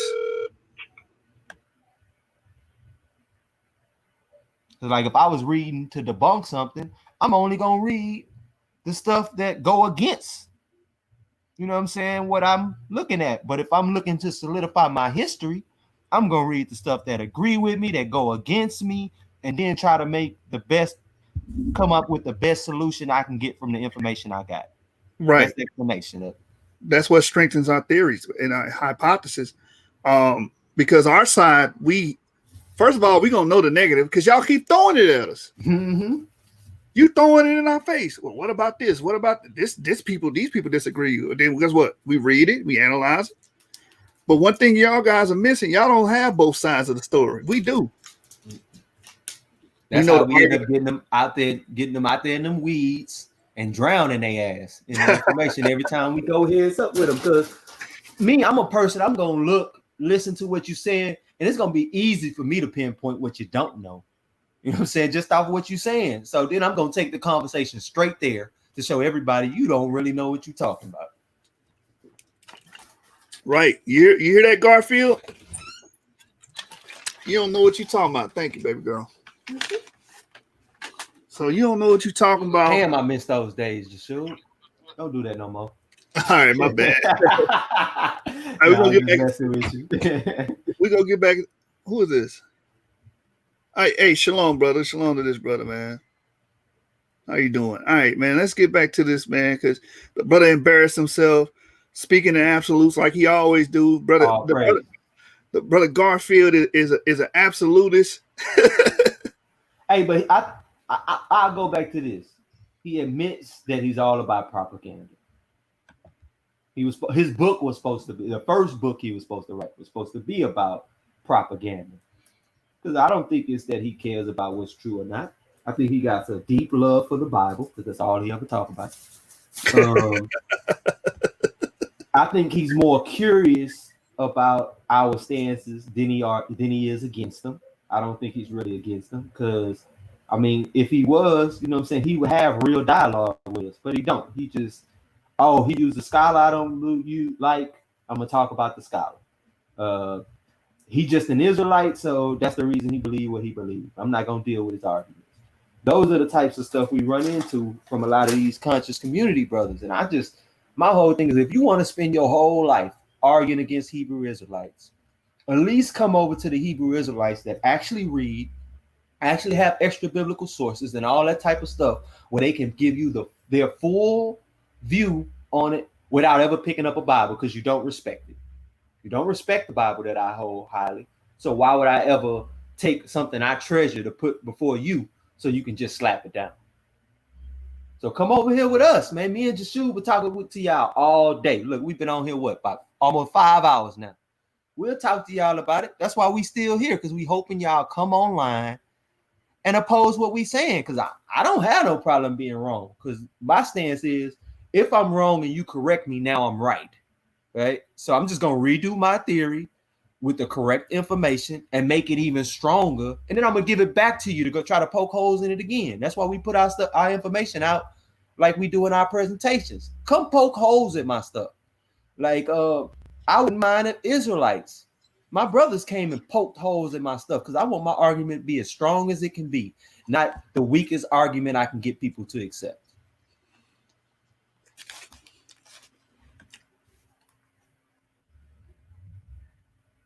That's a fact. None of us are the same as we was years ago. True. Because we developed. We got stronger. We got smarter. Our doctrine did a lot of my doctrines got beat the hell up. You know what I'm saying?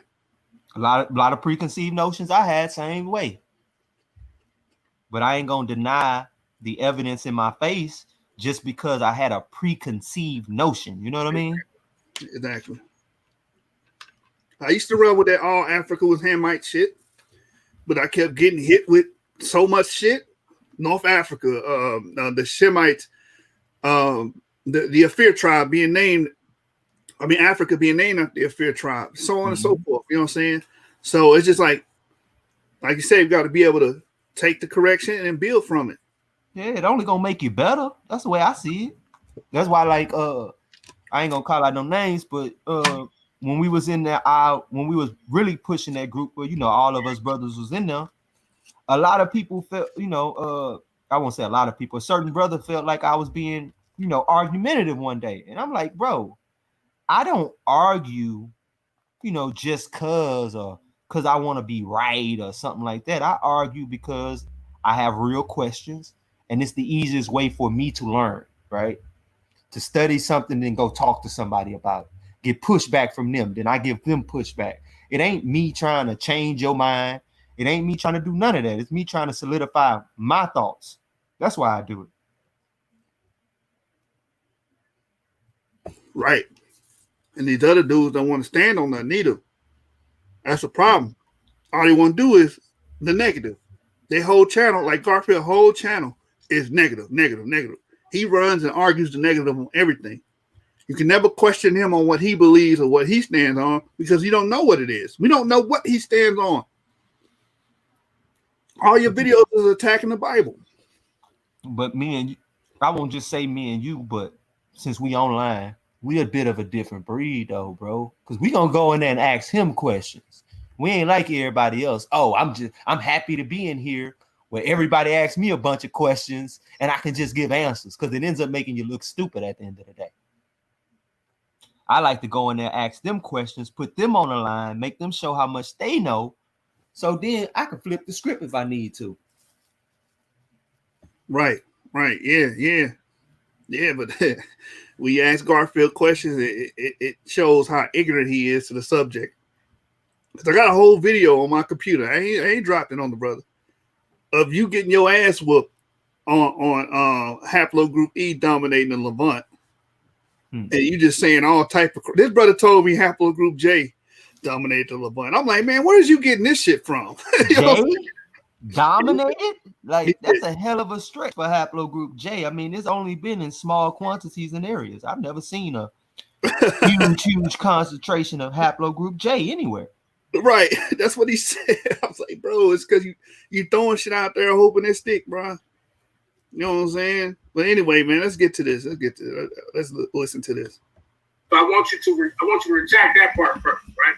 So here's all the point that I was asking. Because like I said, I didn't come on with no DNA smoke. You want the DNA smoke. So my point is this, and since Ngozi on here, I want to understand, because I even heard you say there is no real Jewish haplogroup. I heard you say this several times, and I agree with you, right? So my issue is this, and I could point out my scholastic resume if I really wanted to. I find it funny that the brother Garfield is saying the things that he's saying and acting as if migration pattern does not play a role in where we are, and that's my only concern at this point. And that's another thing. Garfield treats sub-Saharan Africa as if it was landlocked. Yeah, like it's an isolated place and shit. Yeah. Like people just stayed there and never traded, never moved, never learned. You really belittling your ancestors when you say that. Because when you learn the truth, your ancestors was doing metallurgy. They like you said, they had those foreign and Asian crops, Asian livestock. So they was going back. Had the most advanced form of metallurgy found anywhere in the world at the time. Even Europeans were amazed when they first ran into their metallurgy. I mean, everybody done seen those ancient metal heads and stuff like that from West Africa. Europe couldn't dream of doing stuff like that at that time. They didn't have the technology for it. I'm with you. They disrespect our ancestors. I say it like that. And if you believe that your ancestors always been in West Africa, you disrespect them too. Facts. Riddle me this, Garfield, if you're watching. Why is that DNA, E1B1A, EM 180, and I forget the third one. Why is it absent from Paleo Africa? Why? We should see it there. Hey, that's too deep of a question, man. That's too deep of a question. That requires study. Right. He's saying it's always been there. I mean, damn, we should see it there in Paleo Africa. We see A and B. We don't see E. We don't see those clades from E. So that's my question to him if he's watching. Talk to me about why we, especially when some of us do our JED match, and I ain't even got to talk about no limba and all of this, right? Just period, as it pertains to migration patterns. Why don't we see only West African, right? Many of us, and I'm sure some of y'all, if you did your JED match, and I would hope that at least Ngozi has done his JED match, because from what I've heard, the only person that's qualified to even have these conversations will be him. Garfield is all over the place, if I'm being honest, right? Straight call to Mike. Well said. So as it pertains to migration patterns, we clearly see a lot of us come from West or from East Africa, right? That as you start to roll back and go backwards in your DNA. Repeat that, King. My internet slowed down. Could you repeat that? Yeah, I'm sorry. So, yeah, that was a good ass point. Why do most of us that are having these right? We don't see a West African only. We see migration from East Africa to West Africa. Okay. Can I answer your question? Can I answer your question? Yeah, that's why I'm asking you, because Garfield's being this. Okay. Go ahead. Hold on 1 second. This is the problem. Hey, as soon as he say this is a problem, he about to lie. Go ahead. He do that every time we get in an argument and I point out something he can't get around. He say, this is the problem. Yeah. No, the problem is you, nigga. He didn't even ask you. He asked Ngozi, why is you talking? You know, he said Garfield, so you know Garfield feel like he gotta respond. This is why he wants to stay over there at Dagger Squad, because he knows that shit ain't gonna fly at the source. Oh no, he can't stop us. He can't tell us we ain't moving forward. He Right. can't try to direct anything over here. You're all can I have a conversation? Hold on, my brother. Let me talk because you mentioned my name. You see, the problem is What I say? I ain't even seen this yet. Your ultimate. Hey, you heard that? He said, "What I say?" I didn't even.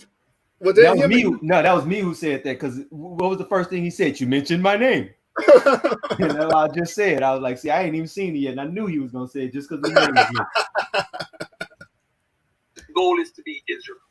I basically just showed this dude on the screen. This is why I know you're not listening, and you're just here to say, "I know everything." And then he took the brother screen off, man. The hell? I just showed. Stop, bro. Why are you talking? Because you lied. No, Garfield, why are you speaking? He wasn't even talking to you. He was talking to Ngozi. He said Garfield wasn't qualified. All he said was Garfield wasn't qualified for the conversation because he everywhere. That's it. Which everyone can see that he is all over the goddamn place. Hey, we gotta get Anonymous Hebrew on, man. I know he be over there with Solar Vision, huh? No, he would debate talk for you. Oh, okay. That's where I saw him at. Yeah, we got to get him on because I know Debate Talk for you been reaching out to do a lot of stuff. So let's start getting some of them brothers on our show. Not to debate, just to get a story, talk about certain things that went down, stuff like that. Yeah, most definitely, man. They know the platform open, so they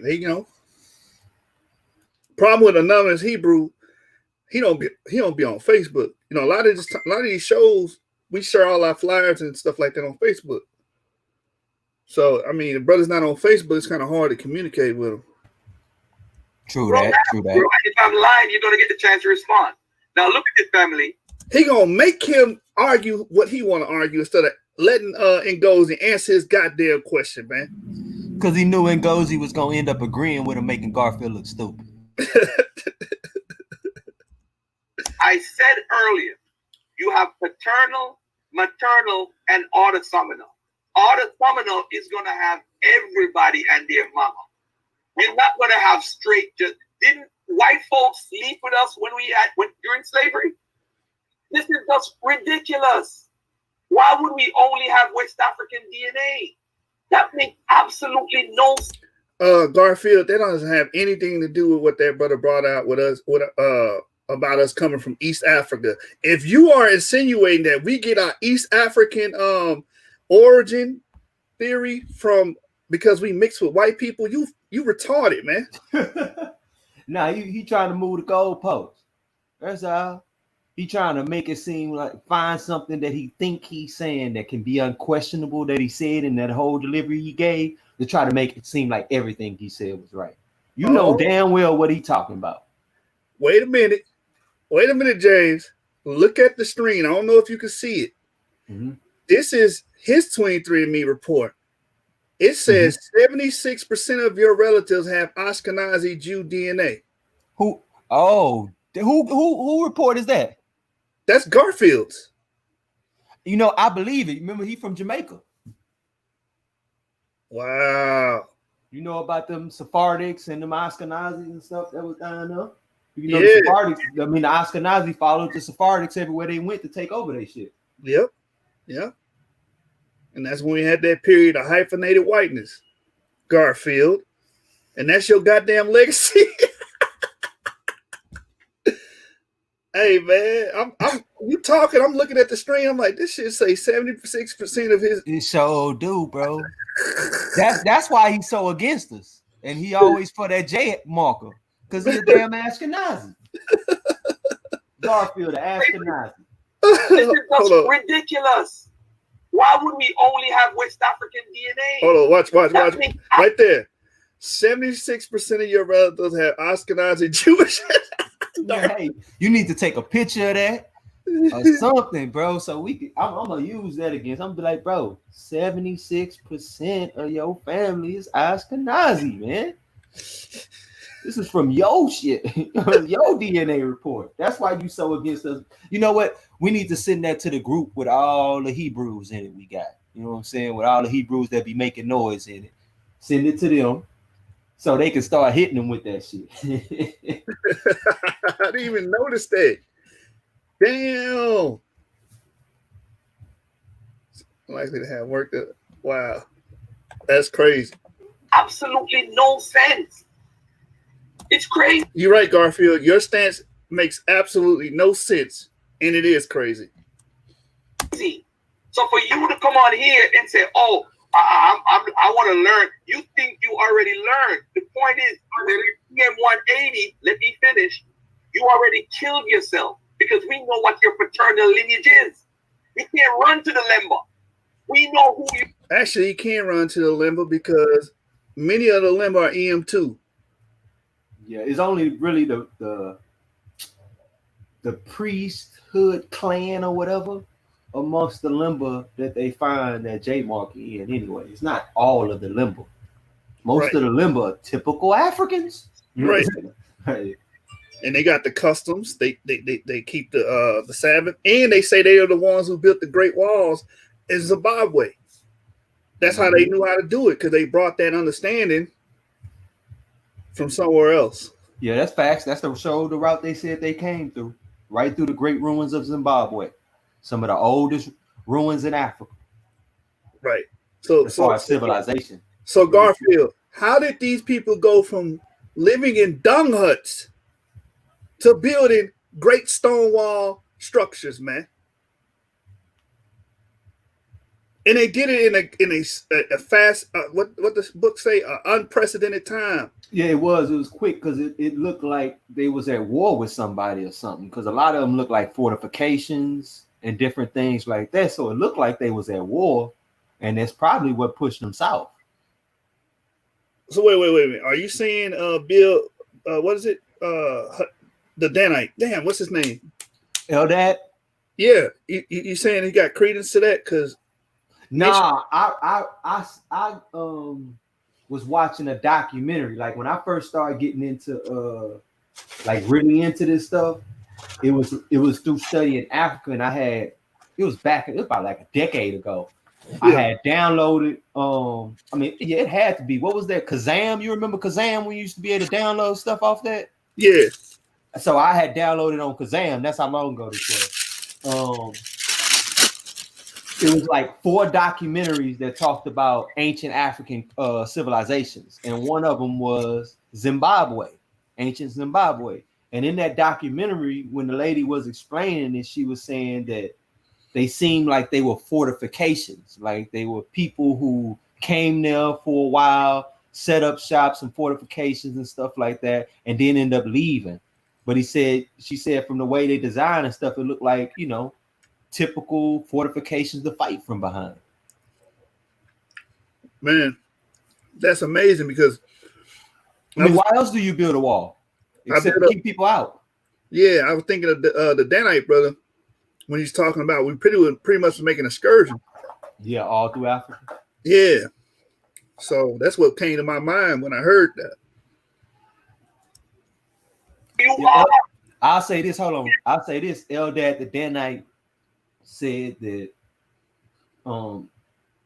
there was a kingdom of Israelites that stretched from about Zimbabwe all the way to West Africa, because he said it took 270 something, 80 something like that, some big number of days just to walk across the whole kingdom. Yep. So it had to stretch all across the Sahel. Yep, and then they were able to do it because they had iron, so they can clear forests and shit. That, and you running into people who wasn't in the Middle East warring since the beginning of time. You know what I'm saying? They was down there in Africa. A lot of them was chilling because it wasn't as heavily populated in Africa at the time. So they was isolated in their own communities and stuff. That's how you get like the Khoisan in them. It looked like they ain't mixed with nobody in forever. You know what I'm saying? Because why? Because Africa's so big, they can go down there and be by themselves. Not be bought. Mm-hmm. So you running into these cultures that ain't really been interconnected, like you're used to creating trade stuff and stuff like that up in the Near East and stuff. So you just come with a whole better culture. I'm sorry, it ain't to knock them or nothing. They had their own indigenous way of being happy and doing things, but you come from a culture with highly advanced technology in comparison. Facts. Yeah. Domination or assimilation. Pretty much. And it looked like we definitely assimilated. You know what I'm saying? Like, look, the trade routes in West Africa don't I'm sorry, they just don't start like that until we find the oral traditions of Israelites coming into the regions. Mm-hmm. People coming in from Carthage. You know, they had tracks coming from Carthage all the way down into Ghana. I mean, it just wasn't advanced like that, man. But that's crazy, man. Ashkenazi. Garfield Ashkenazi, man. Hey, man. This is going in the archive. It got to. Hey, you know what? Garfield good for catching himself up in some stuff, huh? Live on air, huh? When he read that thing that talked about them black Jews. yeah, killed himself. Yeah. And he had, whoa. That's not what we're supposed to be talking about. Yeah, they're going to read it right there that the Jews was black. Killed this whole goddamn argument, man. But yeah, what you said was powerful. The migration routes, the trade, like I said, the trade routes. We brought that iron technology in and we was able to clear a lot of those forest-like areas, wooded areas. Mm-hmm. You know what I'm saying? And the pygmies had a way of doing it with mushrooms, bro. Hey, they use mushrooms to clear out a whole forest, bro.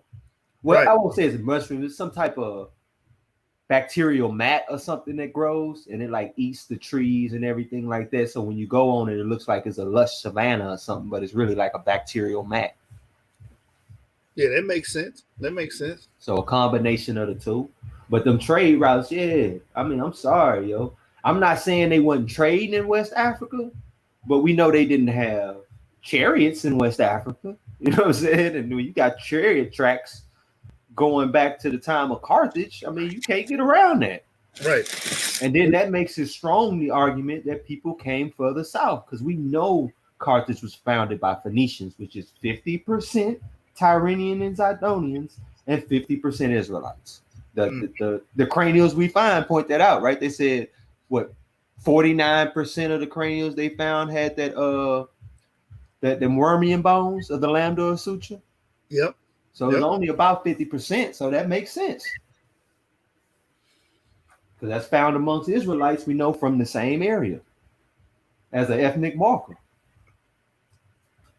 So Garfield, your argument don't stand a chance over here, man. Run. So you are not the last 10,000 years or 17,000 according to your DNA. You've been part of the West African milieu. Whether you migrated from one part to another, you've been in that area.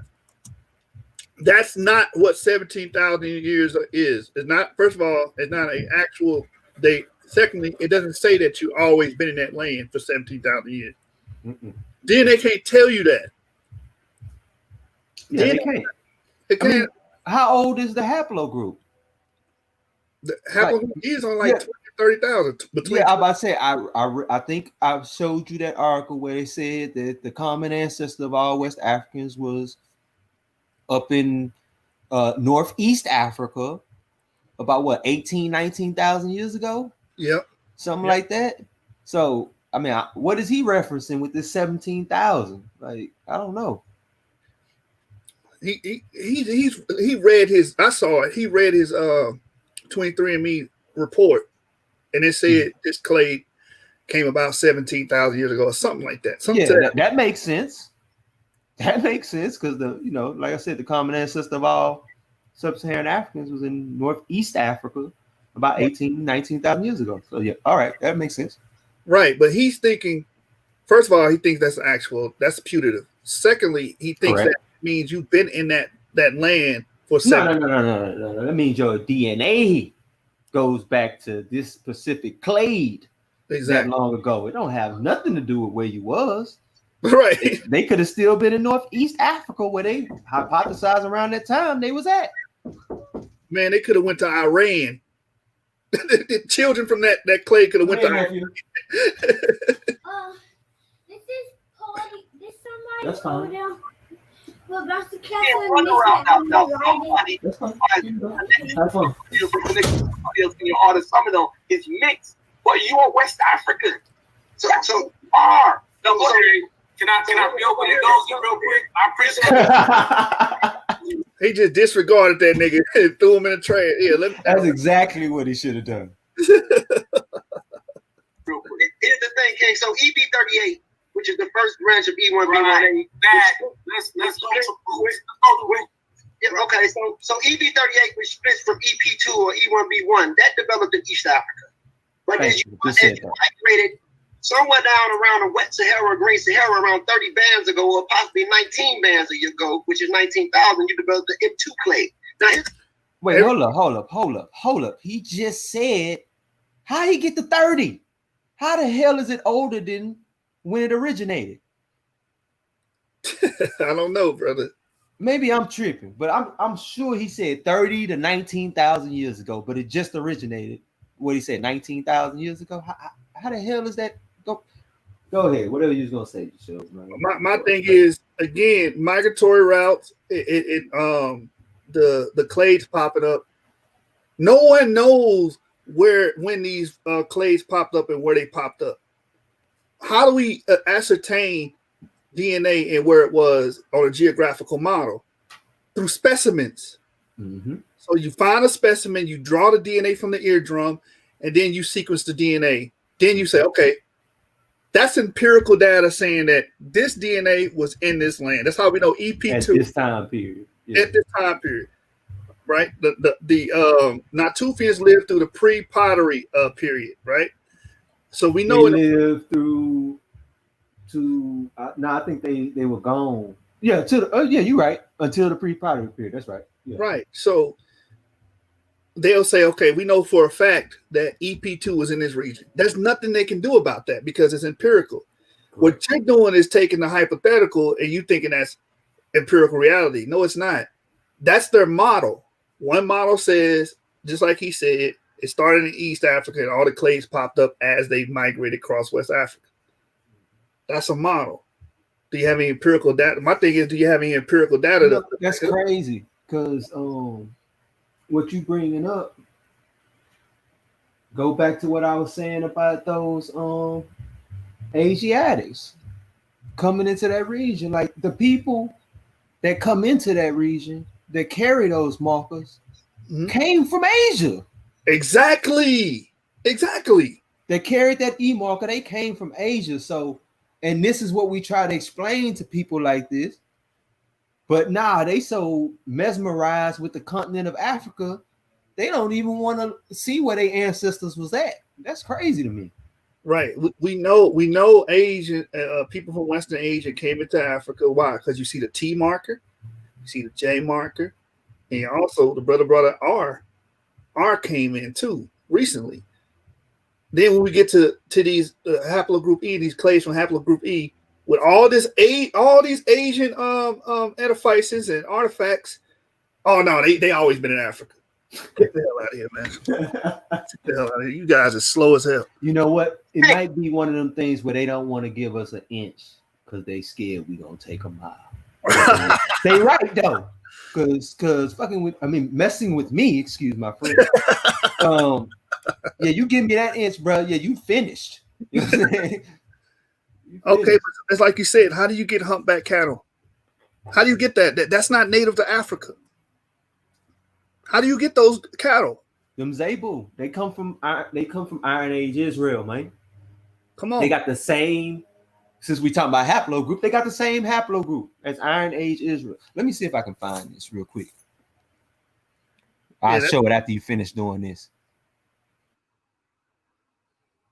Yeah, man, that's a kill shot. And let me go back to my Bantu presentation because I got a source in there real quick to kill what he just presented. Because migratory routes are not emphatic, man. And you Negroes, every time y'all bring stuff like this up, I'm gonna be there to correct you, man. Because you're misleading the people. And when you read the literature, they don't even teach it like that. The way he's teaching it, that's not how they teach it in the literature. Let me see if I can find my PowerPoint. I got like 8 of them open. Let me see if I can find it real quick. I will continue the video. Bantu archaeogenetics. Here we go, right here. So I recently did a presentation on this and brought this out, right here. Migratory data is putative.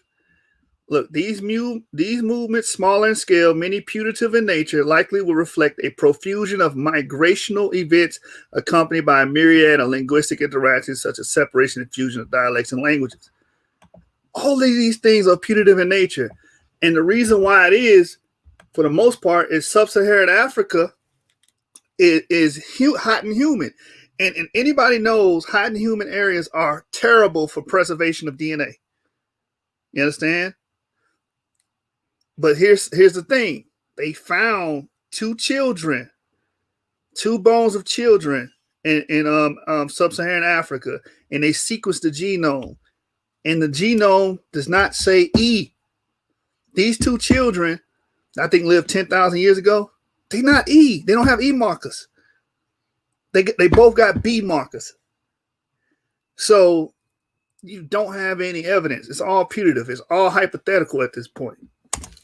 It's another branch of E1B1A that's still in East Africa, but it's absent of them too. It's called E1B1C. Look it up. So here's the thing. Or E1B1A2. You're E1B1A1. So there's plenty of E1B1A clades in East Africa. Your subclade or your marker mutated in the early green Sahara when it was green before the third phase. He doesn't know that. See, this is why this wouldn't work on the source. Show me the empirical data that states that his clade mutated in the Green Sahara in the time period that you're assigning. The Holocene glacier period. So it was in the northern part for a long time.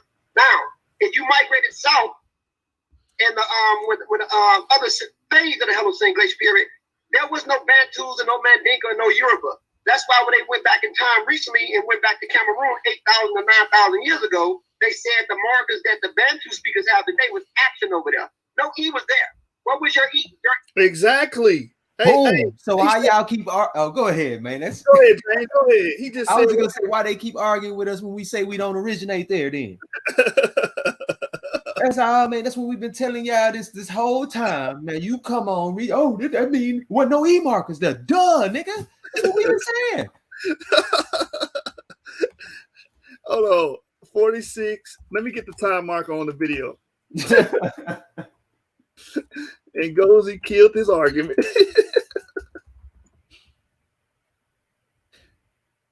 Killed his argument and substantiated our stance. That's crazy. You know what it is though? They don't like. He studies one thing, right? Mm-hmm. So he runs with the general idea on other things. He studies DNA. That's why I do interdisciplinary studies, right? It gives me a full picture. You know what I mean? Like if I just look at it from DNA, I could never draw the conclusions like what we're saying because we look at archaeology too. You know what I'm saying? We looking at history, we're looking at archaeology, we even looking at oral traditions. You know what I'm saying? And so when things like this come out, it's like, oh, okay, we've been saying that. Hey, I said that earlier, man. I'm like, bro, this DNA is absent from that area, but you keep saying, oh, this is the point of origin. Niggas are retarded, man. He was in the early Green Sahara, where you find that early Tassili cave art in southern Algeria, southern Tunisia. It was around those areas. In North Africa. Yeah. Recent findings of sickle cell, a large chunk of your ancestry goes back to Western Central Africa. So here's the thing. What are you based off what? What do you you just said it was absent there. And now you're saying a large chunk of your ancestry. Are you saying after that period? You know what? Maybe he's talking about the mitochondria. I do think the mitochondria was indigenous and been there. So maybe that's the part he's talking about. Well, yeah, the Bantu went and dominated Africa and took their women. You're right. Yeah, the Bantu went in, and then we pushed the Bantu out and took over the area. Man, we took them A and B women, man. They took them little pygmies with the big booties. You know what I'm saying? So yeah, Khoisan women with the big booties. That's why we like curves, man. They went down there and was like, oh, time to conquer. You know what I mean? Yeah. We walking down there, and the book I read by David Reich and Rain J. Herrera, they basically said once they brought these bananas don't come from Africa. That's an Asian crop. Yep. You know what I'm saying? The yams, like you brought up, and all these other things and exotic things. Nobody in Africa was familiar with any of the things they was bringing down there. Chicken. Yeah. Chicken, which is a galliform, Asian galliform. I mean, we can just keep going on and on. These cattle. Oh, look, let me share my screen real quick. I'm just going to show this little quick thing. It ain't going to take that long. Right here in this, right. See what it's so how did pastoralism get to Africa? Currently, most archaeologists think wild ancestor of today's domestic cattle, sheep, and goats were first domesticated in the Fertile Crescent of the Middle East. Archaeological research shows herding began to appear and spread from what is now Egypt 8,000 years ago. That's Fayum A. I can tell you what that is. And by 5,000 years ago, herders were burying their dead in elaborate monumental cemeteries near the lake shore of Kenya, man. That's all I want to show, because that's where all that stuff come from, man. All that come from that region, and they got to acknowledge that your ancestors was in that region and brought all this we talking about to the world. That's what we arguing. Exactly. Our ancestors brought all this we talking about to the rest of the world, and they said, "No, nigga, you was in Africa doing nothing." In dung huts, foraging. Yeah. Starving which one you want? You want to be a forager, a little hunter and gatherer in Africa, or the originator of civilization?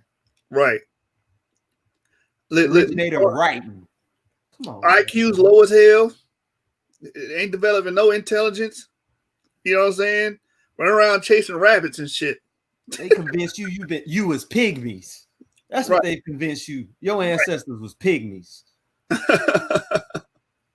Because that's what they have attributed to you, that what your ancestors all over there in Africa doing what pygmies do. That's all they showed us on Discovery Channel and stuff like that, trying to remind us that that's our ancestors.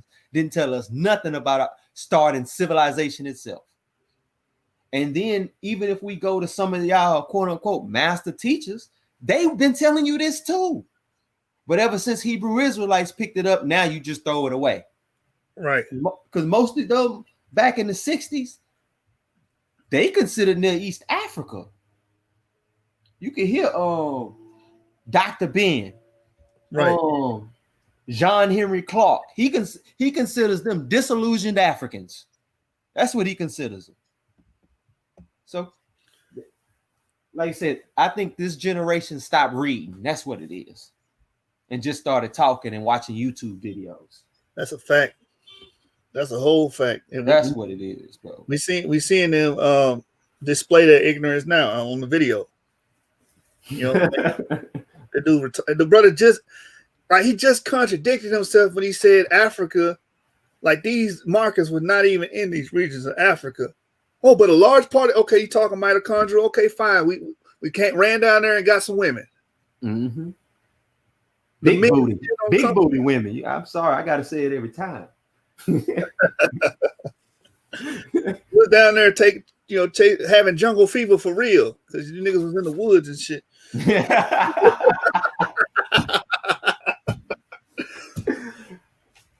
Yep. Hold on. Let me pull it back up. We got you niggas, man. They say you only can represent the pygmy side of your DNA. Damn. Right. Don't represent the Asian side. Yeah. You know not the male side. You know, that's why they all about the women. I get it. Hey, it all makes sense, bro. Think about it. They think black woman is God. The ancestral black mother is a West African pygmy. So they want to elevate her and put her on top of us to represent her. I'm sorry, man. I follow after my pops, man. Facts. I was a daddy's boy growing up. Man, it's a man's world, man. What the hell wrong with these people, man? That's why we following the wild paternal tree in the first place. Mm-hmm. West Africans are hybrids too. There's a lot of mixing, a lot of. Whoa, hold on. Explain that. Say that. West Africans are what? Hey, you notice Garfield got the hell out of there because he out of his league, man. Yeah. He ran out of ammo. You came up there with that little 6-shooter. You know what I'm saying? A little 22. He didn't go down his rabbit hole, man. He feels out of place when you do that. That's why, like, a lot of times when I'm on this show, he end up quiet by the time I'm done because I ain't gonna go down your rabbit hole, bro. I'm gonna keep it to the point. Right. Right. Yeah, the brother disregarded you and said, okay, that's nice. You know how you do a little kid? Look, Dad. Yeah, like when he come punching you on the leg and stuff like that. Like, I hit hard now. Yeah, you hit hard. It was harder than last time, at least. Right. That's what he just did to Garfield, man. And now you feel ashamed. You didn't have no comeback. You just had, man, fuck it, I'm gonna leave. Africans are hybrids too. Now, exactly, brother. That's my point. Explain it. The only reason he bringing up they mix is because he know you can't run the haplogroup E no more. You can't. They don't belong in West Africa, man. The man just said it out his own mouth, man.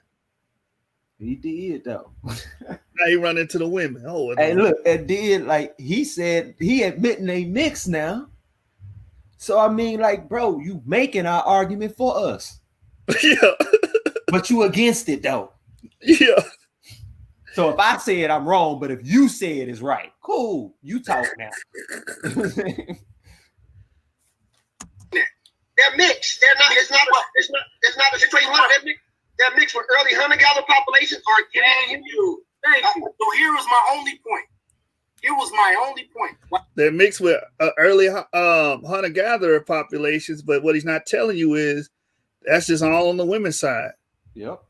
It's a reason why EP2 dominates Africa because the males have the lion's share of male representatives in Africa. Majority of Africa is E. Correct. And that's a recent addition. Yeah. Yeah, about 3,000 years ago. You can thank our ancestors for that. You're being real about it, man. Yeah. You can thank our ancestors for that. We changed the whole landscape, man. Real. Dominated that. You know our rule. We come if we go to war with you, the rule is we kill the men and we take the virgins. That's a fact. This is what it is. So your men die off, but your mitochondrial stays around. Mm-hmm. We keep your women, man. Spoils of war. Yeah. Hey, you ever seen when a dude fight a dude, beat him up, and then end up taking his girl later? Yeah, spoils of war, man. This is what it is. Women are attracted to winners. Yeah. And you know, for that time period and that expansion, we were winning. You know, a lot of people, we talk about the conquest of Canaan. Let's talk about the conquest of Africa. They don't want to talk about that, bro. They don't want to talk about that, bro. When we went in there dominating, you know what I'm saying, the Pygmies and the Sons and all them other tribes, the Cushitic tribes, they didn't stand a chance, man. Let's talk about that. Yeah, hey, Garfield. The Asiatic conquest of Africa. That sounds like a good presentation, bro. But it sounds like a 20-parter. You know what I'm saying? Oh, yeah, man. These niggas will lose their shit if they seen that shit, man. Yeah, we only gonna deal with 1,000 years of video. Yeah, Garfield. Then what Garfield gonna do with that? Oh, yeah. Then we gonna have to start splitting it down to we only can do regions because there's so many cultures now in this region. Yeah, right. That could be a good one. Yeah, man. They open up a can of worms with that one. While everybody is trying to red herring and do all this extra, my only point is, because Garfield said that I've been in West Africa for the last 10,000 years, according to him, right? Hey, I'm gonna show you an article that Matter of fact, I'm just gonna go to the slide. I don't even care, bro. Let's forget it. I was working on this today because I was posted a debate today. I'm gonna show you E1B1A wasn't stuck in West Africa. I'm gonna show you. Man. Check this out. 2,900 years ago, you can go to Iraq. Look, this is 7,000 years ago. 7,000 Oh, in the years. Balkans? Yeah, I know about that. E1B1A has been found there, man. Has been observed in this region. Yep. Right here. What is E1B1A doing in Coruscant, man? Huh? If you was there, we were just stuck over there in West Africa for 10,000 years, according to this idiot, Garfield. Can Garfield answer that question? And like you said, what is E1B1A doing in Iran? And you know what's crazy? They just started searching for our DNA like that. Yep. They just started doing it. After they done it for everybody else, they finally was like, oh, all right, let's go ahead and do it for Africa. And now we everywhere. Yeah, and David Reich said it. David Reich said the reason why they haven't found it, like you said, is because they never looked for it. Yeah. Why? Because of preconceived notions. Well, these people that race. I really think they know who the hell we are, and the whole point of what they did to us was to erase our knowledge of who we are. So during the time of academic racism and stuff like that, like a lot of stuff they was finding that would have pointed to us, like the Wormian bones of the Lambdoidal Suture. They used to call them deformations and different stuff like that. You know what I'm saying? To make excuses for why they was there. But now we can connect it to DNA. You can't run from us being there. But I think they was trying to cover it up. Honestly, I can't see no other reason, because we've been at war with them. And even if we just starting with the Romans since Carthage, they know who the hell we was. They knew it in Western Europe when we was at war with them during different times in the Middle Ages and stuff like that. So they actively did that on purpose. I think that's why they ran with them German scientists, racist stuff, just to put us in the mind frame of we never been anything. We were never part of all these great civilizations. So now that when brothers like us come and bring them this truth, they run from it. Oh, them just Bible believers, man. Let's put the Bible down for a minute. Deal with this archaeology, man. Right. Deal with this DNA. Right. And those are my favorite arguments. So you can't lambast the Bible. You're just gonna deal with this evidence. Mm-hmm. Explain this. Explain why the Bantus had Asian crops and livestock. Explain it. Since they just been in Africa, how long you say they was in Africa, West Africa, for 10,000 years? He just said 10, but didn't he just read something that said, what was it, 6,000 years ago, 9,000 years ago? Wasn't no E-markers there? Yeah, that was in Cameroon. He said in northern Cameroon, there wasn't no E-markers there. That was like 9,000 years ago. But now you're saying 10,000 years ago they was there. Which one is it? This is why I don't look at one source that says something. I look at multiple sources, because these dates flip and flop depending on who you reading. Exactly. That's why, like, when you look in general sources, they just give you a time frame between this and this, because this one person went this far, the other person said it was this recent. So that's what we gonna just put between this and this. Yep, the Muntaser says it the best. Confidence intervals are huge when you deal with dating. Mm-hmm. They're huge. That's why no way around it. You're gonna find discrepancies. That's why they like to try to line it up with archaeology to better calibrate it. Right. But Garfield ain't gonna tell. He don't know to tell you that, because he don't read this. He don't. You could tell. You could tell he making minor mistakes that if he had a basic understanding, he wouldn't say. You know what I'm saying? Question: and even to you, if you want to answer it, why do I see so much East African genetic composition when I do my JED match? That's a fair answer. Is that not? First off, is that not a fair question? Yes or no? It's a fair question, but I want to answer why. What's going on? So here's the thing, King. When you take your raw data and put it inside a JED match, you got Ethiohelix, you got the European thing that shows you what portions of you come from the Caucasus. The thing about JED match is that it goes back further in time. So here's the thing. When you take a test from 23andMe or Ancestry DNA, that's based off national population or regional populations that live in those zones today. Now, it's like, for example, when a North African take that DNA test, it'll tell the Berber from North Africa that he's 90% North African. And he run around here to attack people like, yeah, I'm the real North African. But when he put his DNA test in JED match, it goes back further in time and takes his raw data. Then he finds out that no, he's partially Neolithic European from a pre-Anatolian population that settled in North Africa 7,000 years ago, and partially indigenous North. Actually, he's wrong about the Berbers. He's only right if he's talking about R1B. But if you're dealing with the Berbers with E markers, that wasn't 7,000 years ago. You know what I'm saying? Very recent. That deals with the them damn Romans coming in and taking over that region. Right. Africa. Partially.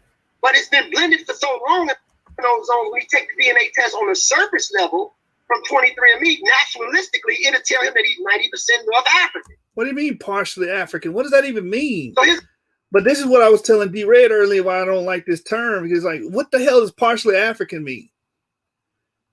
You know what I'm saying? Oh, he's 90% North African, but now but he's actually partially African. He's not really African. Then they got an E haplogroup. If he got an E haplogroup, he part of that clade that dominates that region. Or they might, it might have got there a little earlier. I can see what you think? You think the people in Greece? Nah, they didn't really carry R. Well, the consensus. Why ain't going? It's not even a consensus on it, James. Nah, it ain't. From what I've read, Monteza's work, he's saying around 7,000 to 8,000 years ago. R1B entered Africa. I can see that through trade. Trade across the Mediterranean, because trade would be in East Africa normally with Greece. Mm-hmm. But the thing that helped places like Italy rise and stuff like that was the emergence of all those colonies along north. I guess you got North Africa towards Northwest Africa, like Tunisia, Carthage, different places like that, Cyrenaica, areas like that, as they emerged and got bigger and became big trade spots. Yeah. So, yeah, I could see it coming in, but it wouldn't be like, oh, that's where all the Berbers descend from today. That's my point. That's my point. It would have been like a colony or so of people may have came, a village worth of people, 40, 50, maybe 100. Hold on, let me look it up. Oh, let me get the Berber markers. At EM81. And it hold on.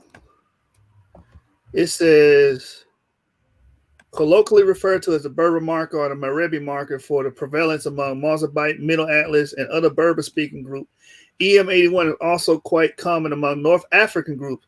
It reaches frequencies up to 90% in some parts of Maghreb. So he's saying, oh, Berbers are all R. Northwest Africa. Yeah.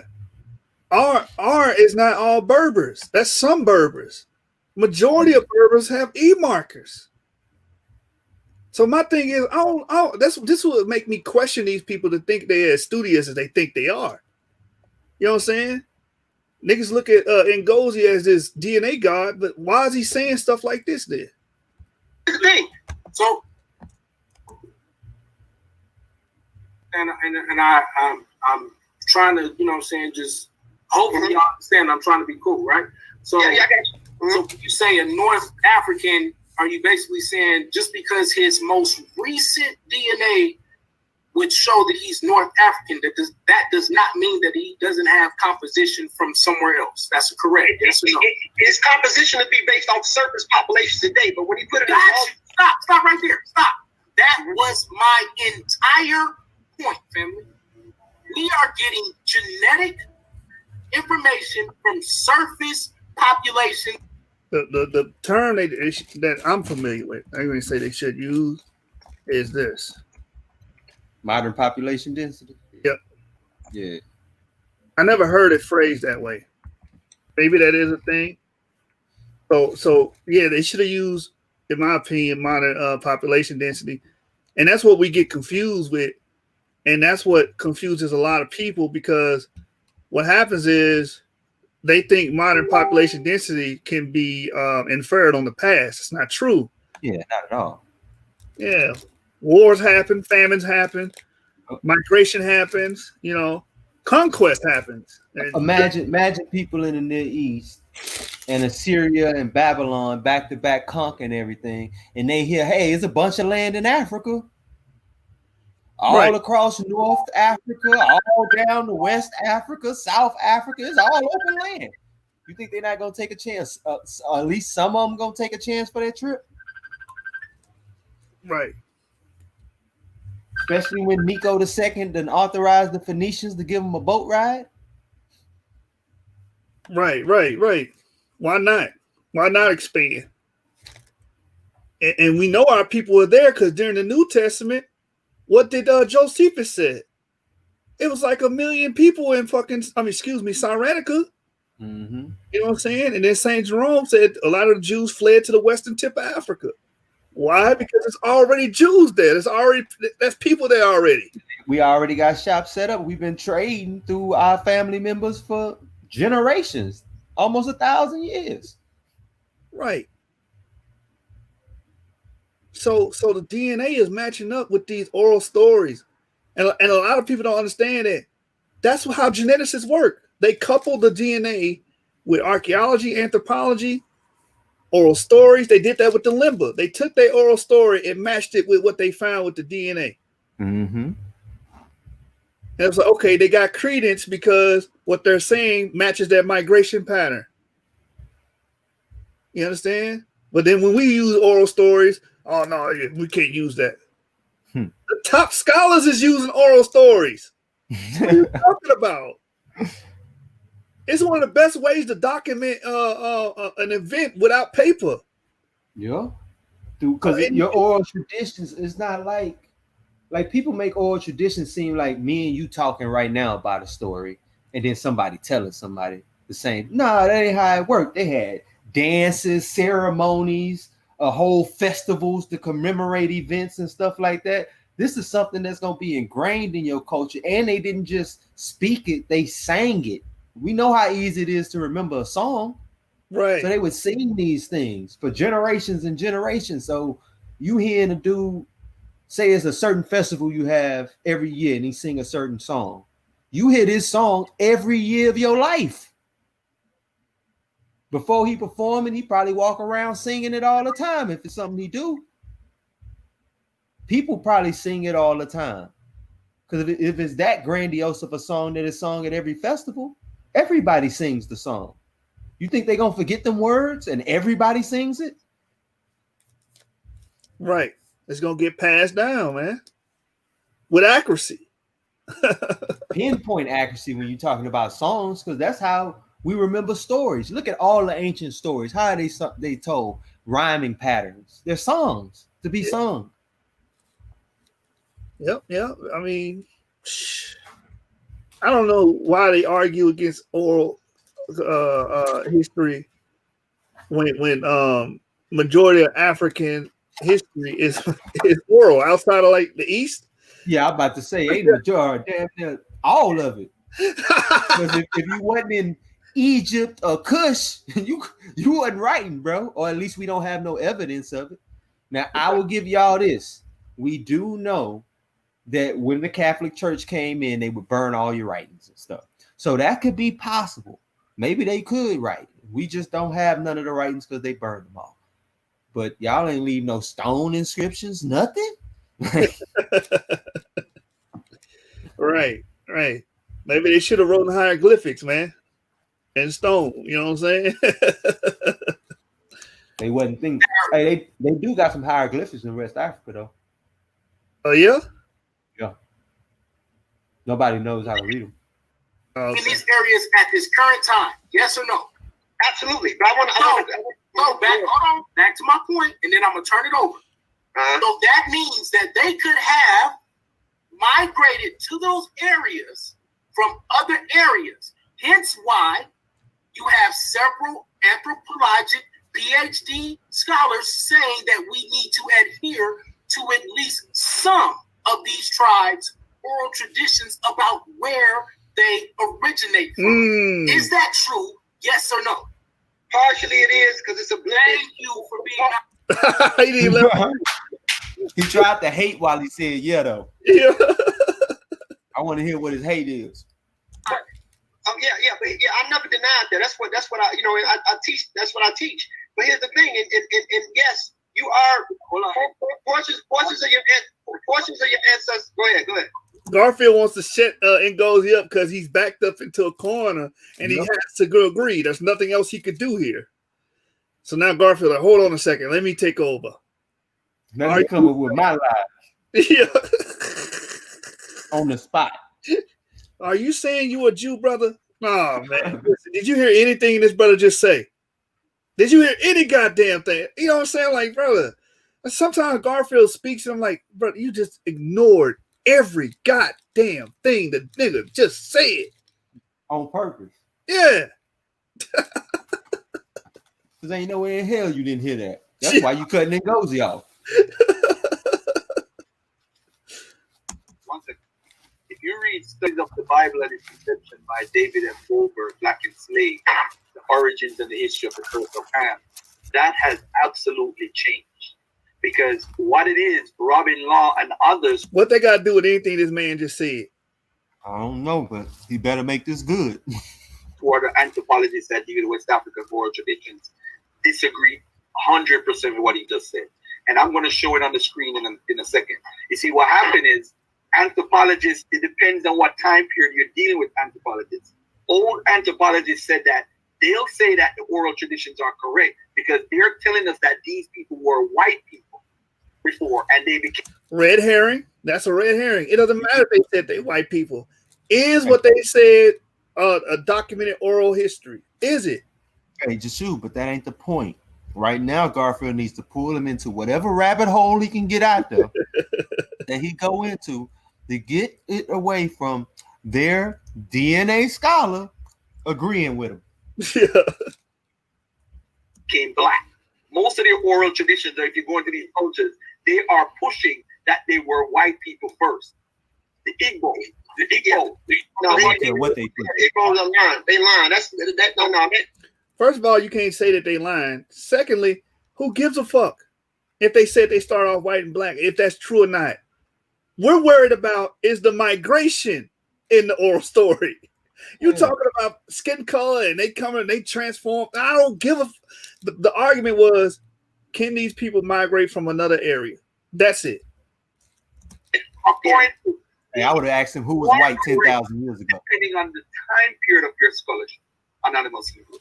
But I'm gonna tell you this: just knowing your haplogroup don't tell you the skin color of those people. That's one. Secondly, okay, they can lie about that. Let's say that you disagree with that. That's not the point. The point is, did these people come from another area? That's it. Today's scholarship, hold on.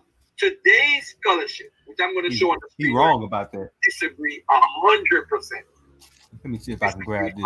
When I say 100%, yeah, grab that, James, man, because we like to smack up on Garfield over here, man.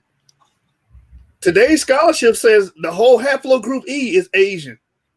You got geneticists saying the whole haplogroup E arose outside of Africa, man. You know what I'm saying? EP2, earliest specimen of EP2 is in the Levant, man. That's today's scholarship, Garfield. So I don't know what the hell you talking about.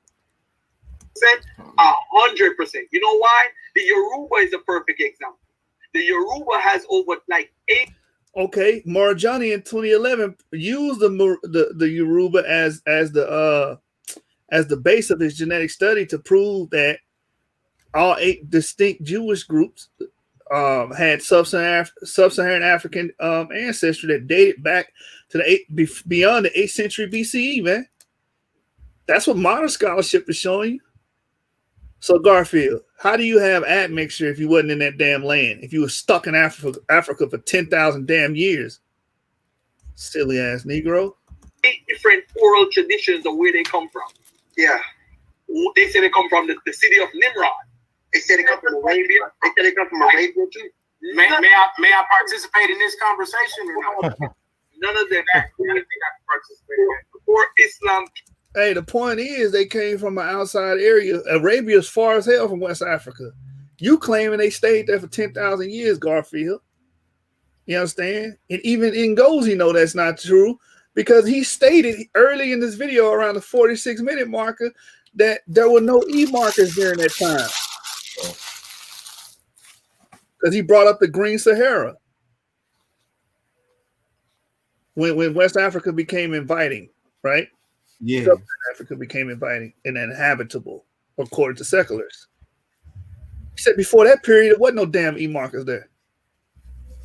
That's true. Ain't no way around that shit. That is true. Came in. Islam is actually one of the main reasons for all these traditions, by the way.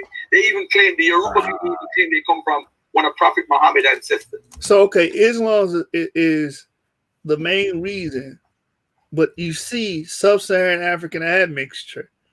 And Islam is why the DNA is there, brother. Yeah, Islam reason DNA. They went back in time and rewrote niggas' DNA. All Afro-Asiatic languages stem from the people, the EP2 people, man. The Natufians, man. Period. That's long before Islam was even thought of, man. You know what I'm saying? The Bantu expansion happened way before there was anything called Islam. And these people were clearly of the Asian extraction, man. Because like we said, the humpback cattle, the chickens, the fact that they knew agriculture, iron metallurgy, which is a very complicated process. How did they know to take lime from clams to take the lumps out the goddamn iron? You don't just wake up one day and have that. You don't be in West Africa worried about clams.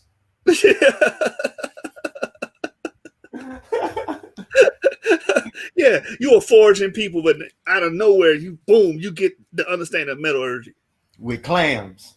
Right. Nigga been in the forest his whole life. Now he going fishing in the sea.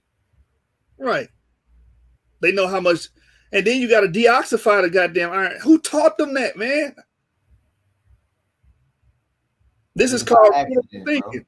This is by accident, man. That's all. By accident. They just discovered this shit by accident. Yeah, did it by accident, bro. One day, dude just woke up, was playing with some rocks around some heat, probably was barbecuing, got the rocks too hot, iron came out, and it fell on like this basket he had, and the whole basket turned into, you know what I'm saying, an iron basket. And he was like, damn, that's how you do this shit? Let me see if I can get that slide with the process of damn iron smelting, man. Let me see. Multiman's. Look, you got to deal with Multiman coming from Eurasia. Man, come on, man.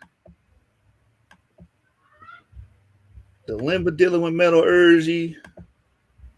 Yeah, man. Garfield, you silly as hell, man. Air is blown before they increase the temperature.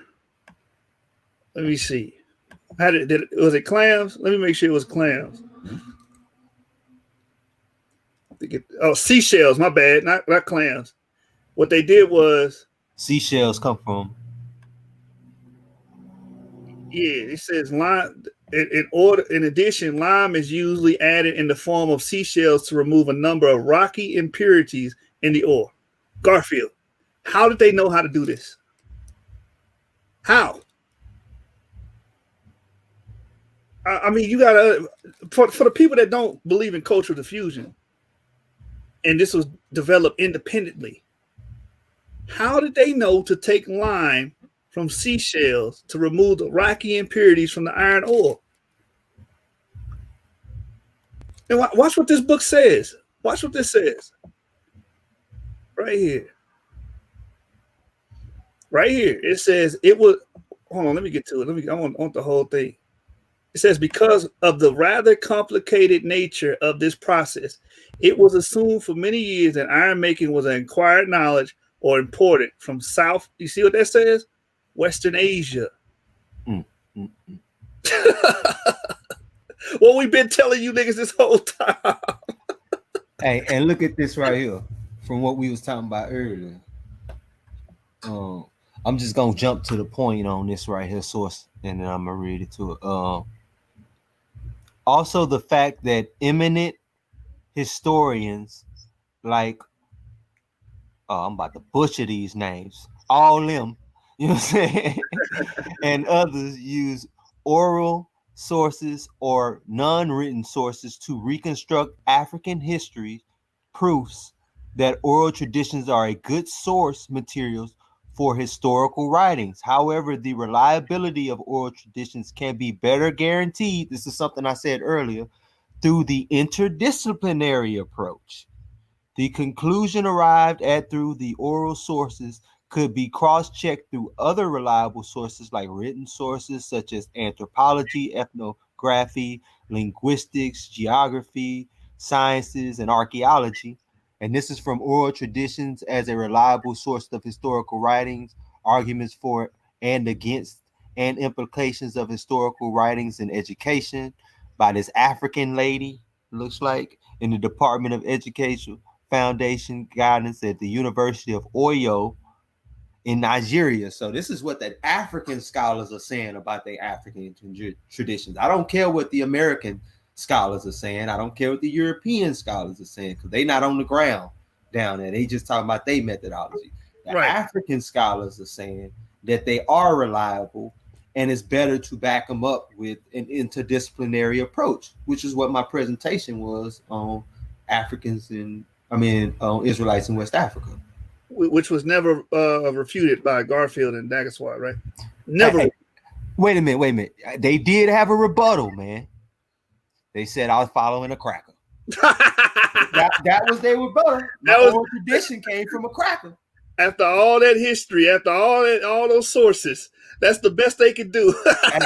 hey! I'm just telling you what the response was. They went to through this man's whole history to point out this is where his oral tradition came from. This cracker, right? And they don't understand what an inference is. What because Rob Bourne did that too. Oh, this scholar says that this was all given by the Arabs. The Arabs influenced the Igbos.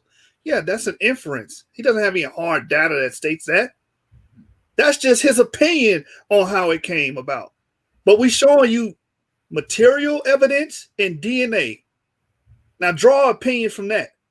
Man, but you know they got a problem with telling fact from opinion. They don't know the difference. You know what I'm saying? Think about it. Most of the time they talking, it's all opinion, but they swear they spitting facts. You know what I'm saying? Right. I listen. If anybody watching and they know Garfield, tell him to explain to me how these Africans that were stuck in West Africa for 10,000 years figured out how to do metallurgy. How did they know to take seashells and take the lime from seashells to take the impurities out of it?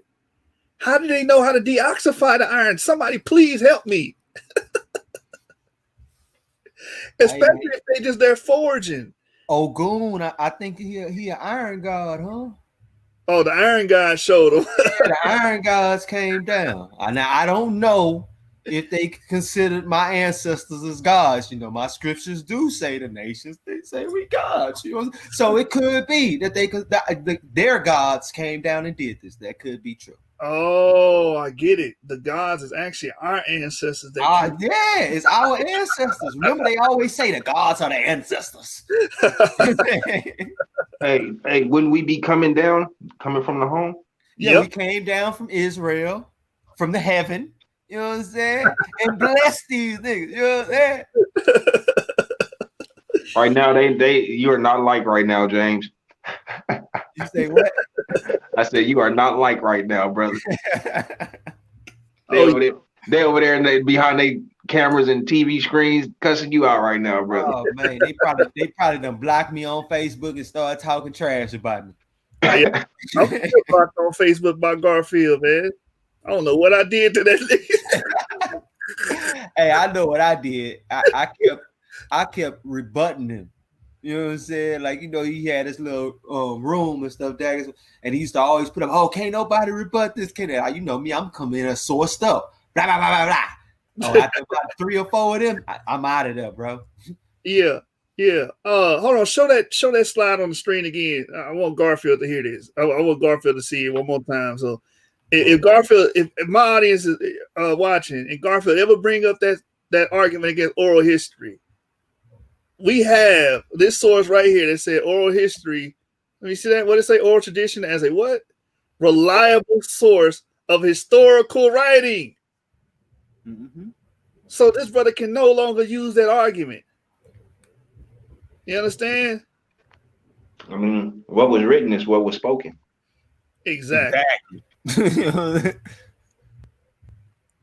Talking about oral history is Arab influence. Man, sit down somewhere, man.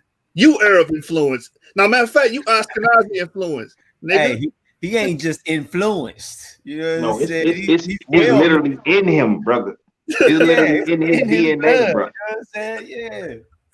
Hey, and I ain't and from my little DNA test, I have a 0% Ashkenazi, brother.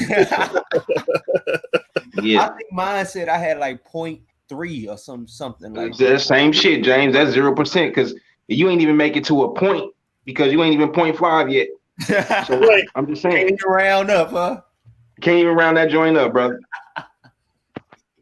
Yeah, man. We read Garfield stuff, man. It said he was 70. Hold on, let me pull it up. 76% was it, James? 70. Yeah, I think it was 76 of his relatives are Ashkenazi, man. That's what it said. Damn. Let me pull that. That's why he vouching for them J markers, man. Ooh, that's heavy, bro. That is heavy. Let me pull it up, man. I took it. Hey, we kept. Hey, what Loaded Luck said? We kept the file. Got receipts on that boy, man. He can't even claim to be African like that, bro. Damn. Hey, brother, I never claimed to be African. Hey, bro, never claimed that. I'm Jamaican. No, brother, you definitely ain't West Indies with Ashkenazi in you, brother. Jamaican. Hold on. Let's show it up. Let's put it on the screen again, so nobody won't say we're making it up. Let's put this on the screen. Where it go? Hold on. Where it go? There it go. This is Garfield's 23andMe results. 76% of their relatives have Ashkenazi Jewish ancestry. Oh boy. When you blow up somebody's spot, you know what I'm saying?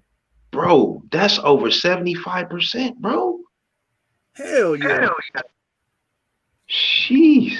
And it is, look, what does it say right there? Garfield, explore your ancestry DNA. We explored it, all right.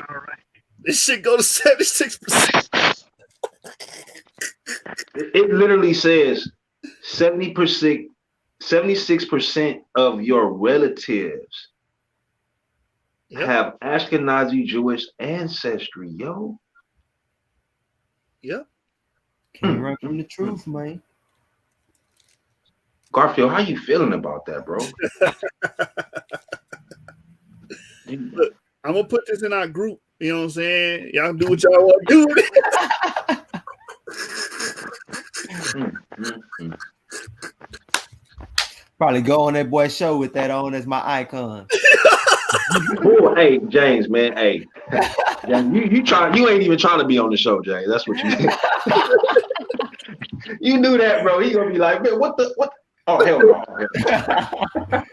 He ain't gonna know at first. He probably ain't even gonna know.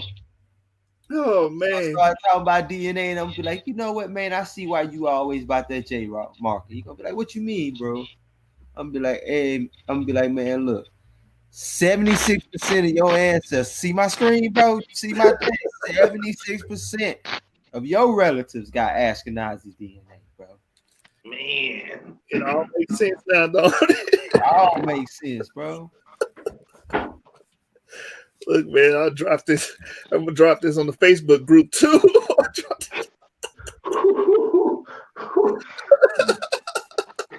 yo. I said, "Oh man, I'm about to ask him. That can't be right."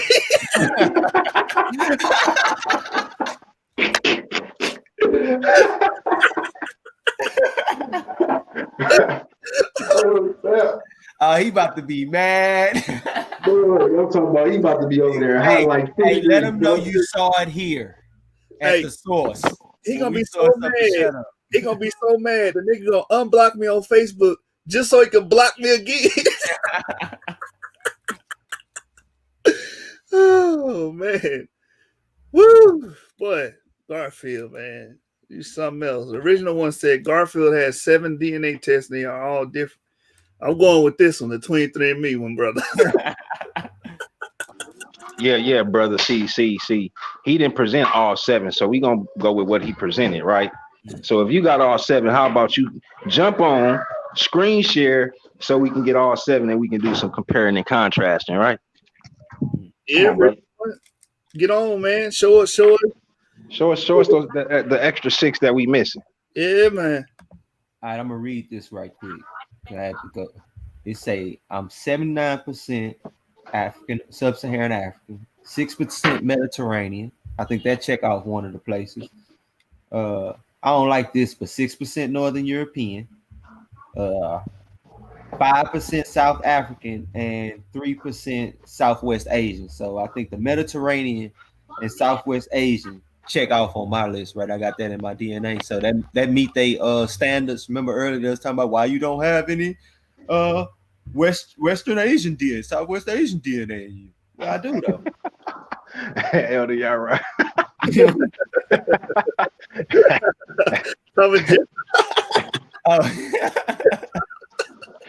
Thomas Jefferson. Oh man. Hey, you know what? I'm about to order my 23andMe, bro. I'm about to order. Yeah. So I can get this Jed magic popping off, because this is gonna be fun. It's gonna be fun.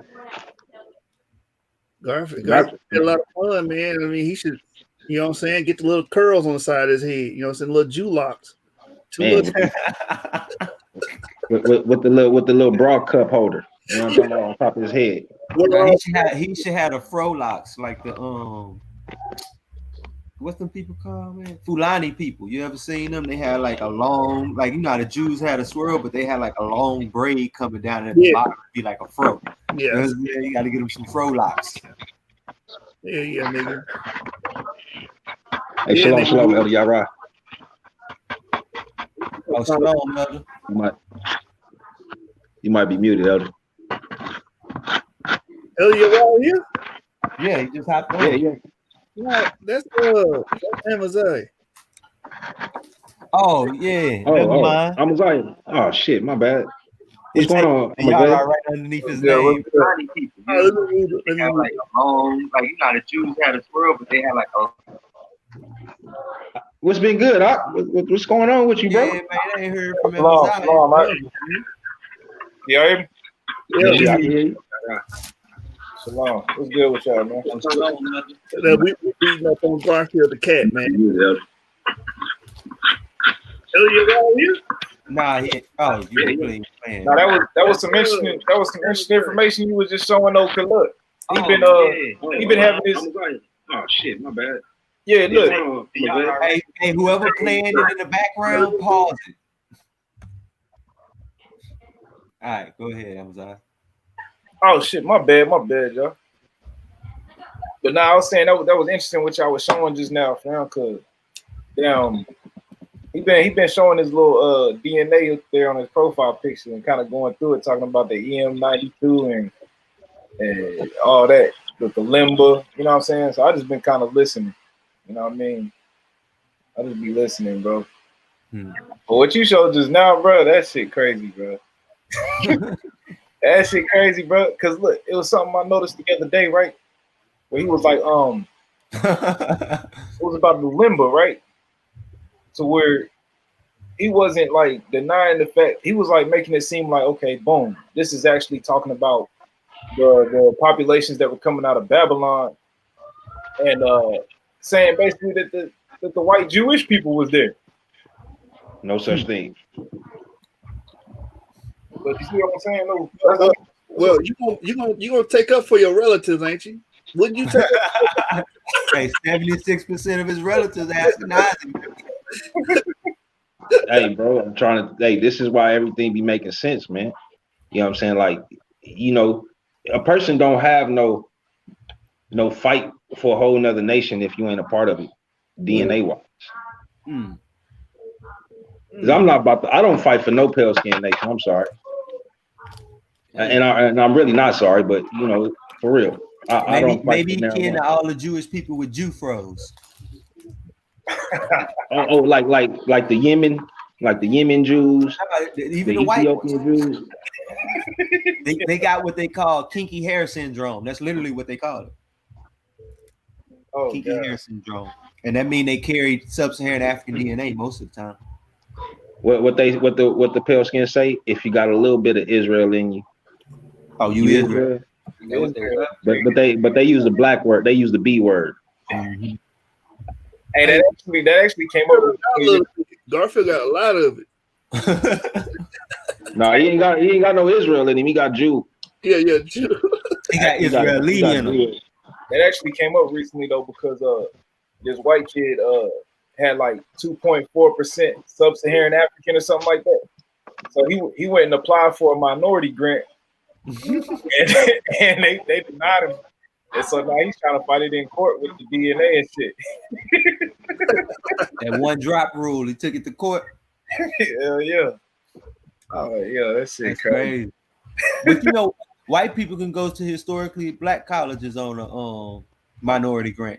You know that? I just found that out. Man. Because they're a minority in the school. Oh, that's crazy. But you know they don't want to be around us, man. They don't want to go to our schools. Some of them do, but it only be like 5 of them in the college. Yeah. Some of them do, you know what I mean? But in general, they don't really, you know what I mean? They want to go to their schools. You feel me? Yeah. But they don't see nothing that we had to say as being, you know, worthy of conversation. I will say this. I'm pushing for a lot of these athletes to start going to historically black colleges now that they've gotten funding.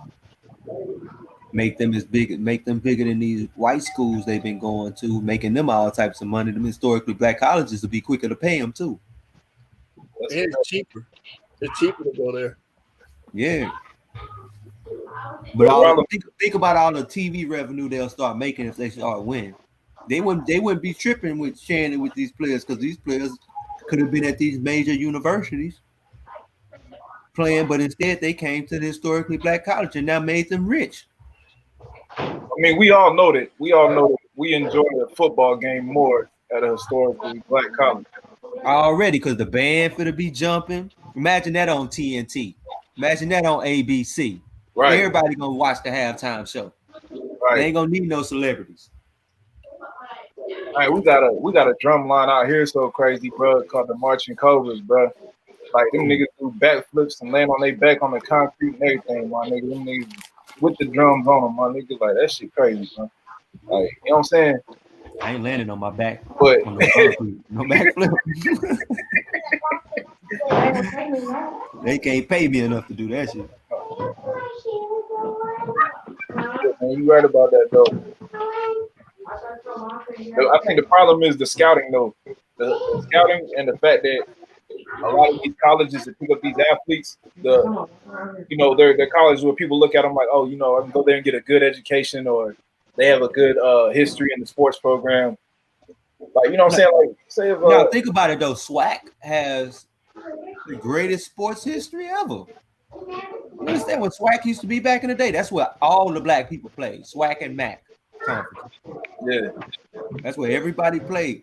That's why one of the top 3 players coming out of high school right now, he went to Howard in a push towards more of them going to historically black colleges. That's why Deion Sanders became the coach down at with Jackson State down there in Florida, and now he going after 3-star, 4-star, 5-star players, getting them to decommit and then come and commit to his college. I mean, I think it's a great time for that push. Right. You are right about that though, bro. But you talking about we gotta get these kids in high school age. You know what I mean? We gotta be educating them at the high school level. You feel me? Hey, look, man. What's that? TSU, right? Is a Yep. black college down there. Michael Strahan came out of TSU. I looked at their computer program. It's like $4,000 a year, bro. Mm-hmm. Bro, you can get a bachelor's in IT for like 16 grand in total. Bro, your FAFSA gonna pay for that. Yeah, for sure. And you're gonna have extra. When I was getting out of school, because TSU was so cheap, and they really don't be tripping. Boys used to go there, get that FAFSA, get that check that they give you with that little student loan they gonna give you, and they be balling, for about a month. Because they go and buying up everything, but they used to just do that to get a quick check because it's like 5,000. Yeah, quick. And like if I went and did it, like I'm in the I'm at military, so I can still sign up for FAFSA, which is gonna pay the same amount as it would, but the military already gonna pay for my classes, so all the FAFSA money go in my pocket, but I ain't take out no student loans. Wait, James. What's up? School? I got school for free for the rest of my life. Nigga, we gotta talk about this shit. We gotta talk. That's why I was telling you I was thinking about going to HVAC school because it's gonna be free. Don't go to man. Go get your Why did you not go get your bachelor's, bro? In what? History. We're talking about it. I'm about to do that same shit right now, bro. Man. Hey, I'm mad as hell at James right now, man. Hey, bro, while y'all talking, right, bro? I just applied for my FAFSA for last year and next year, or this past semester and next semester, right? So down, man, I'm trying to figure out, bro. I'm gonna just try to go for history, my nigga. Nah, bro, go for computers, man. What are you going to history for? Man. I'll tell you why, right? Because I was actually listening to Malcolm X, bro, and he made some sense. You know what I'm saying? He said that as black men, we specialize in almost everything. You know what I'm saying? Except for history. You know what I mean? And if you notice, right, most of the conversations we on here having is all about a knowledge of self. We always talk about history, bro. That's all we talk about on here. Mm-hmm. I don't know. I'm just an autodidact, though. Right. And I like to work with my hands, so I'm not really into. James, you're gonna blow through college because you already have research competency, and that's what they look for. Especially if you want to get your master's, you already have that. You know what I'm saying? Real estate investor. You said what? I'm a real estate investor. So real estate investors don't get other things. You know what I'm saying? Yeah, but that's what I'm saying. Like if I got a degree, it would be an elective. It would. What about construction science? Yeah, civil engineer. If I was gonna go something like that, I'd get like a civil engineering degree. Them niggas make 6 figures, and man, they do. Construction science. Oh my god, bro. The opportunity is endless. Okay. Or I can keep growing and make $1 million in real estate. I make 6 figures, $1 million. Bro, your school and I gotta save up. You know what I'm saying? I'm helping my wife right now. But when I want to go, I'm gonna probably have to go out of pocket. You get to go for free, bro. Only in the state of Texas. That don't change anything. It's so many great people. Like, come on, man. You can go to U of H, man. You playing games, bro. Nah, bro. I see. This is my thing. Well, that's changed now, so I guess. But when I was in school, I wasn't a homework type dude, and in college, everything homework. Everything is homework. I'm not a homework type dude. Even when I was in college, when I got out the military, I'm not a homework type dude. I try to get everything I can get done in class. Cause I know once I go home, bro, I'm not gonna do that. Do what I want to do. And that's just the way I am, bro. And I can't fight it. You know what I'm saying? Like I've changed it now. You know what I'm saying? I know I can do the research because I went through all the prerequisite classes. I went through all of them. It's just I knew I wanted to do real estate, and I didn't feel like wasting my time doing something, getting a degree in something, and then I know I'm gonna fall back and try to do real estate regardless, no matter what degree I get. I think everybody that do what we do can go to college and burn through it because we pretty much have the discipline, study material, and we're critical thinkers. You understand? So we can fill out that work, do the assessments, and we can do. I believe everybody on here can do finals, bro. Check this out, Jashu. Do you think there's a difference between reading what you want and reading what somebody else wants you to read? I agree. That's the difference. I agree. That's a fact. Yeah, like me, I be like I do this because it's interesting to me. Yeah. I care about my history like that. Yeah. You know what I'm saying? So it's easy for me to dig in this, or especially me, I'll be up, like I get on the top. You used to be up with me all night too. We get on the topic and be researching that topic, going back and forth all night. Yeah. For just like we on here for 7 hours. We be up all night doing stuff like that. So I mean, that's because I find it really interesting. Now, when I gotta take a class that really ain't got nothing to do with what I care about, I find that annoying that I have to go read that. Yeah, just to get a credit. Yeah. Yeah. I understand. Yeah. Pros and cons. Yeah. So I mean, it's good. I wish when I was young I had, been better disciplined to read stuff I don't care about reading. But the best way to get me to read, they realized, was give me something I want to read. You know what I'm saying? And so that's just the way it's always been. Yeah, I see. Damn, man, that's a blessing though, man. Yeah, it is in a way. But if I was gonna go, it gotta be something like either like computer animation or something like that. Something I know that if I learned it, I'd be lost in it. You know what I'm saying? Yeah. Something like that. Not something that I know like I couldn't do nothing like accounting, because I get bored real quick. Same stuff every day? Nah, I'm good. I like being in real estate because it's spontaneous. That's why I like working with my hands. On the run. Yeah, it's spontaneous. It's something different every day. Well, your ass get to HVAC, you're gonna see something different every goddamn day. You'll get tired of that shit. Like, damn, I wish I had a desk job. I see that as a way for me saving from paying somebody to do something. No, that's true, but I'm trying to get to the point where I'm gonna hire individuals and let them do, most of the trivial stuff. And once they get into a snag, I'll come out. You know what I'm saying? Yeah. That's the point I want to get to in my career. You know what I'm saying? That way I can go. You just gotta find somewhere with a vibrant economy that appeals to Black folks. Man, I ain't gonna lie, bro. I used to see our brother clients do that shit all the time, bro. Like he would fucking contract out work, like if somebody needed some work done on their house and shit.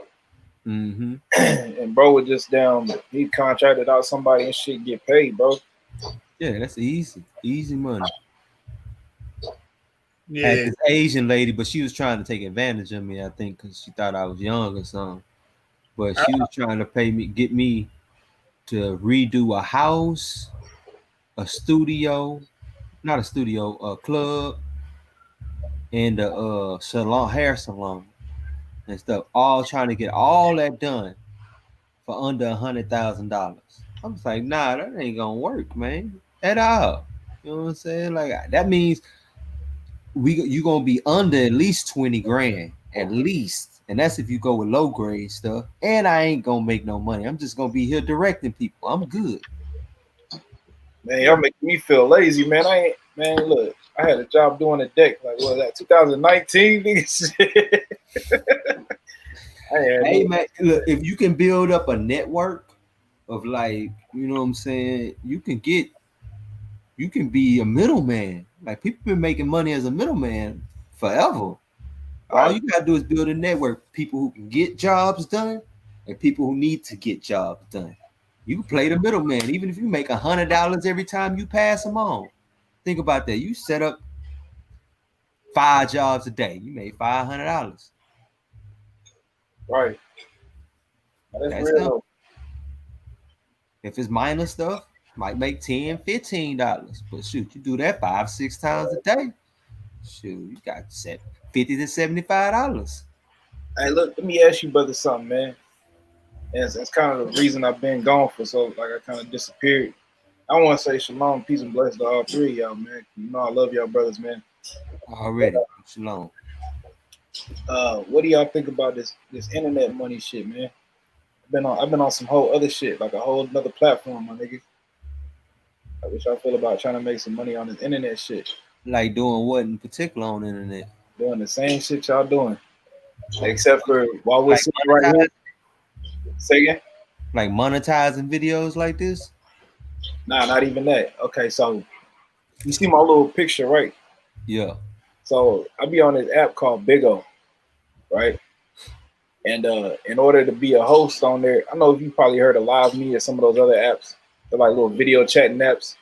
Okay. And it looked like some tricking going on when you first see it. It might look weird to you because you'll just see some girls like dancing or whatever, and people be throwing her gifts and shit. You know what I'm saying? Uh-huh. And then, so basically, like that little gift in my picture, that's a donation. You know what I'm saying? It's called a family shield. It's like costs like $20. Okay. Right. So basically, you got a quota of gifts you got to make each month. You know what I mean? And you get paid, bro. And it's just live, bro. It's live streaming. The minimum quota pays out $640 a month. They pay out on the 7th to the 15th every month. That should be on time, bro. Okay. For you to get in, it costs $5. You said? Nah. It don't cost you nothing. Okay. It don't cost you nothing. You just download the app, and what I can do, right? Is get you an audition. So that way, because you have to audition to become a host. Okay. You know what I'm saying? Once you get an audition and you pass, and it's easy, bro. It's easy. Once you pass, then you can start collecting your beans. Basically, you got what's called diamonds and beans. I don't know if you've seen apps like this before, but basically when somebody recharges their money on the app, they get diamonds. Okay. So say you put like $100 on the app, you get like 5,000 something diamonds, and this is what you use to send gifts to other hosts, right? So after that, you just focus on that, bro. Once you send them, this gift right here. So for this gift, I get 999 beans, right? But I need to make 40,000 beans every month. You know what I'm saying? And like I said, that gift right there is a $20 gift. You know what I mean? I think I get what you're saying.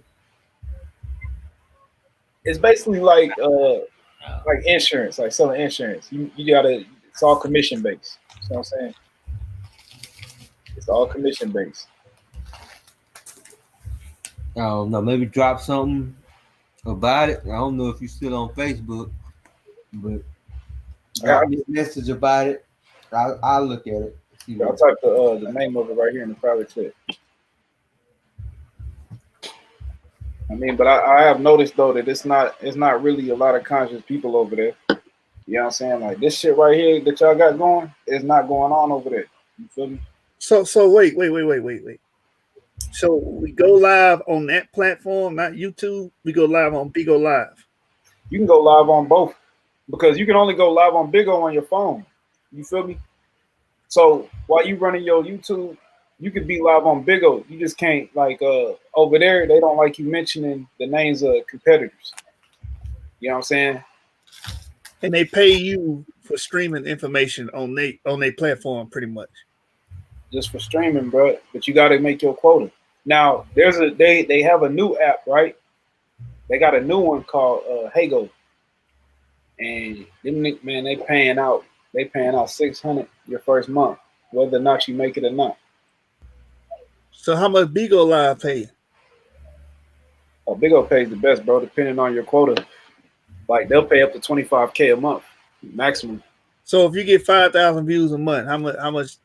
No, it's not based on views. It's based off the money. It's based off your money. So let's say like here, let me I'm gonna make a little chart right here for you in the private chat, right? So you got what's called beans and diamonds, right? So you need 40,000 diamonds to send 40,000 beans, right? So basically, I'm trying to think of how to explain this best to you. Once you get 40,000 beans, right? They're gonna drop something like 136,000 beans in your wallet. That's gonna be the equivalent of $640. Now check it, right? That 40,000 is basically like in your wallet. The conversion is gonna be different, so it's gonna cost you more to send it than what it looks like. But if you keep your 40,000 beans, that's like an extra $200. You know what I mean? So then you're essentially looking at $840 a month just for going live. Now check this out, right? I don't want to tell y'all too many secrets, man. But let's just say this number right here. Just tell me enough to understand. Okay, I am, but we're on live too. So check this out. This number right here that I just put. Yeah. That number, the last number, is the number it costs to send the 40,000. Wait, whoa, what? You Right. gotta pay that. Check it though. No, you don't have to. You don't have to. You can go around and charm people until you get it. You know what I'm saying? Man, hell no. Hey, but look, check it though. So if you take that last number, right? Notice you can recycle it, right? You can recycle it, and you'll get this again. You'll get this over again. You'll get that plus your next paycheck. See that? And it cycles over and over just like that. Get paid that money right there. So how do I get beans and diamonds? Okay, so when you recharge your money on the app, right? When you get on the app, it's gonna be an option to recharge because you're gonna see like a little gift box and a gift button, and it's gonna pull up all kind of gifts. Hold on, matter of fact, let me show y'all on my phone right quick.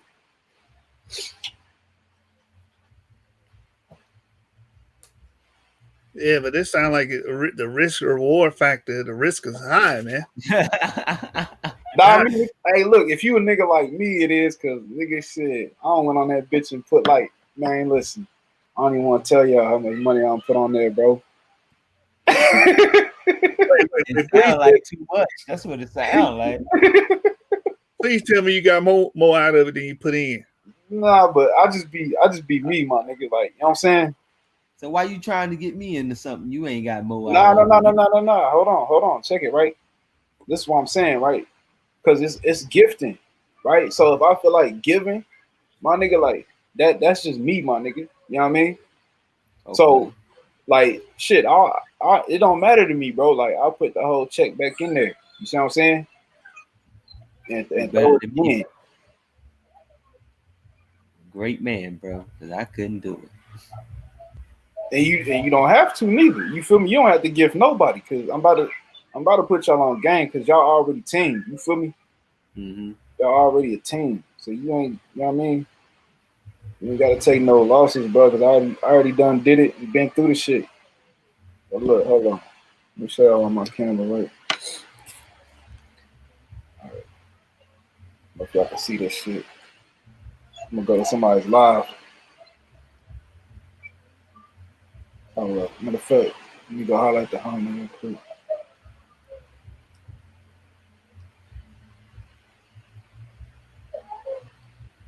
Hey, Jashu, you read the new One Piece while we waiting? Hell yeah, I read that, man. All right, I'm reading it right now. Hey, y'all see this shit? Yeah. So this cuz live right now, right? So then at the bottom of the screen, hold on, you see what the fuck's it at? Oh yeah, it's over here. The little gift box. The little pink box. It's gonna pull that shit up. Those are the gifts. See what I'm saying? And you press the send button, it's gonna pull up this little option right here to recharge. To put money on there. So those are the diamonds and shit. That's how you get the diamonds. All right, and you pay for those gifts. Right. With cash money. And then the person that gets those gifts can convert it back to cash. Exactly. Cash straight out. Y'all just trading equity. And getting rebates back. Huh. I need to build one of these apps so I can have you spread it out there so people put Oh, money. what you mean, nigga? Let's do it. I can get the source code, my nigga. Like, bro, this shit is owned by the Chinese, my nigga. We need something like this for black people, my nigga. What you mean? My wife can write the code, man. Bro, if I could give her the source code, I give you the source code and you give it to her, my nigga. You know what I mean? Because I'm not that good with that shit, but I know how to find them. Yeah, we need to come up with a app like that. People put money in it, then we get the residuals. You giving the Chinese the residuals, man. They got enough out. Hey, listen, Biden just got elected president, man. That nigga owned by the Chinese. Yeah. You know what I'm saying? Yeah. They already getting our money, man. United States of China. And you know something else I was thinking about too, bro, is like, bro, like, if it was rent, like, okay, it takes like about 7 to 8 days to get your money once they pay you, because it's coming from like it's coming from India or Singapore or somewhere. They got to convert from rupees or something. I don't know, but damn, I was like, bro, if the beans were like a form of cryptocurrency, you know what I'm saying? We wouldn't have to wait so long for our bread. You know what I mean? Wait, how they pay you? Direct deposit or something? Well, you gotta basically, they pay you through your beans in your wallet. Like you got a diamond wallet and a beans wallet in the app. You know what I'm saying? So they drop like 136,000. It's over. It's more than that, but they drop them beans in your wallet, and you'll be able to see the dollars. Now, once you have, y'all type it in the chat so you don't forget. But once you get to 6,700 beans, you can cash out. You know what I mean? You cash out through Payoneer, right? And from Payoneer, I just send it to my Cash App once it gets there. But it takes like 7 days to get from Big O to Payoneer, and then like another day or two to get to Cash App. Oh, okay. That's complicated, but all right. But that shit does pay, bro. So all it is a live streaming app where you can exchange money on. Right. And check this out. So like I said, shit. Like how we sitting here chilling right now, I could be sending y'all shit. You feel me? Right. Look, this is my profile right here. They got the numbers smaller. I don't know why they made the numbers so small. So I've received. This is my sends and receives. Yeah. So I've received 160,000 roughly, and I've sent out about 201,000. You know what I mean? Come on now, that's not efficient, man. You gotta spend less. You right. But I will say this though too. A lot of those diamonds, I would say a good about 5,000 to 10,000 of them were all gambling. Oh, I see. A good 5,000 to 10,000 because they got gifts where you can gamble and win your diamonds back. So I'd say about 5,000 to 10,000 of those about gambling, and then I spent about $250 paying somebody to get my account back because they will ban your account sometimes for certain shit or just bullshit. And then These grimy. These Indians some grimy mother. They do phone scams. They doing this. Like these niggas. These Indian motherfuckers is something else, boy. yeah. Yeah, man, like, bro, like they try to say I grabbed my crotch or some shit, which I didn't. You know what I mean? But you was in there doing the Michael Jackson, man. Check it right. That shit was so crazy, bro. Cause I was showing this girl my heavy bag and some boxing gloves and shit, and I was like, I should start working out on here because people would be doing that shit. But I'd be nervous because, like, bro, like anytime I stand up, it'd be like I get banned. You feel me? So damn. As soon as I started to walk away, that shit said I got banned permanently. I started hitting up my agent, bro, and then he had somebody basically that had the points. He basically got, once you like say like, okay, say if you put $1,200 in the app, right, within the month, you get what's called VIP points, and VIP points let you have different privileges in the app as well as banning people. So I honestly felt like somebody did that to me, but you can unban people with those points too, and they'll just charge you a small fee. You know what I mean? Like for me to get unbanned, I needed 100 points, but she went ahead and took the extra step and gave me an extra 50 points to get an instant unban, and I paid her like $250. You know what I mean? I look at that as like, well, you know what I mean? It would have cost her $3,000 just to get those points to get my account unbanned. So what's a little $250? You feel me? And it's right before payday. So, oh yeah, I already know what I'm gonna do on my app. I'm gonna ban you for every little thing.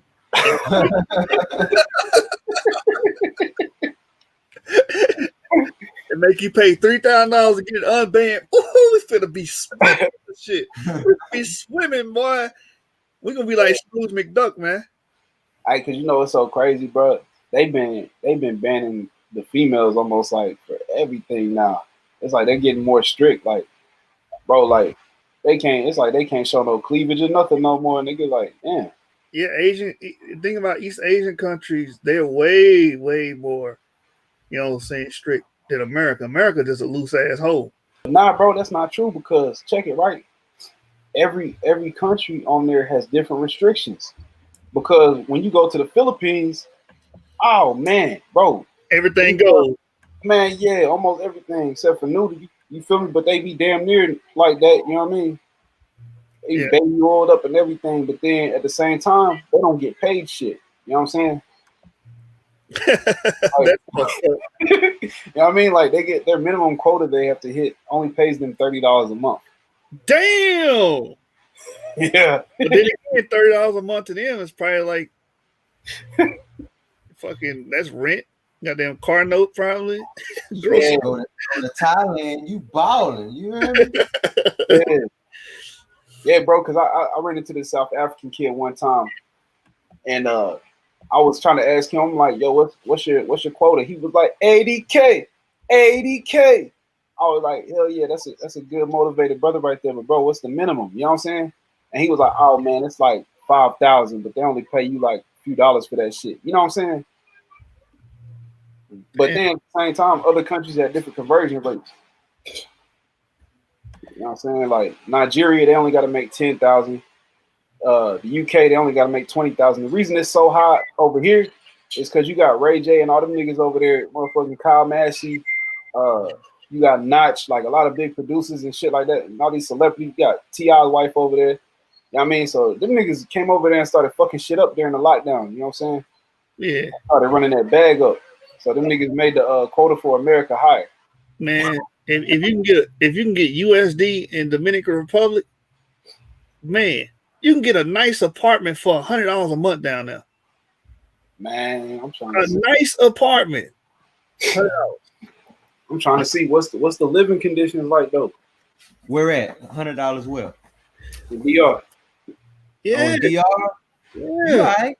You straight? I mean, you'd probably be better going and buying you a house in one of them gated communities. It ain't gonna be that expensive. Right. That shit gonna be like $40,000 United States dollars.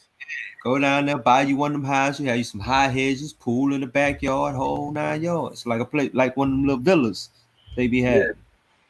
Go down there and buy you one probably for like about 50, 60. That's why I said go to school for computer, something in the field of computer programming or something. Yeah. You can do that remotely. You can get a U.S. job and live in Dominican Republic and be stacking all your goddamn bread because you're not spending it on rent. You ain't spending it on no high-ass mortgage. Man, he gonna be broke with all them Dominican women out there. Oh, yeah. They're going to juice him. That boy ain't gonna have nothing. He gonna have like 80 kids. About 5 wives. I already got get them all in apartment. Yeah, nobody is. They gonna be all in an apartment. Everybody in an apartment because they think it's, it ain't nothing to me because it's like $100 a month. I'm over here making about $4-5 grand a month, so they want that. You know what I'm saying? They expect food to be full, the fridge to be full, bills to be paid, and their closets to be full. To eat all day over there, it's like $3 all day. I'm not talking about one meal. I'm talking about all fucking day. Yeah, because you go to like we used to go to the cafe in the morning, get that whole fruit thing, and it'd be like what, 60 pesos or something like that. That ain't nothing. Yo, my bad, fam. I just have to order my mitochondrial and my paternal information, so that should be coming in like 24 hours to 48 hours. Hey, Yashar. What's up, Bob? And I got a bone to pick with you, my nigga. What happened? What happened? You see this shit, right? What's that?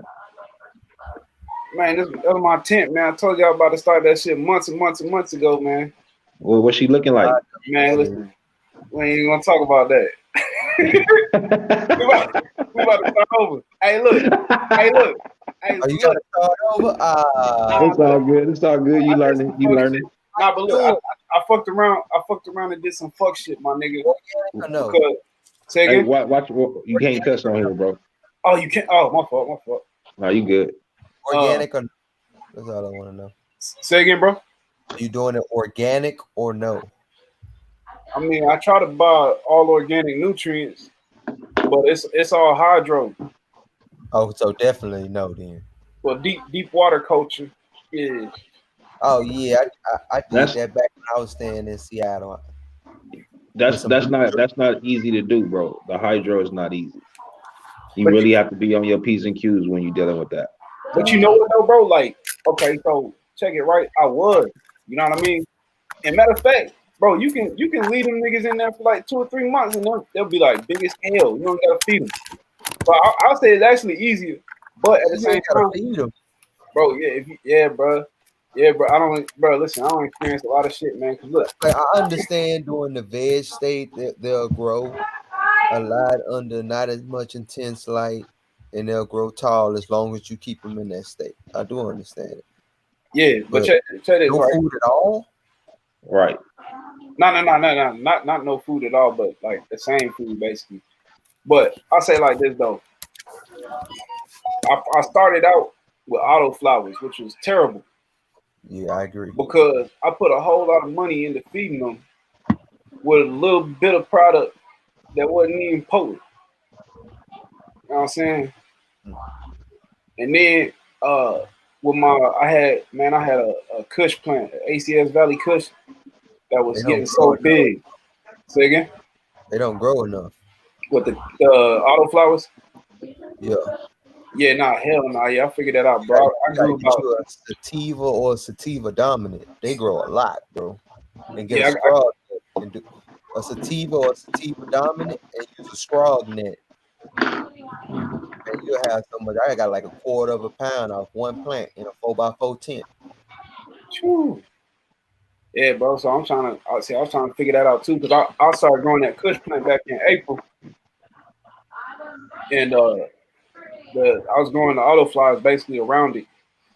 But man, I fucked around and down, listening to my little brother and shit, fucking with that nigga. You know what I mean? And he was like, man, you should try to put this tomato shit in there whatever. Man, that shit killed my plants instantly, my nigga. I'm talking about Yeah, my photo period plants. You know what I'm you saying? can't have nothing to interrupt the roots. Disrupt the roots. It got to be by itself. And even if you grow some trees next, like it has to have its own space. Well, You now know what I'm saying to expand. they were all in individual 5-gallon buckets, right? But he gave me some goddamn here. I'll show you what the fuck it is. I'll show you what I use and what he gave me. Hey, you probably need a bigger bucket than 5 gallons, man. You ain't getting no big roots in no 5 gallons. No, you got to transfer that to. If you're gonna use that, that's just to get you to a certain stage, and then you transplant that to. If you staying indoors, you got to transport it to a big Hey, bucket. use that stuff only like you got to gradually go up on that stuff with them plants, right? Oh Like yeah, you don't just I use all the charts. not at the beginning they give Let me you see a that certain again. amount to use. You're supposed to This is use just like this is the half. micro. You know what I'm saying? You're supposed to use like a quarter of amount the first time, half the amount the second time, and build up your plant's tolerance to it, or it'll burn the roots for Yeah. real. Now this is what fucked my shit up, bro. What This is is what it? the damn Nah, the shit. Oh, you put some fertilizer in there? For that's not. rooting That's and not. movement. That's not for. That's not for It's not buds, for the bro. big. Yeah, nah, that's what I said, man. I was listening to my little brother, man, tried that shit out. He was like, man, just try it, man. Put it, you know what I mean? Let me know what the results is like. Man, that shit killed my shit What, instantly, use my you as nigga. a test dummy, man? Say again? Use your plant as a test dummy? Tell me about it. Man, Literally I not. had to try something, bro. I had to try something different, my nigga, because bro, none of the buds I was producing was potent, bro. How often do you actually feed it nutrients? Once a week. Okay, yeah, that's right. So what I do, right, is the first week, of course, after the germination, right? Then I use of course the grow micro bloom. Then I use the root expanders. I got a 3-part root expander. That man, that shit works like a motherfucker. Oh dang, sorry y'all. Okay, I keep doing that. But Good. I use the root expanders. I got a root cleaner. I got some stuff called bug candy that helps to give it different sugars that it needs. Synthezyme with I said help clean the roots. What else? Big Bud. That's another one that I like to use. And they got an organic kind of that. But Yeah, but that organic kind they use, man, that's too much cleaning, bro. Because it's chunkier than the regular kind, man. That's you end up having to clean out. If you got any type of tubes and stuff running, you end up having to clean all that stuff out because that stuff get the clog in your system up. oh yeah, you see what I use? I use air stones. So Yeah. I just go to Walmart and grab new ones every once in a while. Oh, okay. Well, you good then. But man, I need help making them joints potent. I was about to say, man, how many you got in there? That's a 4x4, huh? It looked like it. This is daggone. It's taller than me. It No, is. I mean, it's 4 wide and 4 long. Talking about the bottom, like Yeah, it is. 4x4. 4x4. Yeah, it look like that. You Now, should build. right now I got 3 sad ones in there, fam. Yeah, I was about to say, if you get a scrog net, bro, you get more out of one than you would out of 3, like you doing. I'm about to start over with just one for real. That's what I said. I'm about to start over, just grow one at a time. I gotta look through my old Facebook stuff, like when I did this years ago. But look, I ain't see gonna if lie. I fit 10 of them in there. I think I had 11 at the most. I had 11 of them in that one. Yeah, but just stuffing them in there, that could be detrimental, bro, because they ain't getting enough light at the bottom of the plant. They gotta have space to breathe, and you gotta start spreading them out. Let me see if I can find this. So, and I might have invested in another tent. I should have did months ago. Ask Garfield to build you one. Yeah, Ashkenazi. They know a lot about, Sakat. Joe. Garfield can build you one. What? Yes. Yeah. He keeps a coat. He keeps a what? How you said it in modern Hebrew, Sukkot? Oh, so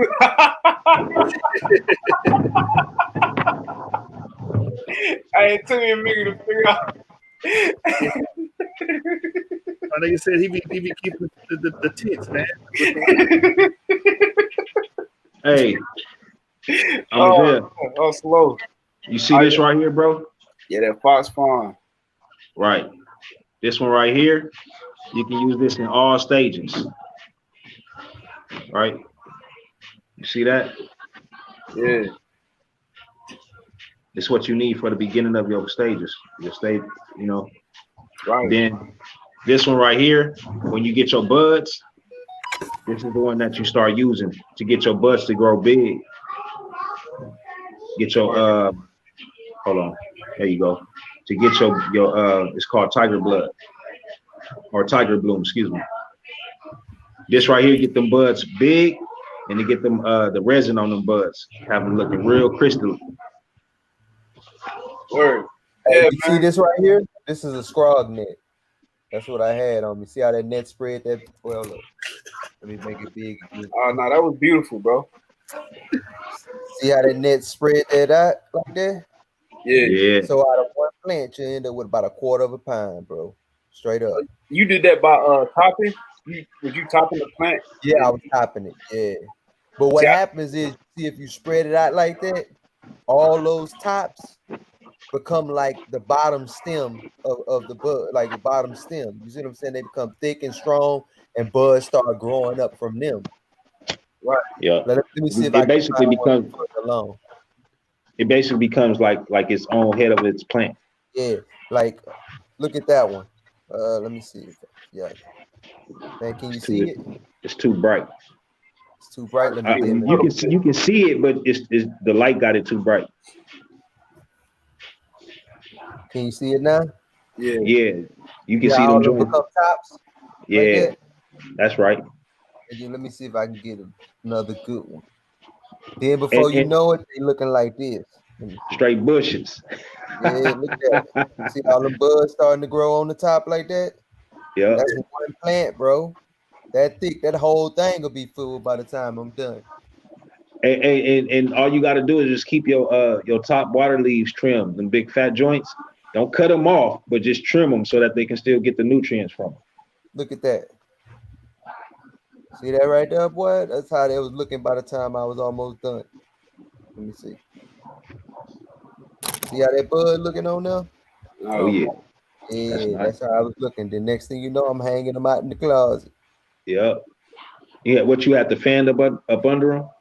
Yeah, I had a fan up on them, and I also had the door, like it was double doored. So I'd have one door open, cracked, and the other door cracked, so the air is pushing through. So the keep air circulated through this, because I don't want them to get moldy. Right. How long did that take you from seed to bud? With that size.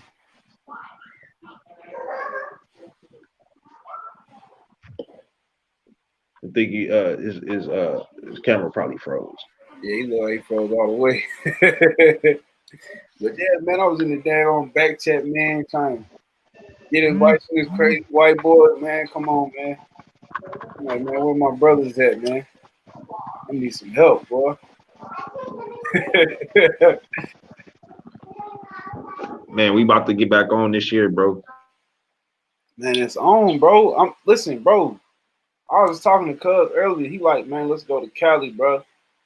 Like, just because, like, let's just go just because, man. Not even on no business shit. Let's just go just to go. Bro, we ain't never been. You know what I'm saying? We've been taking these little, you know what I'm saying, little trips to Colorado, whatever like that. Bro, you know what I mean? It's time to go ahead and make that move.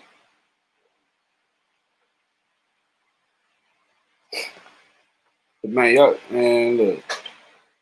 Man, all kind of stuff coming out of Cali over here, bro.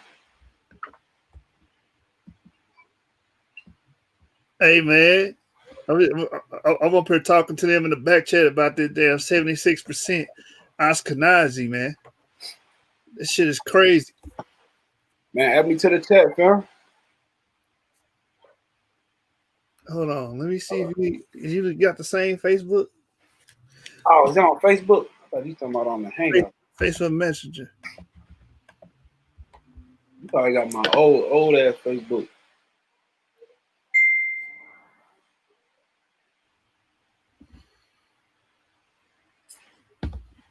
Yeah, that's what I'm saying. Do you got the same Facebook? Yeah, the Amaziah, how would I? Hold on. I don't really use it, but I'll get on there. Let me see if I can find it. Yeah, here you go. Yep. All right, I just added you to the group. I'm about to get on there real quick to see what's up. That's funny. Yeah, Garfield been getting his ass whooped, man. Bro, Garfield his ass whooped, man. Man, listen, we already know this. We already know the information, fam. You know what I'm saying? But I have been watching, bro. You know what I mean? I've been damn, can I still call him bro? What the fuck? Yeah, you can't even call him bro no more. You can't even call a nigga bro no more. He Ashkenazi, nigga. You can't call a nigga bro. Like, check yourself. Like, damn, I still call this nigga bro. Like, this nigga related to them penis sucking freaks. You know what I'm saying? What they do that at, nigga? Hey, and that makes sense. That's why he don't believe in the Bible, because majority of them people in fucking majority of them Ashkenazi don't believe in the book, man. They don't believe in God. A lot of them atheists. Now it's all making sense. You genetically predisposed to not believe in God, nigga. Fucking Ashkenazi. Oh man. I know, but I got an E marker, man. I'm just saying, like, you related to these motherfuckers. It say 76% though, man. God damn. It don't say 5%. It don't say, it say 76% of this man's relatives has Ashkenazi Jewish ancestry, bro. You know what I'm saying? This shit is ridiculous, man. But yeah, bro. You gotta run in here. Click that motherfucking link though. Man, hold on. I'm looking at it now. But hey, so explain that. How is that possible? You could have a E marker and like I'm confused. Say what? How can you have an E marker, but then majority of your ancestors is Ashkenazi? Your relatives. That mean like his brothers, or not his brothers, but you know, his near ancestry, like his cousins or something, are probably descended from Ashkenazi. A large majority too, 76%. That's crazy, bro. That's what I'm saying. Like, it's a big number. It's not like 2%. You know what I'm saying? Okay, if it was 2%, all right, shit. Anything can happen. But 76%, that means a lot of your people is related to them people, man. And it's recent. You feel me? Yeah. I'm like, yo, like, what the fuck going on in your family? That's why you so fucked up in the head, man. You know what I'm saying? LeRon talking about something. That's because the Ashkenazis were slave masters. I'm gonna tell y'all something. It wasn't that many Ashkenazi slave masters. It wasn't that many Jewish slave masters.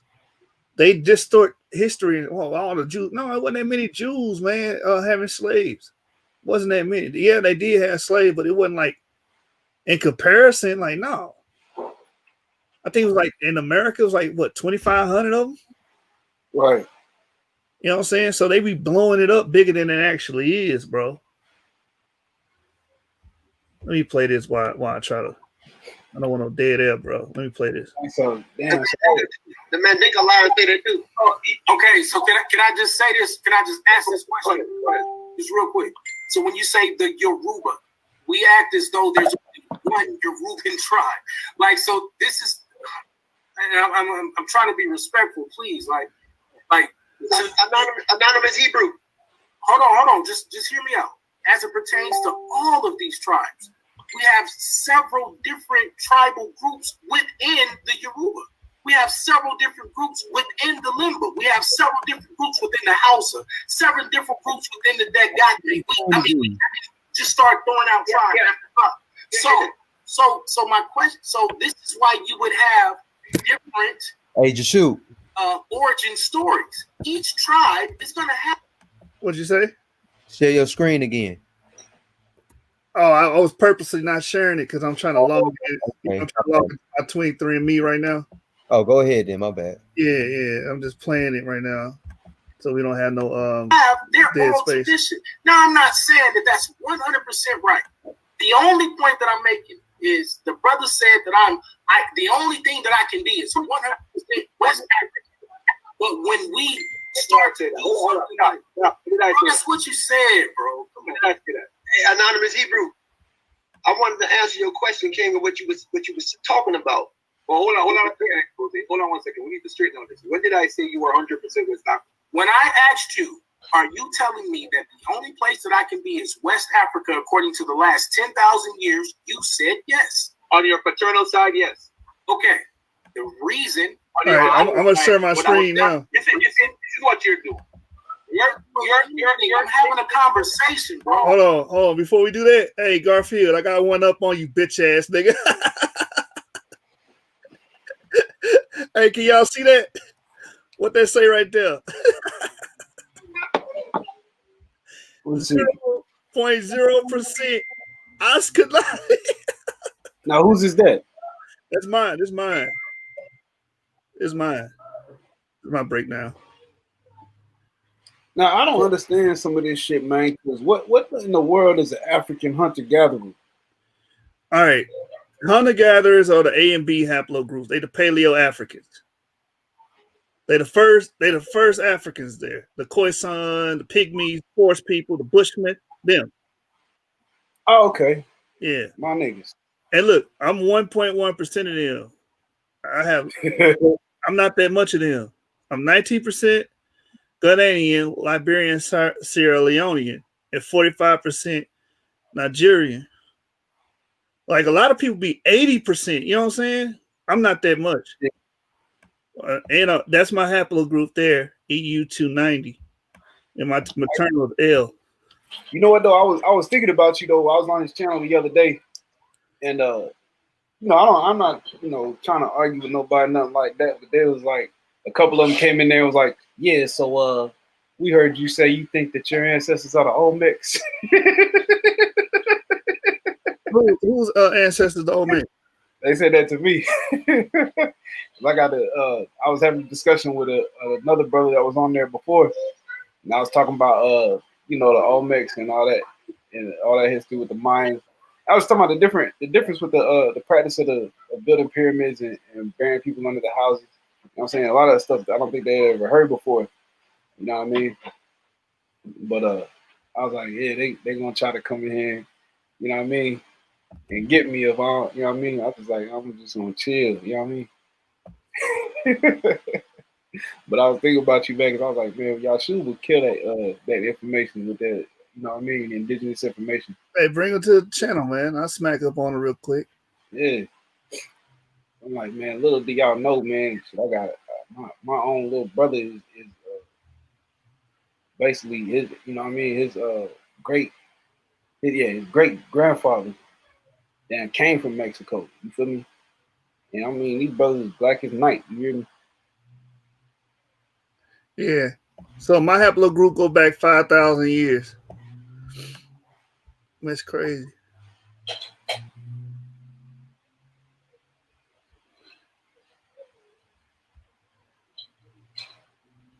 All right, let's How much that cost? How much it costs for you to do that? Oh, I got it on the deal, so it was like $100 for me and my wife to do it. All right, so explain some of this. What I'm looking at. So you shared. Oh man, you related to Ramses III, boy. We all on this panel probably related to him. He won B1. Hey. The biggest thing about this is Ramses III paternal lineage belongs to haplogroup E58, from which your line also stands. Look, watch this. You and Ramses III share an ancient paternal line ancestor who probably lived in North Africa or Western Asia. Ooh. That's what this says. And Garfield got the same shit on his. He ain't read that. Not because it's interesting when he was showing the map for, I think it was EM2. It was showing that it originated basically in the region where I would call Kush, modern day Sudan, and it showed the arrows, right? It showed the arrows going into it, like straight into Israel. It showed the arrow going to South Africa. It showed the arrow going across the Mediterranean. It showed the arrow going into West Africa. But all he wanted to focus on was West Africa. You know what I'm saying? So. And then you have to say what else you have found. I've been listening and learning, man, seeing, because now that y'all actually getting these DNA tests done, you know what I mean? Yeah. So, but I gotta learn what some of this stuff is. Hey, this is where he got the 17,000 years from, James. Right here. EM 180. And the nigga gonna tell him, you can't be E1 in 180. Yes, you can, man. Anybody can be EM 180, bro. Dumb nigga. Yeah, I saw that right there, the EM 180. Yeah. All right, let's get back to it. I check it. It said 17,000 years ago. Yeah.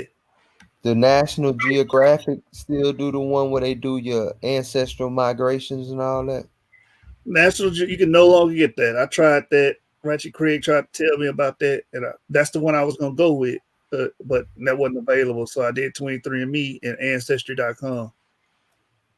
You know what I'm saying? I did those two. I advise everybody do 23andMe for the simple fact that 23andMe gonna give you your paternal and your maternal information.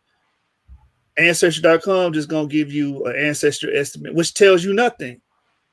It don't tell you who you descend from. It just, give you exactly what it is, an ancestry estimate.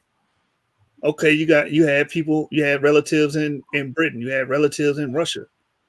And that's like recent stuff. I think going back 400 years as far as they go. So it can't tell you deep history, really. You know what I mean? Mm-hmm. That's why a lot of white males, like in Britain, they do their DNA test, find out they E1, B1A. And it's like, wait a minute, my ancestry estimate don't reflect that. You know what I'm saying? My autosomal saying we was all over Europe. It don't have nothing to do with Africa. And they confused and perplexed by it. Because they, for years we talked about that scientific racism and pretty much saying that we belong and we always been locked in Africa. You know what I'm saying? So I mean, that's how brothers is acting. We couldn't build boats or something. yeah, we were dumbass foragers, hunter-gatherer groups, and that's a lie. We're not related to them hunter-gatherers, man. Nigga, we brought civilization into to the world, bro. We did. Our ancestors. I know. I know. You know what I mean? The conversation, you're trying to place words in my mouth. That's what you're trying to do. It's amazing how me and Ngozi can have a great conversation, but you don't. Oh, he kicked him. I'm not. You was a bitch, Garfield. You kicked the brother out, man, because you couldn't control the narrative. Exactly. He got to control the narrative. Right. Right now. You asked me for the last 10,000 years on your paternal side, would I say you was in West Africa? Yes. And I still stand on that. How? How do you stand? Again, let me pull it back up. How do you base that they were stuck in West Africa for 10,000 years? If 7,000 years ago, you got E1, B1A in Corsica, man. Corsica, man. Goddamn Mediterranean. Yeah, you see that? This was 7,000 years ago. Explain that, Garfield. Huh? This is why this nigga will not come to this show, man. Because you're not going to be able to gish gallop over here. You're going to have to answer some questions, brother. I don't know, man. He over there saying Hebrews ain't coming to his show. Yeah, Yeah, they tired of stuff like that happening, getting kicked off because he want to be combative and he don't even know the subject. right, man. Because you come over here, we're going to eat your ass up alive with sources, bro. You know what I'm saying? See how we cutting your ass up in this video? This is going to happen live and direct to your ass. And he know it. He know it because when Ngozi came over here, remember James? Remember he said, where the link at? Why he didn't show his ass up? Why he let his man come in here and get ate up like that? He didn't want no parts of that ass whooping. He thought Ngozi was gonna come in and stomp somebody. Right. You know what I'm saying? That nigga got frustrated, left. Scary ass nigga. Because even if you're M180, it says it in your report. It does say that M180 has been here for 17,000 years.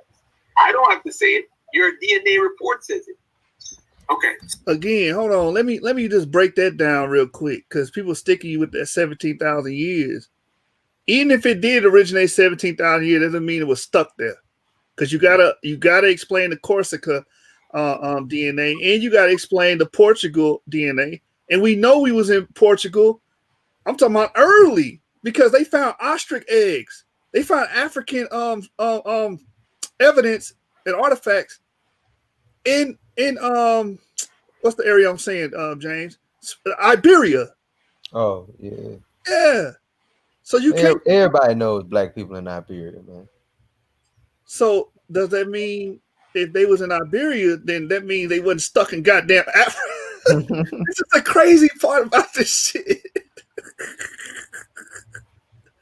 Yo. He just hating the hate, man. That's all. So, and ostriches are not native to Europe, by the way. Is it okay if I speak to Ngozi? I'm not trying to act funny on your show. Like, this is your show. Go ahead. I'm respectful in your house, man. You know what I'm saying? All right. Appreciate you. Peace, King. Ngozi. So as we deal with migratory patterns, and this is really the only conversation I want to have. Is it safe to say that we need to explore all of our migratory patterns to figure out all just kicking it in West Africa, or we need to figure out how we got to West Africa? Is that a yes or no? So yeah, we have to excavate and absorb more based off what West Africans are. And the reason why a large chunk of your ancestors is absent from West Africa, a large portion of you, that's why when you put it in Jam Act, it goes back further in time. So a large portion of you goes back to Mesolithic West Africans. It'll say Mesolithic West Africans. Right. And then another part you'll go to Paleo-Saharan Northern Africans. Right. So the thing is that because we are a blended situation, regionally and nationalistically, it'll say on the surface West African. But if you take it back further in time, it breaks down the portions of you that come from different zones. You know, even with your European ancestors. I agree. Let me just say this. If you put your European ancestry in Jam Match, it'll say, okay, for example, it'll say you 10% British or 5% British on the surface. But when you put that British DNA on Jam Match, it takes them back to the Anatolian area, the Mesolithic Europeans, and the population from the Russian steppes that make them up. So even their DNA goes further and further back when you put their portion in. Gotcha. So, quick, just one more quick question, and I appreciate you for tolerating my lack of knowledge. You know some. I'm listening to you. Exactly. Go ahead. Exactly. So my next question then would be, as we are tracking migration patterns, right? Not all of us have the same migration pattern. That's all we're saying. And so when you ask any honest quote unquote person that proclaims to be a Hebrew Israelite, if they're intelligent, they are not saying that we were just all Hebrew Israelites. They are saying that my DNA would trace back. The further I go back, it has a connection to the Levant. That's all. It'll go back to a base population that was partially connected to the early what they call Mesolithic but he's talking about the Natufians. Don't say no but, nigga. Ain't no but to it. That's the fact. You can't put on that. You just gotta be like, that's what it is, nigga. And this nigga talking like Porky Pig at the end of that's all, folks. That's how he sound, man, when he talk. But here's the thing: in common thread with Natufians, who were partially connected to Iberian Marusians, who were partially going further back connected to the Haplin cultures, who were partially connected on the predecessors of the Capsians, who were partially going all the way back to the once again in East Africa. But here's the thing. Man, I just want them to answer why the hell we find E1B1A in goddamn Corsica 7,000 goddamn years ago during the same Mesolithic period, nigga. You know what I'm saying? If Garfield watching, jump your at the link in the comments, man. That would trace right to. I guarantee it, man. Listen, you know about the Dannon, yeah, the Dorians. We know. Let me show the audience what Corsica is. It's right off the edge of Italy. Garfield, we shouldn't be there according to your ass. What the hell we doing here? Saw that coat of arms. Yeah. Hold on, I want the map so y'all can see where it's at. Where's Corsica at? There we go. Here's a good one. That's where Corsica at. They found DNA samples of E1B1A here, dating back to 7,000 years ago. Now, what the hell we doing all the way up here for if Garfield's correct? That we ain't never leave Africa. To get here, we got to know how to traverse water, don't we? Man, black people can't swim, is that what they say? Gotta be maritime. So when James bring out the information about our connection with the Phoenicians, this is evident of that. Hold on, who dropped out? James dropped out. Yeah, man. So again, if y'all see Garfield, if he bring up that DNA argument that we were stuck in Africa, just ask him, can he please explain why we find E1B1A 7,000 years ago in Corsica, man, outside of Italy? Why do we see that? And it's on the island, man. How did they get on the island? Did the bodies fall in the Mediterranean Sea and float over to the goddamn island, man? Pangea. The Pangea. Come on, man.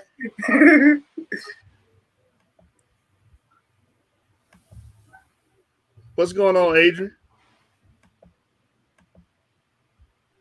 Hey, man. What's the business? What the business is? Tell Garfield to bring his pseudo ass over here so we got some questions for him. You gotta let me add him to the chat. You let me add him to the chat. I could put him in there, and then I was going to add Sarah Garvey as well.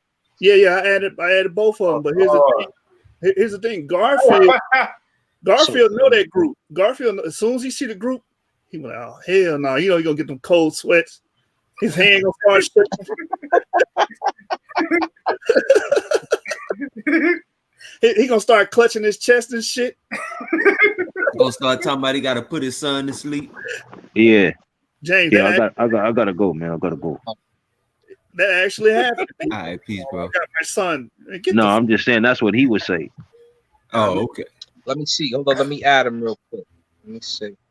Yeah, throw in the link, man. I got some questions for him, man. Man, we might have to restart this. We 7 hours in. Oh shit, yeah. Y'all want to restart? I've been on the live for 7 hours. Oh my goodness. Yeah, man. Yeah, that's crazy. Cats been out here pump faking, bro. You know what I'm saying? You got cats out here, you know what I'm saying? Had a debate in 30 minutes, and you know what I mean? Out here running. Yeah, I didn't respect that. Real talk. If you let me send a message.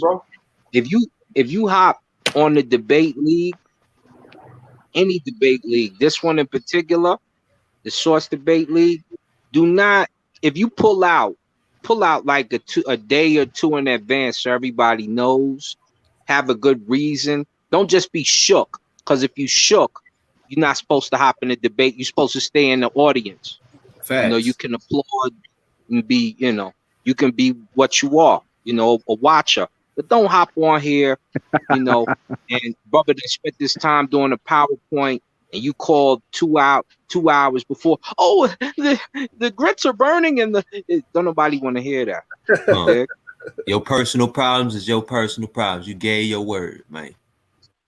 Stand up on it.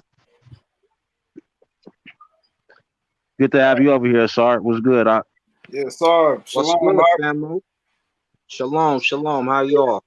I ain't seen you in a while, man. That's why I was trying to add you to my chat, bro. I'm like, damn, bro, still posting in this chat, man. Like, bro, I'm trying Yeah. to. I'm like, man. I said, my man, Amaya, you know. Let me get him. Let me get him. How you been? Man, I'm good, yeah. man. How the family? Man, everybody good, fam. Everybody good. Word. Well, like, so you gonna start? You gonna end this one and start another one out? Yeah, I'm gonna end one. I'm gonna put Garfield name in the title and shit. He got to be in the chat. Put him in the chat. That way he able to hop in when you get busy. That's why I was trying to add him to the chat. Yeah, he been in that group before. He know that group. He know it. So as soon as he get in there, he might leave. You know what I'm saying? The brother got me blocked He on might Facebook. stay. You gonna see his name. If he see I added him, he gonna be looking around like, what happened? What? Throw him in and then drop the link and let's see what happens. This nigga is not showing up, man. I know He's gonna come in from the link. Yeah, you gotta add him to the chat because if he see what you were saying, he gonna want to come on and discuss it. You gonna get an invite to his show and the whole night. I want to talk to the brother. I have to talk to the brother because there's a couple of things, right? There's a couple of things.